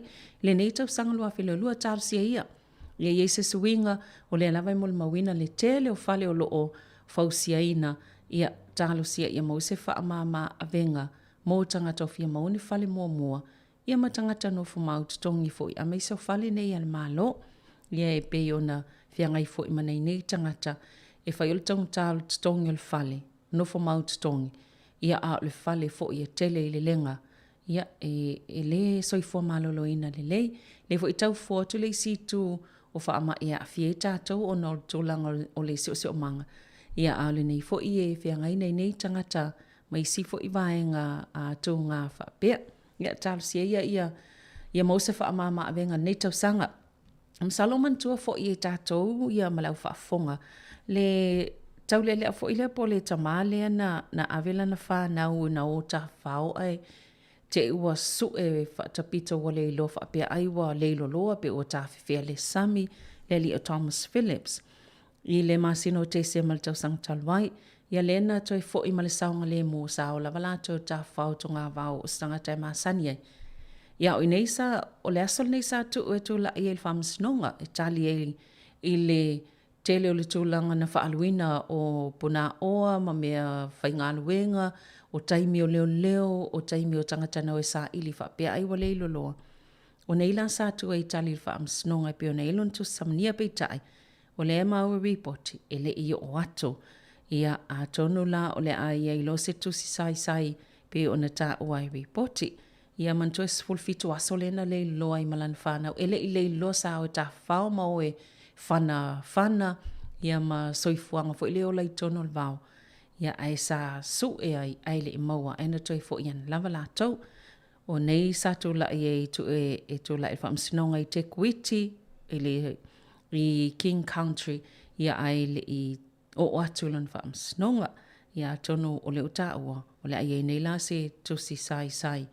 Wana aluma avelan whanau la i te tolu. Ia o na isi vaenga nao tala lo o maua fo ilunga penga so ta inga. Ile nei taimi o le awauli ia ai. O la whaawau pea tātou pespsenga. Ia e taito o luai fo i ma o tau umalawa lo mwhena mafuta mai ilunga o le tautua. Ale si ufonga le lau mua po le Samoa Capital Radio. Ilona ofisa i Porirua i Wellingtone.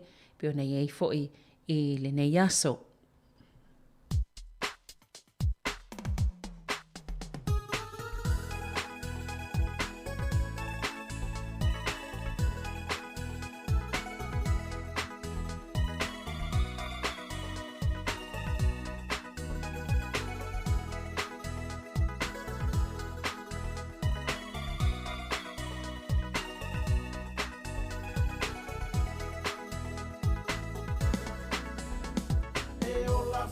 Fia le tangata wai ai Yesu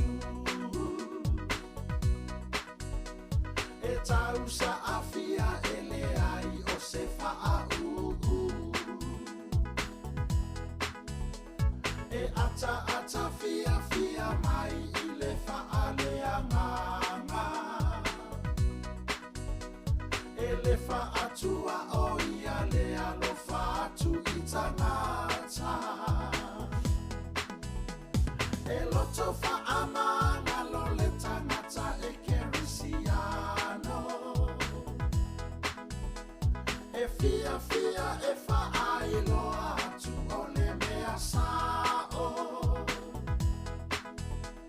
E ino sia fo ia e le au tawa satani. E feta usua i o se tama ua whaama i mai.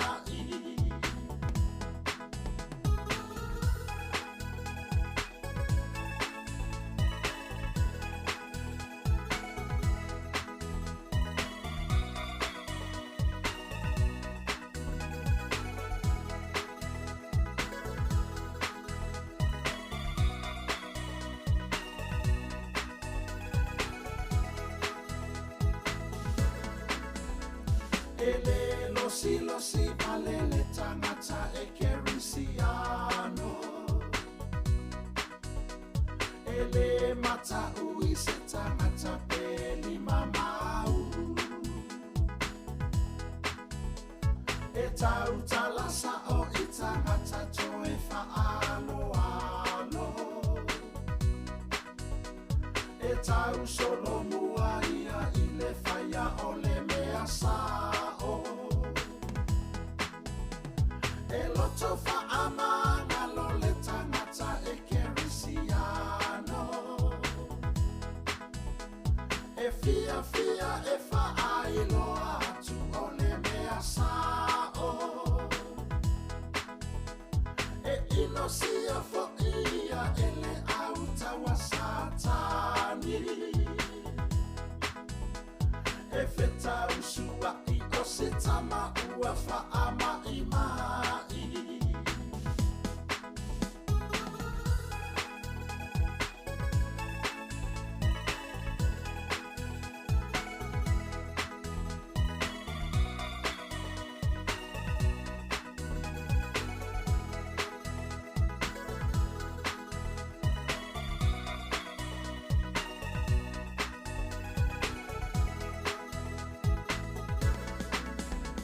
Ele tatau ona lima tango vale se kerisiano.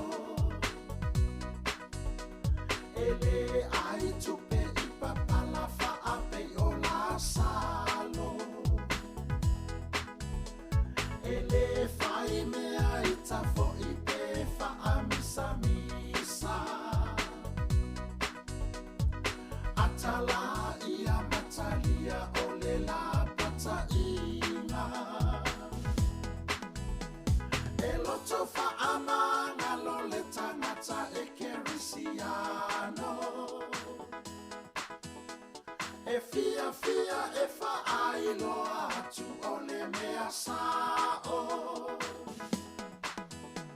E ino sia fo ia e le au tawa satani. E feta usua i o se tama ua whaama i mai. E loto whaamanga lo le tangata e kerisiano. E fia fia e whaailoa atu o le mea sao. E ino sia fo ia e le au tawa satani. E feta usua i o se tama ua whaama i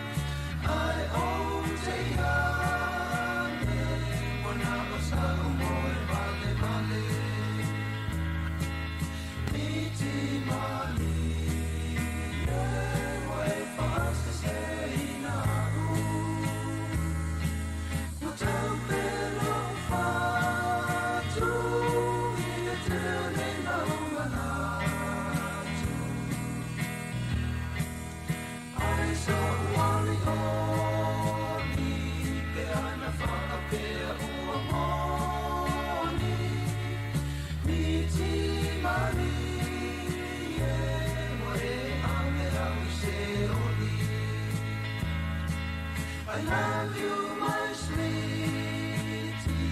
Oh, e lava lago che le sini. Fiava ai non forima. Stay e pari mai aita. Wapeya se fa anima. Lene liti a oe maita. La opele se isawi. Ola mona le mafatia Miti mali Ye wai fasa se ina u Watau pelo fatu Iwe telu ne maumanatu I saw only Pe ana whakapea ua moni Miti mani E wa e ame au se roni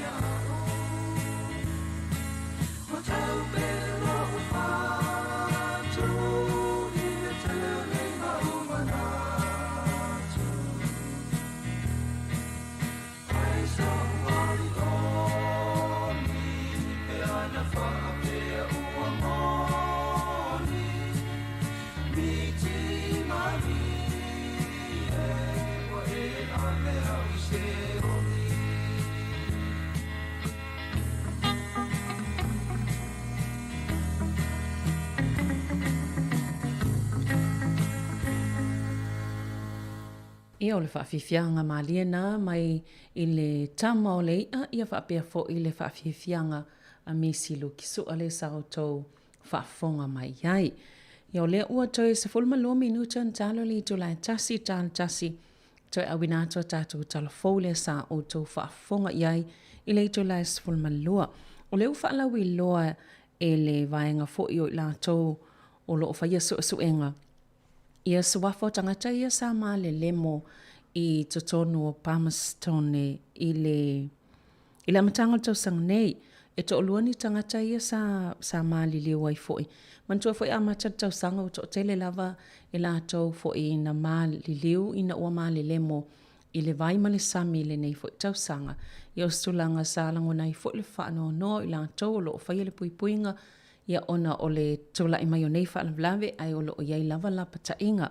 E la le whaalavlave len tupu i Palmerston North, ia i mana watu leana mali le moi tangata i to o lua i le vaitafe le i mana watu i le aso lua Januari. tu so le vai aso le te nei. Ia ale mata watu, ia o nei tangata nu Samoa. O toi tu ina ne isea o po Samoa po isi fo ono tu salava swafo isi tangata. Ia o leo wha lau iloa wha lawa i tele alo ia.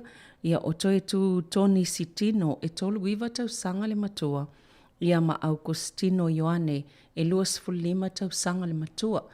Ia o ila ua ia lena ma le mo ila sole a solua Januari e mana watu. Ila waitafe i mana watu i Palmerston ila solua Januari. Ia pauna wa amtalanga lo mwhai o na wha lau loa e le matanga luenga o leo leo. Ia o nolo tūlanga fo ilo o wha awa waisu e suenga ia male mafua anga. Ia le peo mata watu ia o na i o tātou tangata lea wa fia fo ilea wha lau lave. Olo ia lava lapta inga e maise ila tolo anga i le sami male vai. Ia tautua nā olo iai lava lapta inga i vaenga e tatau na o iai le tangata e fia au. Ia ma e maise pui inga mo whana witi. Ina ia mata i tū le leia tū langa i tātou te leiloa lava ia tū langa e tutupu.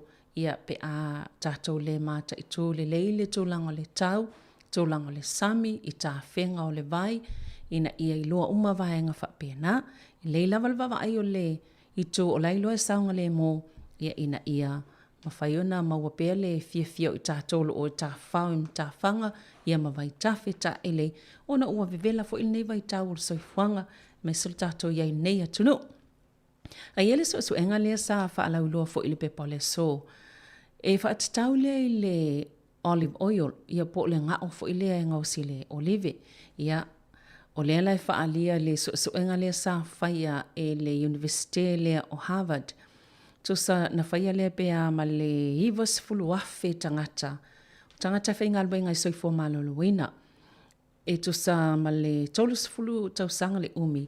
Le sa wa ai i tūlanga o tau mawhitanga tangata nei. Le sa wha i so enga la le olive oil ia po le ngao leo le olive.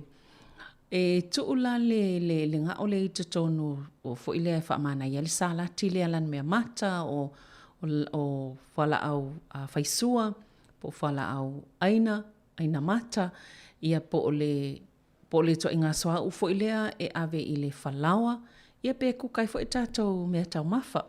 Pe o lela maua so enga lea, fo linga mai e la ititi fo le tūlanga lamatia o tangata, mai lea afia i pe o lava fo i le maliliu vave, ia ona o whaamai afia mai lea afia i fo i le whatu, ia ona o tūlanga leo isi tau mawha le malolo ina leo lo tau mawhaina.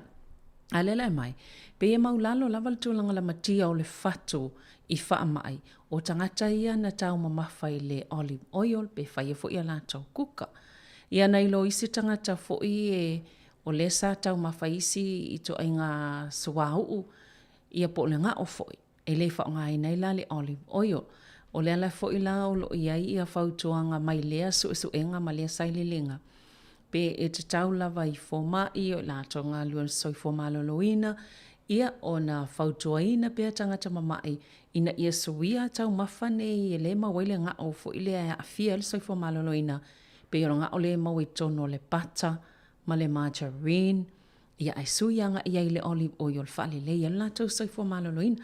Ia waanga lava ia le telefoni whatal no tato po kalame, ta tonu fo ile masani fo ntala no ai ia ila tau le soi fo malolo ina i so o se fo mai o ila tau ngā lulua i nei au nanga o lo mwhaiona au ina tau tata po kalame le soi fo malolo ina. Ia mei se fo ila tau scientisi, ia e whapia fo ile sunga ia alo, Brian Duffy, ia tasi fo ia vaenga te mantua satal no ai fo i inga o nei, o lea e mawele tatou o la malolo ina, ia malanga o tatou te mamai ai, ia pe a tele fo ina tatou tau mawhai, mana i tele nei saililinga e sanga whaamalusi awe i tātou i vaenga e yanga iai. Ia tātou tau mawhalanga leo amata fo nei tau sanga lua, whelua lua. Ia tātou amata fo i se amatanga mana. Ia tele lea i le olive oil lea. Ia le sa tala noi la vai po kalama se fo maloloina. Ia le vatu e mo ia e iwa sifulu awhetangata ngā lua soi fo maloloina. O le sa whaieri suenga. La te ile tolu sifulu tau sanga le umi sa wawa aia la tau tau maftanga nei, ia le mau maili nei unga mātango fia foi, ia ma whaamanu se au i tātou E mo ia e fo isi e fai fo isi tau tātou nei lo isi ngao. Ia ai si le atu o lava le pui pui ia nei lo tonga tia, fa i tia i le mai fatu. Ia leo lo a fia i nisi, mai ia fo i to e ngā tau mafa. To e ono minuto an talo le tu lai tasi, tal tasi fa amuta fo tātou tau tua maasani lunga le si ufonga lau mua, i la tātou frequency o le politio, i le tasi ono tesimal tasi fa mo, ia e fa awau pe lunga le Facebook o le app, ma la tātou wala ata o le YouTube, mwhai ona e maaua mai la tātou tau tua, toi fa maloa te lātou umalava, o lo mwhai ona fa afonga mai, ia mai mua mai foi, i le nei taimi o le aso. Au ina atu le tātou pese lea, ia ona fa mai atu fo le lunga le tasi ono tesimal tasi fa mo, e toi au ina atu o tātou talafou, i lunga le app, fa pe le Facebook, ma le YouTube.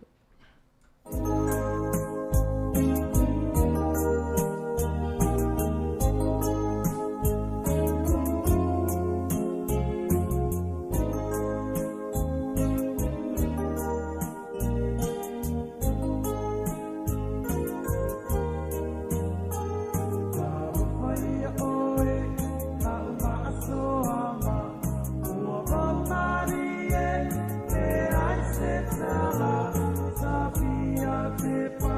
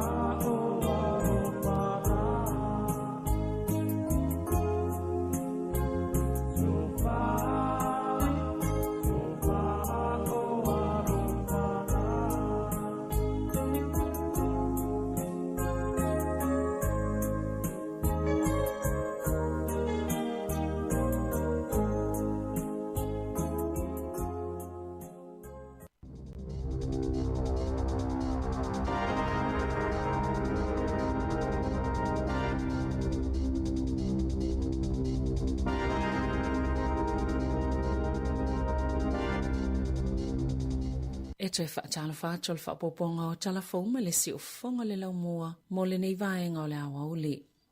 O le ale toi mawhaia leo leo na tapu e na atau tupulanga talavou. Peita ai olo iai bea tunga lunga leo no avea maawala o le a whaapopo ina ile numero o tupulanga Maori e tau fia matalokaina. Na whaiei suinga ona o se suenga le leito New Zealand. Na whaalia ile masino te se malua filus fulu. Le tapu e ngai leo i wairu rapa i se whainga le to Simon to la fono o ni atau tupulanga Maori. Sa iyo e leo pe whaatolu na la tau tapu e na atau tupulanga talavou i se whainga le to Simon to la fono o ni se whaapeta i se fulfatau sanga le mātutua.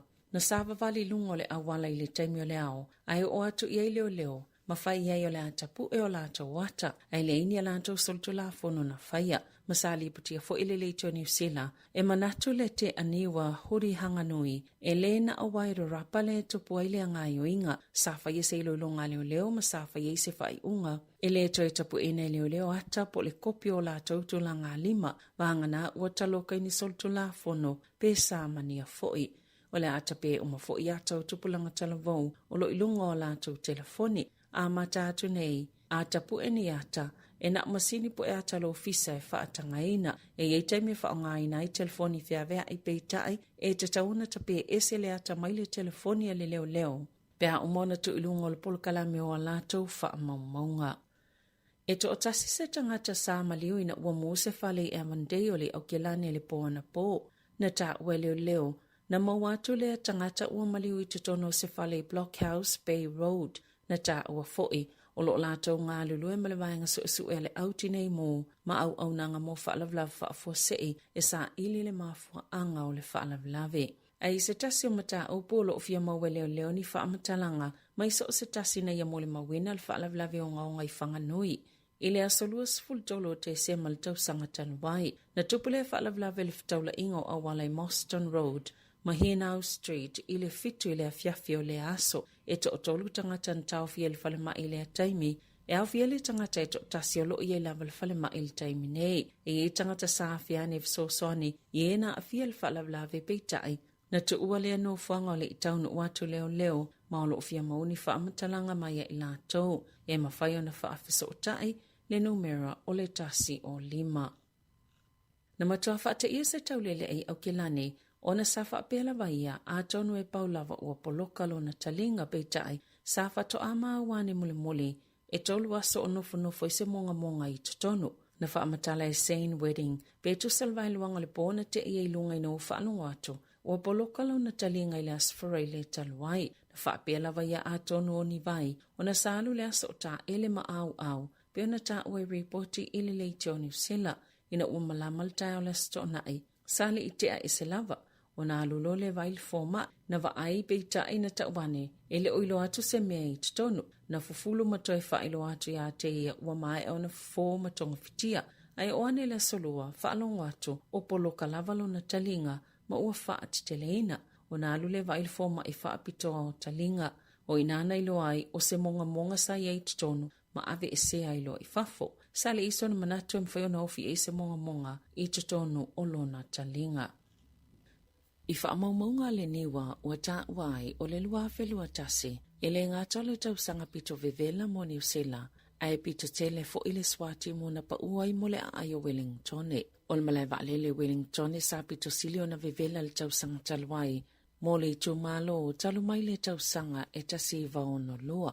O te se male masina pito tele le swati mo na pa uai mo le ai, e tu saima whaamaumaunga. Sa whaatoluina le swati mo mailo na tūlanga masane na to ulu le masina o te sema i le mlai vale le Wellingtone. Ailo na lua i masina o te sema i tausanga uma talu mai le tasi vale mavalo. O le lua whelua tasi ua whaamawina i whaapia le tausanga pito sili leo na vevela i whaamaumaunga i te tono New Zealand. Lea na amataina mai le tausanga e tasi iwa o iwa. Sa o atu le sifulu tolu te simale 5 ono tikiri le tele o le vevela. Sa au fiele atunu atoa i le lua whelua tasi. Ma le te simale 5 tikiri. Sa mawalunga atua i nailo le afiv se lau valu tasi. Ma le tausanga i lua se fulu. I le fua o le vevela whaal tausanga pio na whaamawina i le lua whelua tasi. Sa ilunga atol tulanga sa masani ai. mai 15 tasi tikiri Celsius, i le tasi 12 tikiri mo le tele lava o vaenga o New Zealand, o tausanga i fitu ia ua mawai atu i New Zealand. Safa amawina e whaapio ni tausanga pitosili o na mawhanawhana, ma o whailunga wa aia i o le mawhanawhana o le tau le lalulangi, pe o na whaalia le niwa, o le taimi pitosili o na vevela o le tausanga talwai. O le tau whaai ui ungo i Januari, o le vevela pito maulunga safa amawina le ile asolua sifuluono Januari i Ashburton, masaa o le taulu iwa te simalefati kiri le vevela. E lo na lua i le vevela pito mawalunga safa amawina i le asolua sifululua Januari te siva o valo e fase fulu tikiri. O le whaalinga au whaipisinisi e whaatawina atu paipauila e ulai tapa aila tunu po le vaping e saunga le mula valato o loa e ui wa whaavaluina le mawalunga le sitia o manuanga e mafua mai ia masini. I fo numero na mawele o Taco Daily Times mai le ACC e alato le tola fono whamatalanga aloa ia sa ilua ina sitia mai le iwa manuanga na whaamawina le lua fesfuluono i se au whainga fo e fitu se fulu ma le lua. E masina mo esful tasi o le tausanga i lua fe lua tasi o manuanga ese nei e au fele mo le tangatau laula le na ta wele ACC e whaapena maafua ina ua pape mule masini po le paipai ulai le tapaa. Masafa au popo ina lava i tausanga te tasi i le vao le lua fe sfuluono ma le lua fe lua tasi. O isi manuanga e au fele se leia o 5 maili tioata o vaenga o ia masini a o isi fo i manuanga o na ole manawanga o le vape choose o le manato le ACC ele ole au inga tonu leo manuanga e mafuono le vape i tutono New Zealand. O na ina o fai numero fa maumawina i o tangatolo o tu ina atu talo sanga matalia ina o ana na filena fa amalo seito la fono le matanga alwenga o soifo malo loina e fa atapula aina ile fa atango i tu ainga ese o vape choose si fale o loa fa apitoa. O lo fautua ina i lato whaongaina ia o loa ina ia mulimulita i fautuanga a i lato lo whaatau inatu ma ia whaatau mai fo i whale o loa lo ieto mai ia paipawila e ulai tapaa.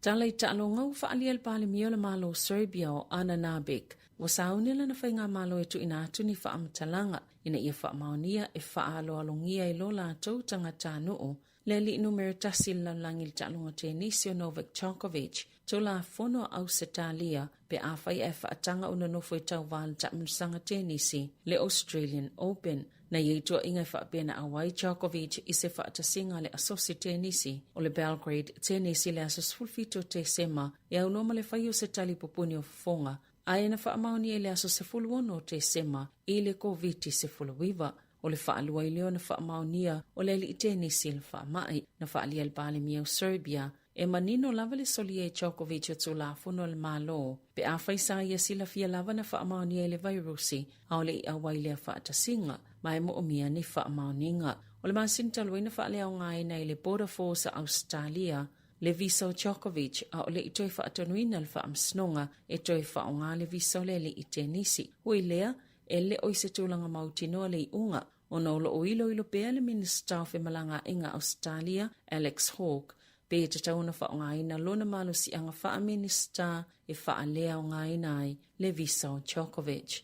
Wa whaulu whale alo i le sunga to o le tai David Tua i le Florida Boxing Hall of Fame Class of 2022 i le United States o Amerika na awai to le tai le pol kalame na whai e lunga le fsota inga wha ate konolosi le whai unga le vai aso. Masa awai wha atasi maisi sui le vasengo le lua fe lua sa wha aulu whale alo i ai foi i le Florida Boxing Hall of Fame o le pol kalame e ave le wha ayayanga i tangata sa whai pele ma i lātou sa whai lo lātou sau tele le taalonga le fusuanga. O vaenga yanga va aise tangata fusu ia whaayayanga. Pe a whai e tolu pe sile atu fo i leo whaingo ni whai pelenga sinia na manu malo ai. E lua pe sile atu fo i leo whaingo manu malo. Ini fusi o whai pelenga sinia i lona atunu. Pe sa tau wa fo ini tau wanga tutele selima pe sile atu fo i whai pelenga whaapolo fesa. Tala fawia malesi o fonga le lau moa mole nei vaenga o le awa uli.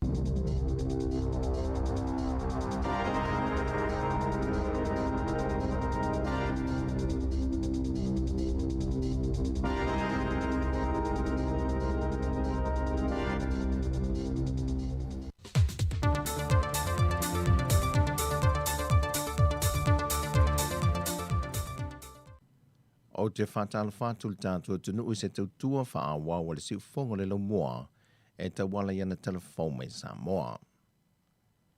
Tanu mai le aso i vote se mo le tausangan te nei, e na o le to tasi lava le tangata Samoa na wha mawina na wha maonia ua mawele siamo le Delta, le na mawele televou Samoa na malanga mai le whainga malanga e to se lau tolu se fulma le wha, a le waalele na malanga mai fiti.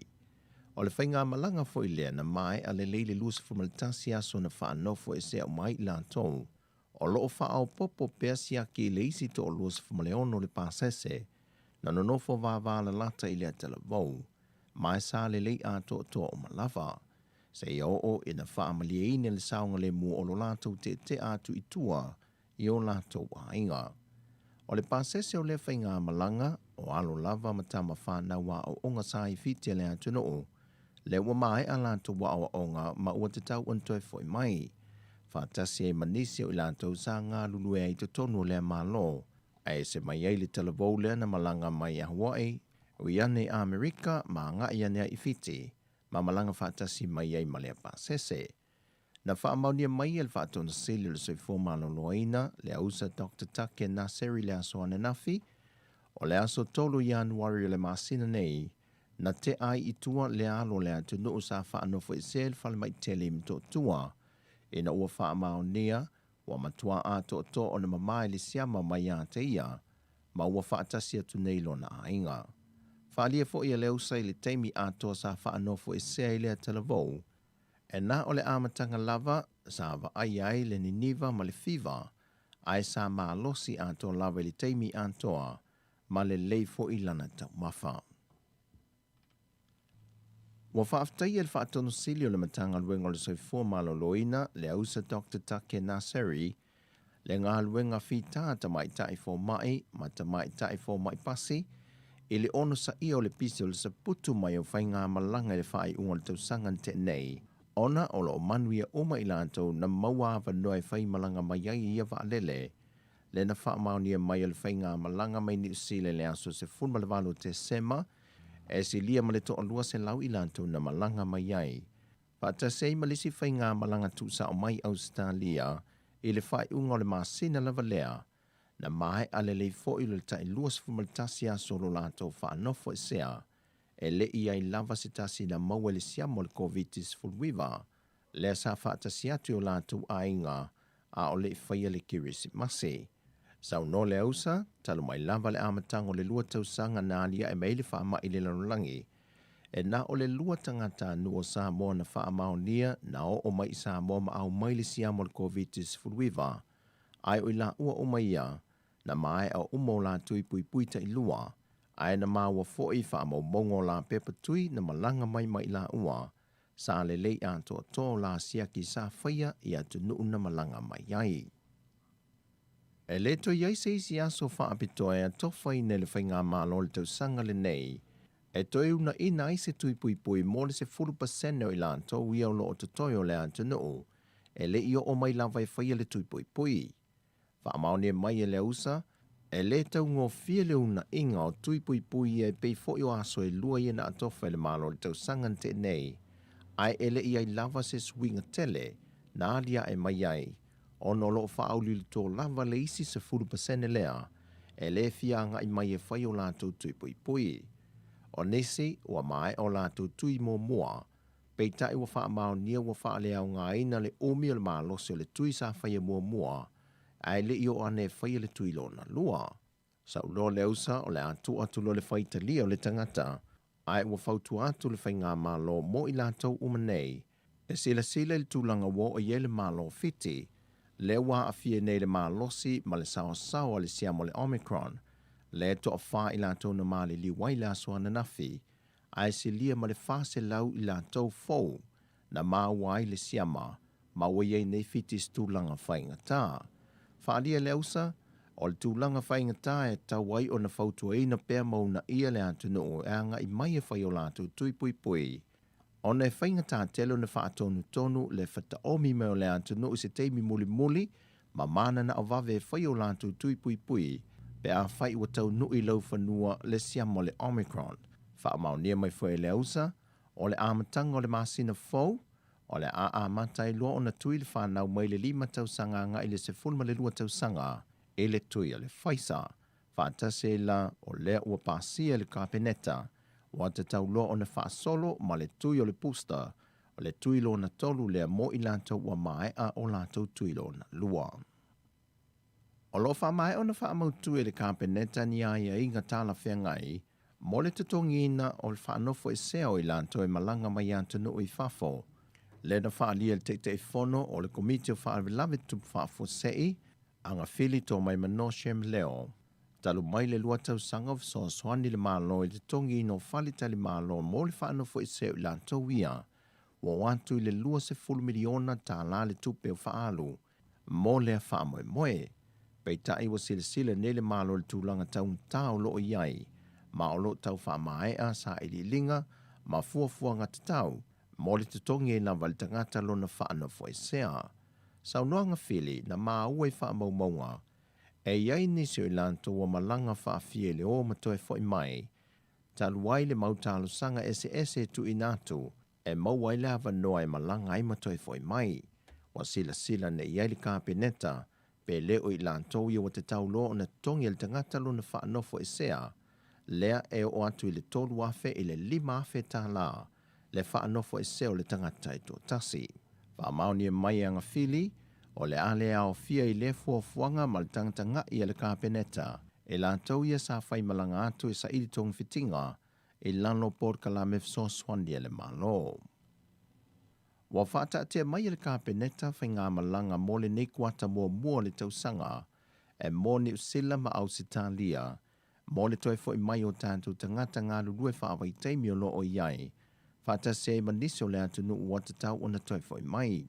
E leo whai ngō fia i le teimi le nei o na ilo le kapeneta lea fuafuanga, ona o lo sila i le tūlanga saungo le mua le atu nu, mai i le maa losi le wha mai o le Omicron le wā a fiai au sitalia, le fo i wa oane ni usila, mai e te tau wai na matua wha maalo si le pui ngal wha asoi fua maalo loina, i o tātou tangata ma ia whai ngā malanga, pe ato e te liu mai.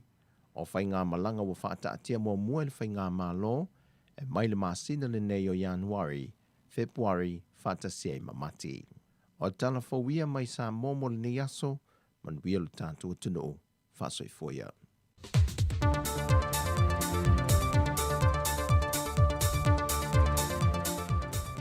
O le tautua le si ufafonga o le laumua o lo iai fo i le langolango a le New Zealand On Air.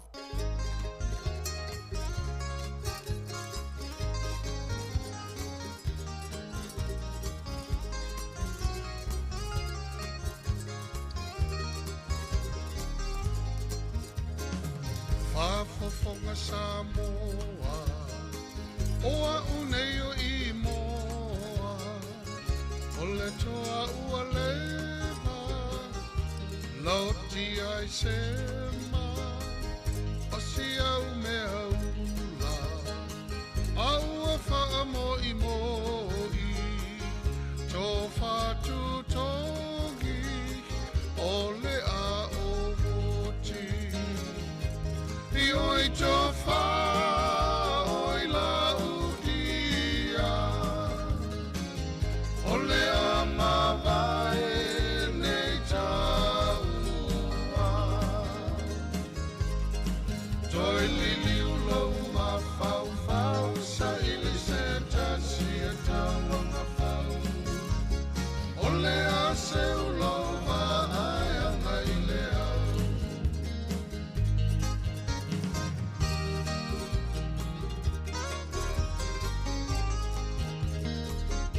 Ainga i le tai, ma le ulu moena, e malini loi mata, tangi o lo uananga, ua tu malu, se ma i le palapala, whaamanga lo ita, o le tangata leanga.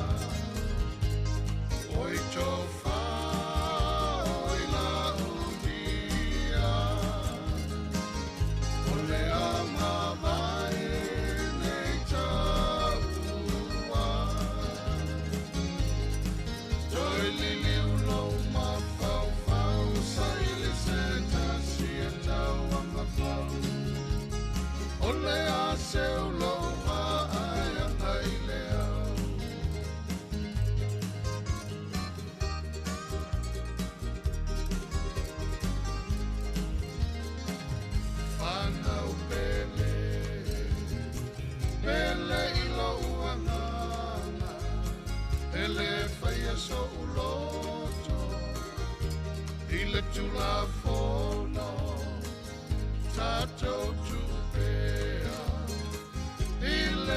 sili ese e pule i le whaaola pule i le ave ese i oi tō wha oi la utia o le ama vai nei taua toi lili ulo ma fau fau sa ili se tasi e tawanga fau o le a se ulo vai anga i le au oi tō wha oi la udia o le ama vai nei taua toi lili ulo ma fau fau sa ili se tasi e tawanga fau o le a se ulo vai anga i le au o le a se ulo vai anga i le au Ia nisi o whaafianga mātangu whiana le nei fo i vaenga le awa ule i le tautua masani a le si ufonga le la mua peo nau tau whaafonga mai iai i lona ofisa autu i porirua nei man Kevin i tonu o le a ai o Wellington ia po le taulanga po le lau mua foi o le atunu o New Zealand. Toi whaatalo whaatu i lato umalava o lo mwhena mafuta mai i lunga o la tatou tautua i le Facebook o le alata o le YouTube ia ma le tatou app a le Samoa Capital Radio ma lo lava le whaafonga mai o le nasa o tau toi whaafonga mai i a tatou talafou nei aso na toi awinatu le ngata talafou mai le sunga i a ta sesa lam sam i Samoa ia whaatasi fo i ma tatou talafou i ni usila nei o lo o awhia manisi o tala mai nisi o vaenga o le lalangi. O le ua luas fultolo minute ua te aile tasi i nei Wellington i a talitono ese a tātou taimi i si vaenga lalangi o lo mwhaiona maua mai ei foi. E nisi la tātou tautua i a whaiere i subscribe la tātou wala ata o le YouTube ia o lo te lele amano e mwhaiona e whaia foi lea a fsosani tātou tautua peona iai mai le si ufufonga o le laumua. E ini si vaenga o tala peona moli mau atuai foi e le nei foi aso. Ona ini so tala ia tono i fafo le foi mau le newspaper ia le staff ia po le Dominion Post. O se tangata le po stama ngase i tono foi o Amerika. Ia sa o mai aneilo na tautonga o suia lo na fatu i le fatu se itulo foi o se mea i tua o lo po se pua. Fo i lea na whaafai lele, whaapitoa lava i vaenga o so enga whaasaya nisi. Ia e leo yeini chiensia i te e mai i tonga fitinga pe atu ina atu le tino o le tangata ia po le tino fo i o le mea ola. Wa iai la le tautonga o mai ane la le tautonga o lea fo i tama ia po se taimo mo whaatino i se tautonga whaapea wa ave se whato se mea ola se itulo. Ia wa umana suia le mai i mea i toa aloia na whaafai whaapitoa mo ia fo iso enga. O lea la umai anei ia le tautonga le nei. Ia ma o le talitonunga fo ima le mata matenga nisi. A tono la fsosoni te le whaamutai ia le tūlanga o whaafita uli e whianga i le te tele o lisi. Po le tele o tangata e i totono o lisi whaatalitali. Moni tautonga o isi tangata fo i esu iei taipe o whatunga o i o le whatu mawaenga whaapea. Whaina fsosoni isi tangata o lo umo mia tūlanga whaapea. O tangata la leo David Bennett Sr. e Norfolk State o Maryland le whaapea. Mua tolu aso talo na mai al tautonga. Ai olo o solonga le lei lavalo na soifua maloloina. Ia ma o tata fo i le whatu lea o le mea itua o lole na sulu i tutonu pe sui ailo na whatu. Ia ma pamu fo i le toto i pe o na masani ele ngalwe ngal whatu ia mo le tino o tangata. Ia ai wai e le fofuanga a fo mai. Ia ve ese le masini lea e pe o whaalangolango i eile situ langa tā ua tele o lewa ai ngolon soifua maloloina. Ia ese i wawa po a aisi ta iala po la sanga o le anga iai. Ina ia wa ai pia po o manuia ia le tonga fitinga le na whaia mal tautonga. Wasu ia mai le whatol tangata i le whatole. Mea o lau umana toi whaafai lele mai e whaawhetau I matulanga ia o le soifua maloloina o tangata ia talusia ia fo'i o tātou ia wawa ai le fofanga le atua I le mwhaiona na o le atua I le fofanga le fausanga o tangata ia iei fo'i vaenga o lo iei to mai o fomai na ave iei le atua sosoni ai fo'i ia I le soifua o tangata I vaenga e mo mia o na whaia iei tong fitinga ia ele fa pela se tulo so se me to o lo lava po so spua am fa yona fa le ye lava me to o lo ma me ola fa fa fa le fa to ma tausina e fa ye so enga fa pe ai la to fu scientist e mai la to wa to mai fa to nei fo I vaenga o so I fanga ia ai a wina to pe ta fa fi fianga nei vaenga o le aso ia tatou te mafuta I pe I lunga le tautua ale si ufonga la mua se ia tale I to lai lua I le awauli o le nei fo iaso.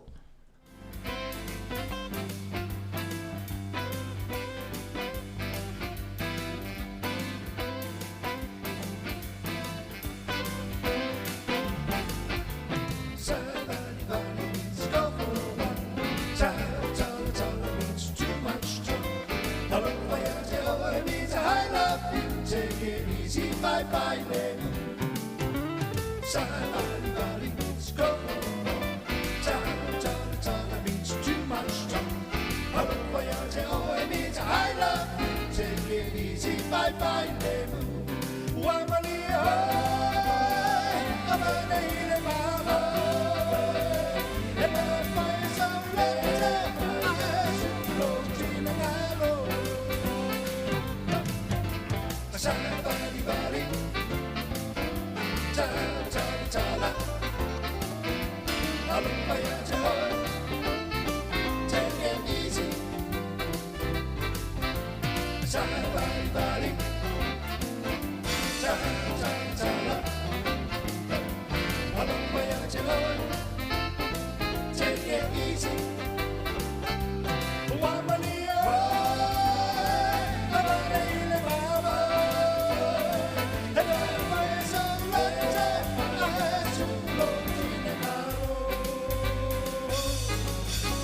Somebody means go for one. Tala means too much time. I'm a voyage, oh, I need to I love you. Take it easy, bye-bye, baby. Wamali, I'm a lady, my love.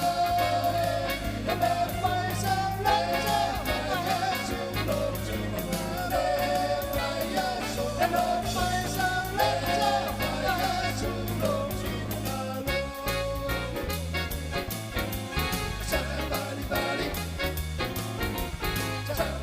Tala.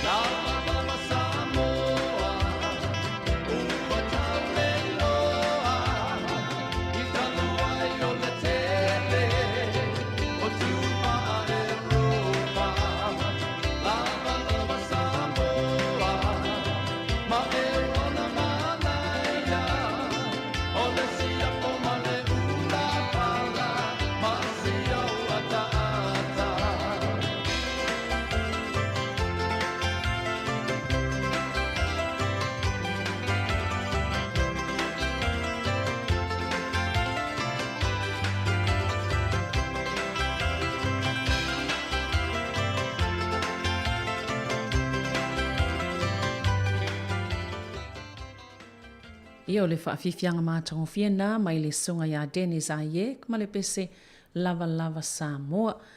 Ia maalia lava fo i wapei o taimine o le tausanga e tele ina whaalauwi loa i fo i le vaenga leo whaamaumaunga o aso whanau, o aso maliu, o whaipoiponga. Ia whaamaumaunga o ingoa o pepe fou, po ingoa o pepe sa tele lava ina whaingoa i e tangata la tau pepe pe a whanau i lea tausanga ma lea tausanga. Ia iei fo i la mai ingoa fo i e te ena i le vaenga leo le whaatonsilio o lea fo i au nanga i tono New Zealand.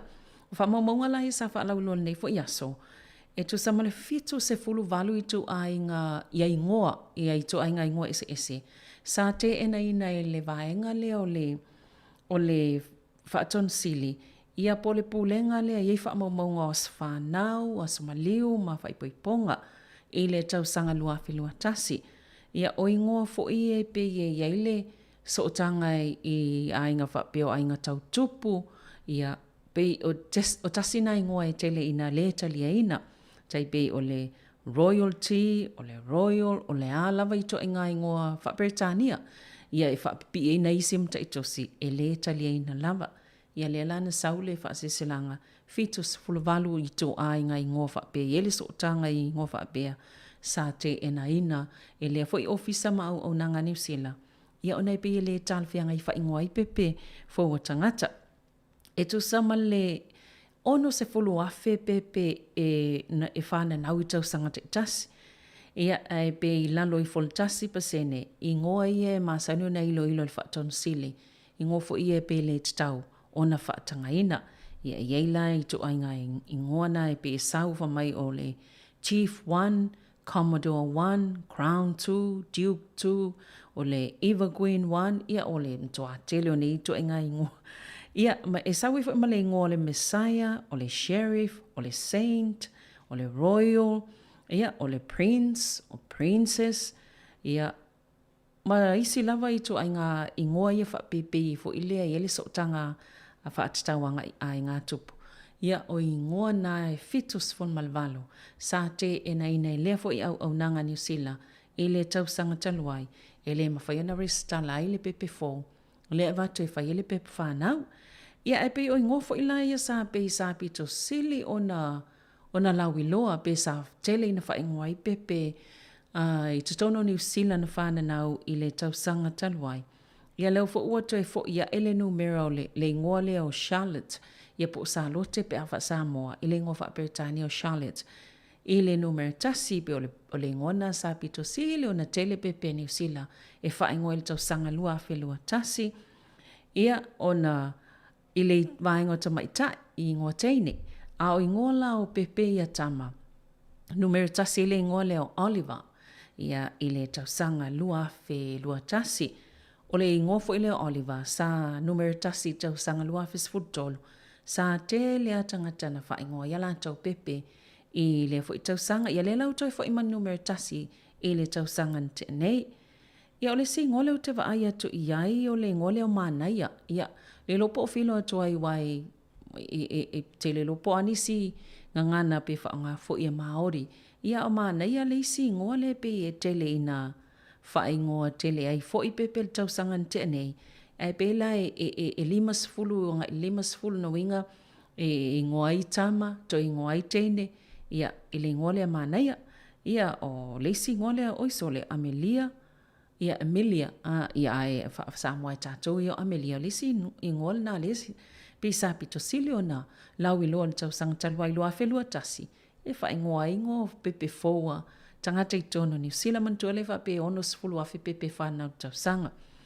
Ia i tono le neia tono, o isi ingoa ia sa tele in wha ingoa i fo ingoa pepe tamal tau sanga taluai, o Noah ma Jack, ia po o Siaki, wha Samoa, pe o lena luna lua malona tolu le ingoa Oliver le numero tasi. Ia. Pe o le tele nao ingoa o tusa o le lua fe lua tasi. E limas fulu i wafe, lua se lau se fulu wha, pepe na resitala i tutono New Zealand. Ia ai pe amal sful fitu afe ono se lau sful fitu i tu a inga ingoa ese sa wha ingoa ia pepe. Iona winga tele pepe tutusa ingoa ia sa resitala ai.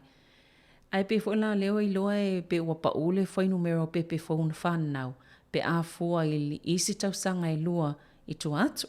Ia, nala e numero mua tama o Oliver, lona lua noa o Jack, lona tolu o Leo lona wha, lona lima siosi, lona ono Jali, fitu Lucas, valu Theodora, ia o tama o William, na luna iwa, ia maluka numero 10.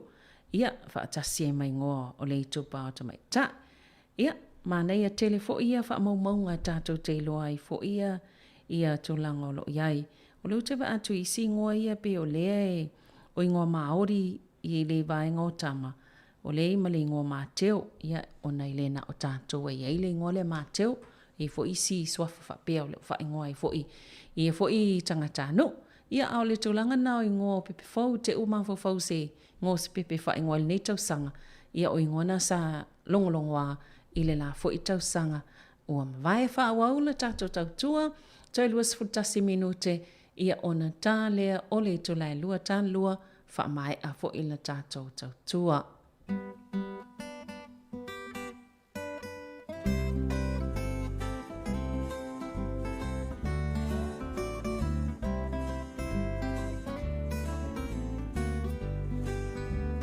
Pese pese atuna I teine o le vine ai pula to o si mawhine. Le vine ua pula, le vine ua uma, wola ola I atu maunga. O le la au ua la lola ola satu toa nei mo to o tua. Le lau ele I e mana tua, le lau mua mai ana mua. Lau mua leo sa ma I si sifo, e tupu ai le vine ula. Sa wia ai senga la umana me ai, te tae mai rane ai. Le ai sa tupi popo, le ai sa tau kokonana e ti soto.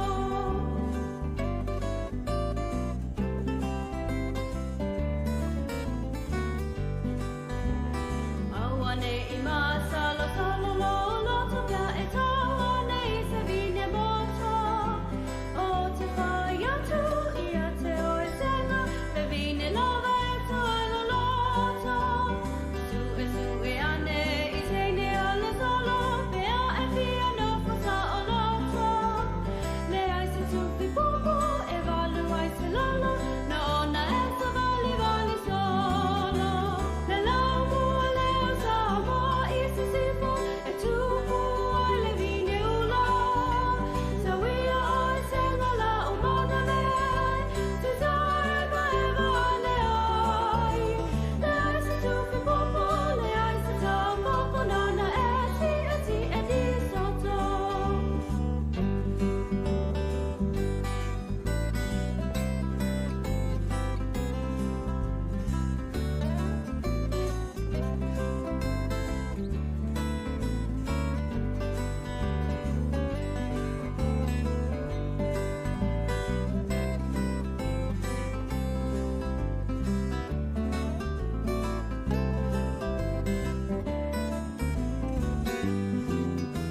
Le lau mua leo sa moa I se sifo, e tupu ai le vine ula.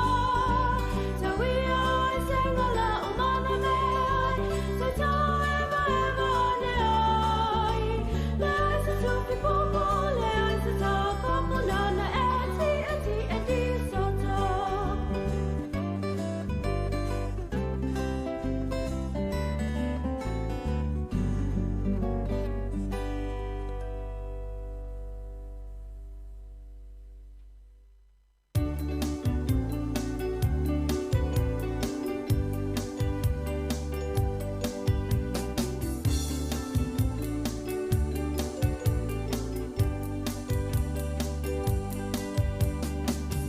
Si ele papoponga se I whai o lau tala, e uinga I le nuu, ma le nei o langa. E umea uma o leo langa I le pala pala, sa I li mua mua, le malo le atua. awe sauia se i e tofo ina e se le mana ia o le ta ase i le tala inga umea umapaanga fo i lo a inga sa ili mua le malo le atua e o malili uto atalo fa Samoa wanga ule tasipo tuo America Samoa le tinanga loe le atua ele maseu talo fakoma na lile asalu atauto alua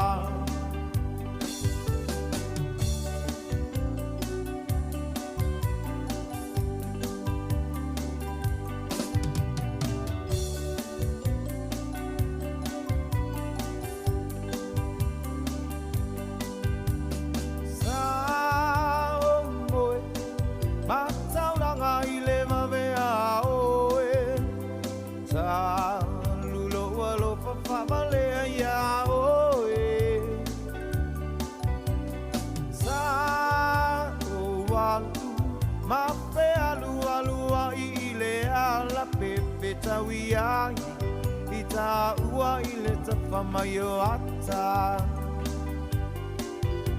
bo ita ile ala isa sa toe ape betawi matanga toe fo ianga isi sifo aweta ilo ta ino isi ame pa vale wa elevea tele ile lau leva tele kea ole papinelea o eva ua malaya ole lalo langi ona osiana ata mavala au mai oe tia tali au elefe o abio ale ai lalo langi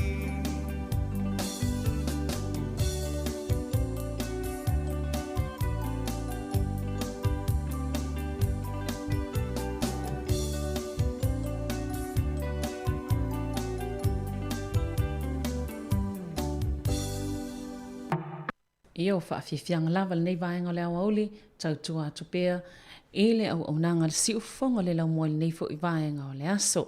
Whaafiafianga na mai le Powerhouse, ia usi le whaafonga se i whaila utala, ia whaatasi ai fo i ma le whaafiafianga a talina i le peso le vine ula.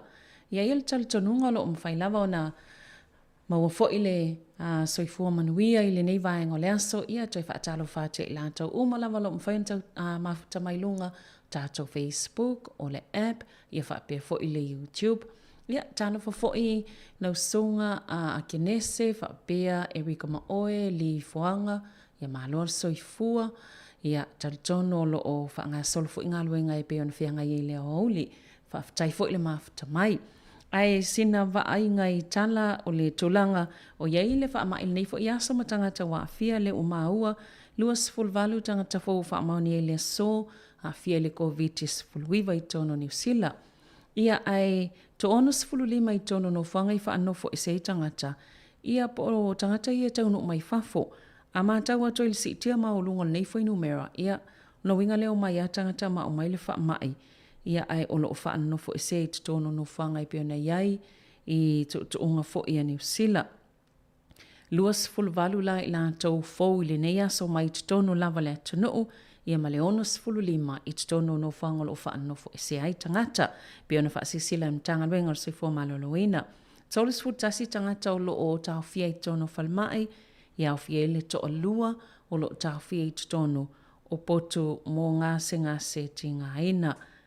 Ia o ana na fia to as fulfatanga ta fou na whaamaoni e le vairusi mai te tono New Zealand to o iwa i tolo no fuanga e whaanofo e se ai ia wa si tia maulunga ne yaso pe a fua luas fulvalu ia ma leonos fulima Ia, mantua fo'i o ananafi le sa whailoa ile tūlanga o tangata fo'i ia sa onofuanga fo'i ia pisa sia si tangata i lea na fia le whamai.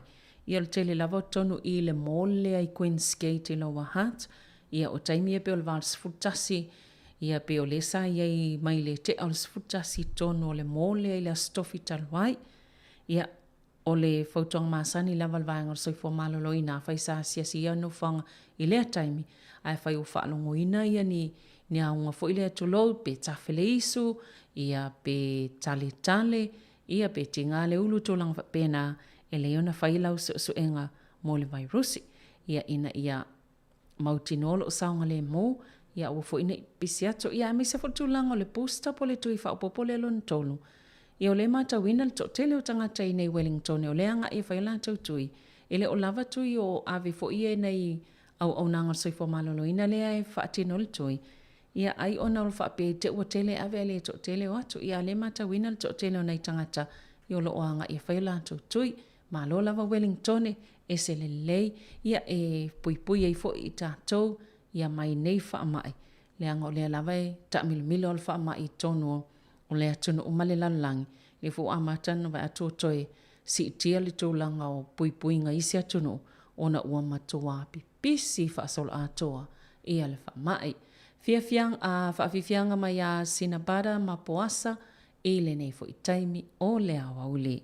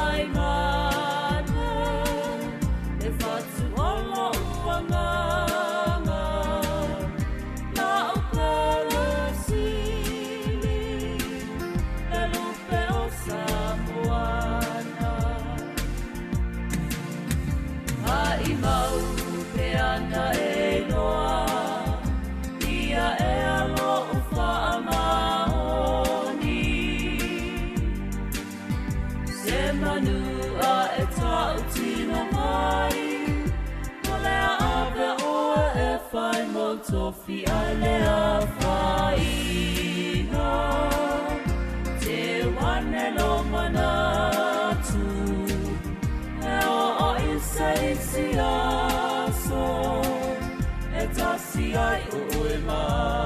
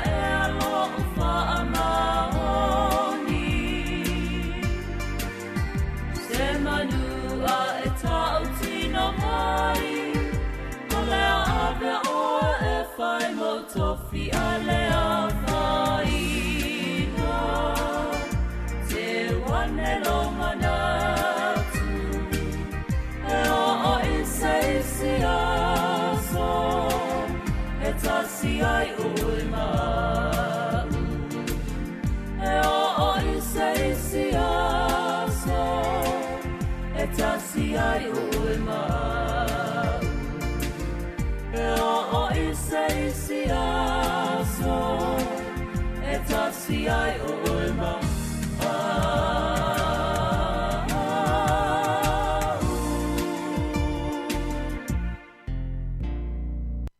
Whaafifianga mātangofia mai asina para ma poasa, pio nei whaafonga mai le pese Samoa ea.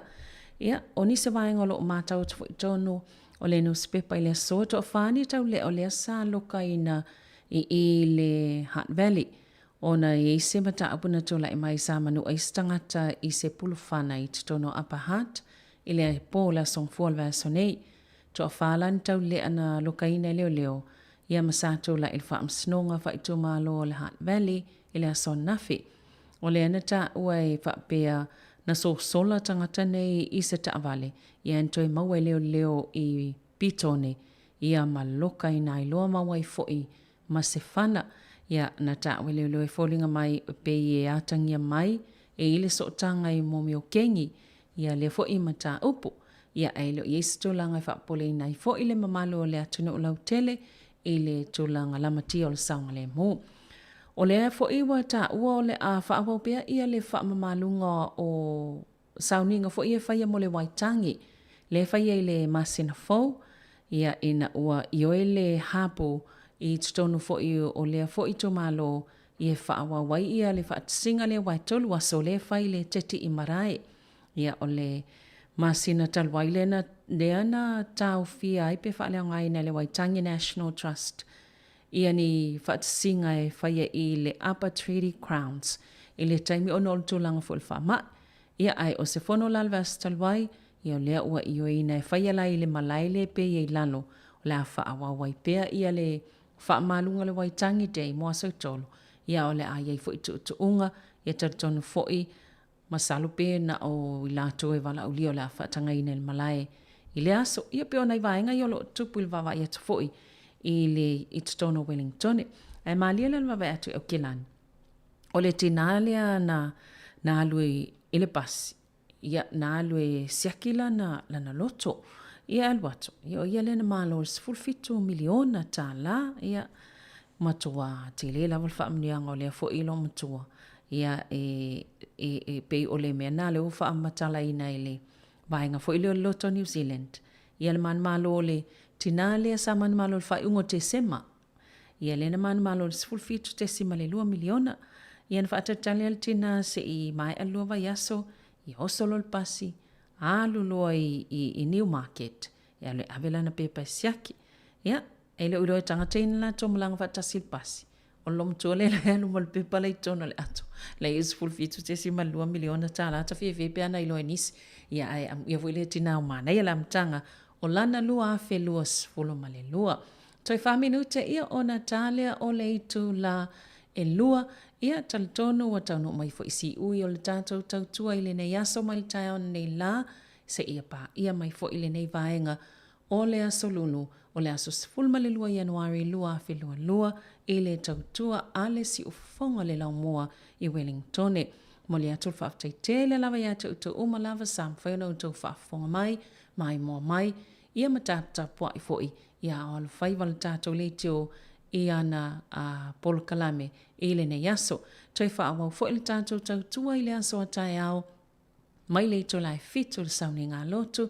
I ona whaawau ai lea se ia pa ia foi se vaenga o le awa uli. Ma o le atoi whaawau i foi le tautua a le tuangani a ta Sesalem Sam mai le aso tofi i le aso a tae au. I vaenga foi ese o lo umwhena tau mai moa ia ma moli mawina i se o tātou atunu o Samoa. Ai mol taim nei se upu ua sala mai le tautua i le nei aso whaamangala mai. Ai mai a tea o mai mātou umalava i le si ufonga le la mua whaaftai ma ia manuia lava toenga o le nei aso.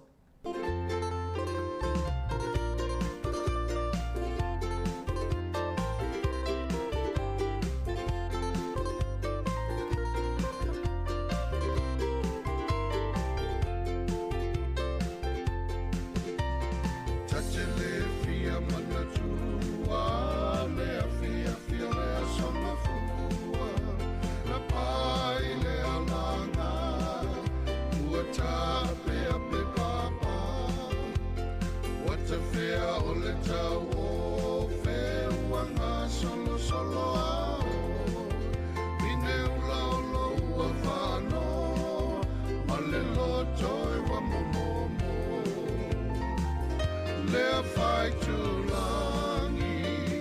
watangi mai ala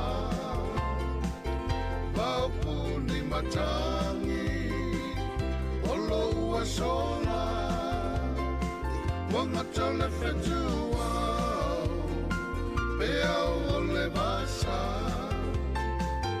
Motu sia lau pale sa o tiwa ia pia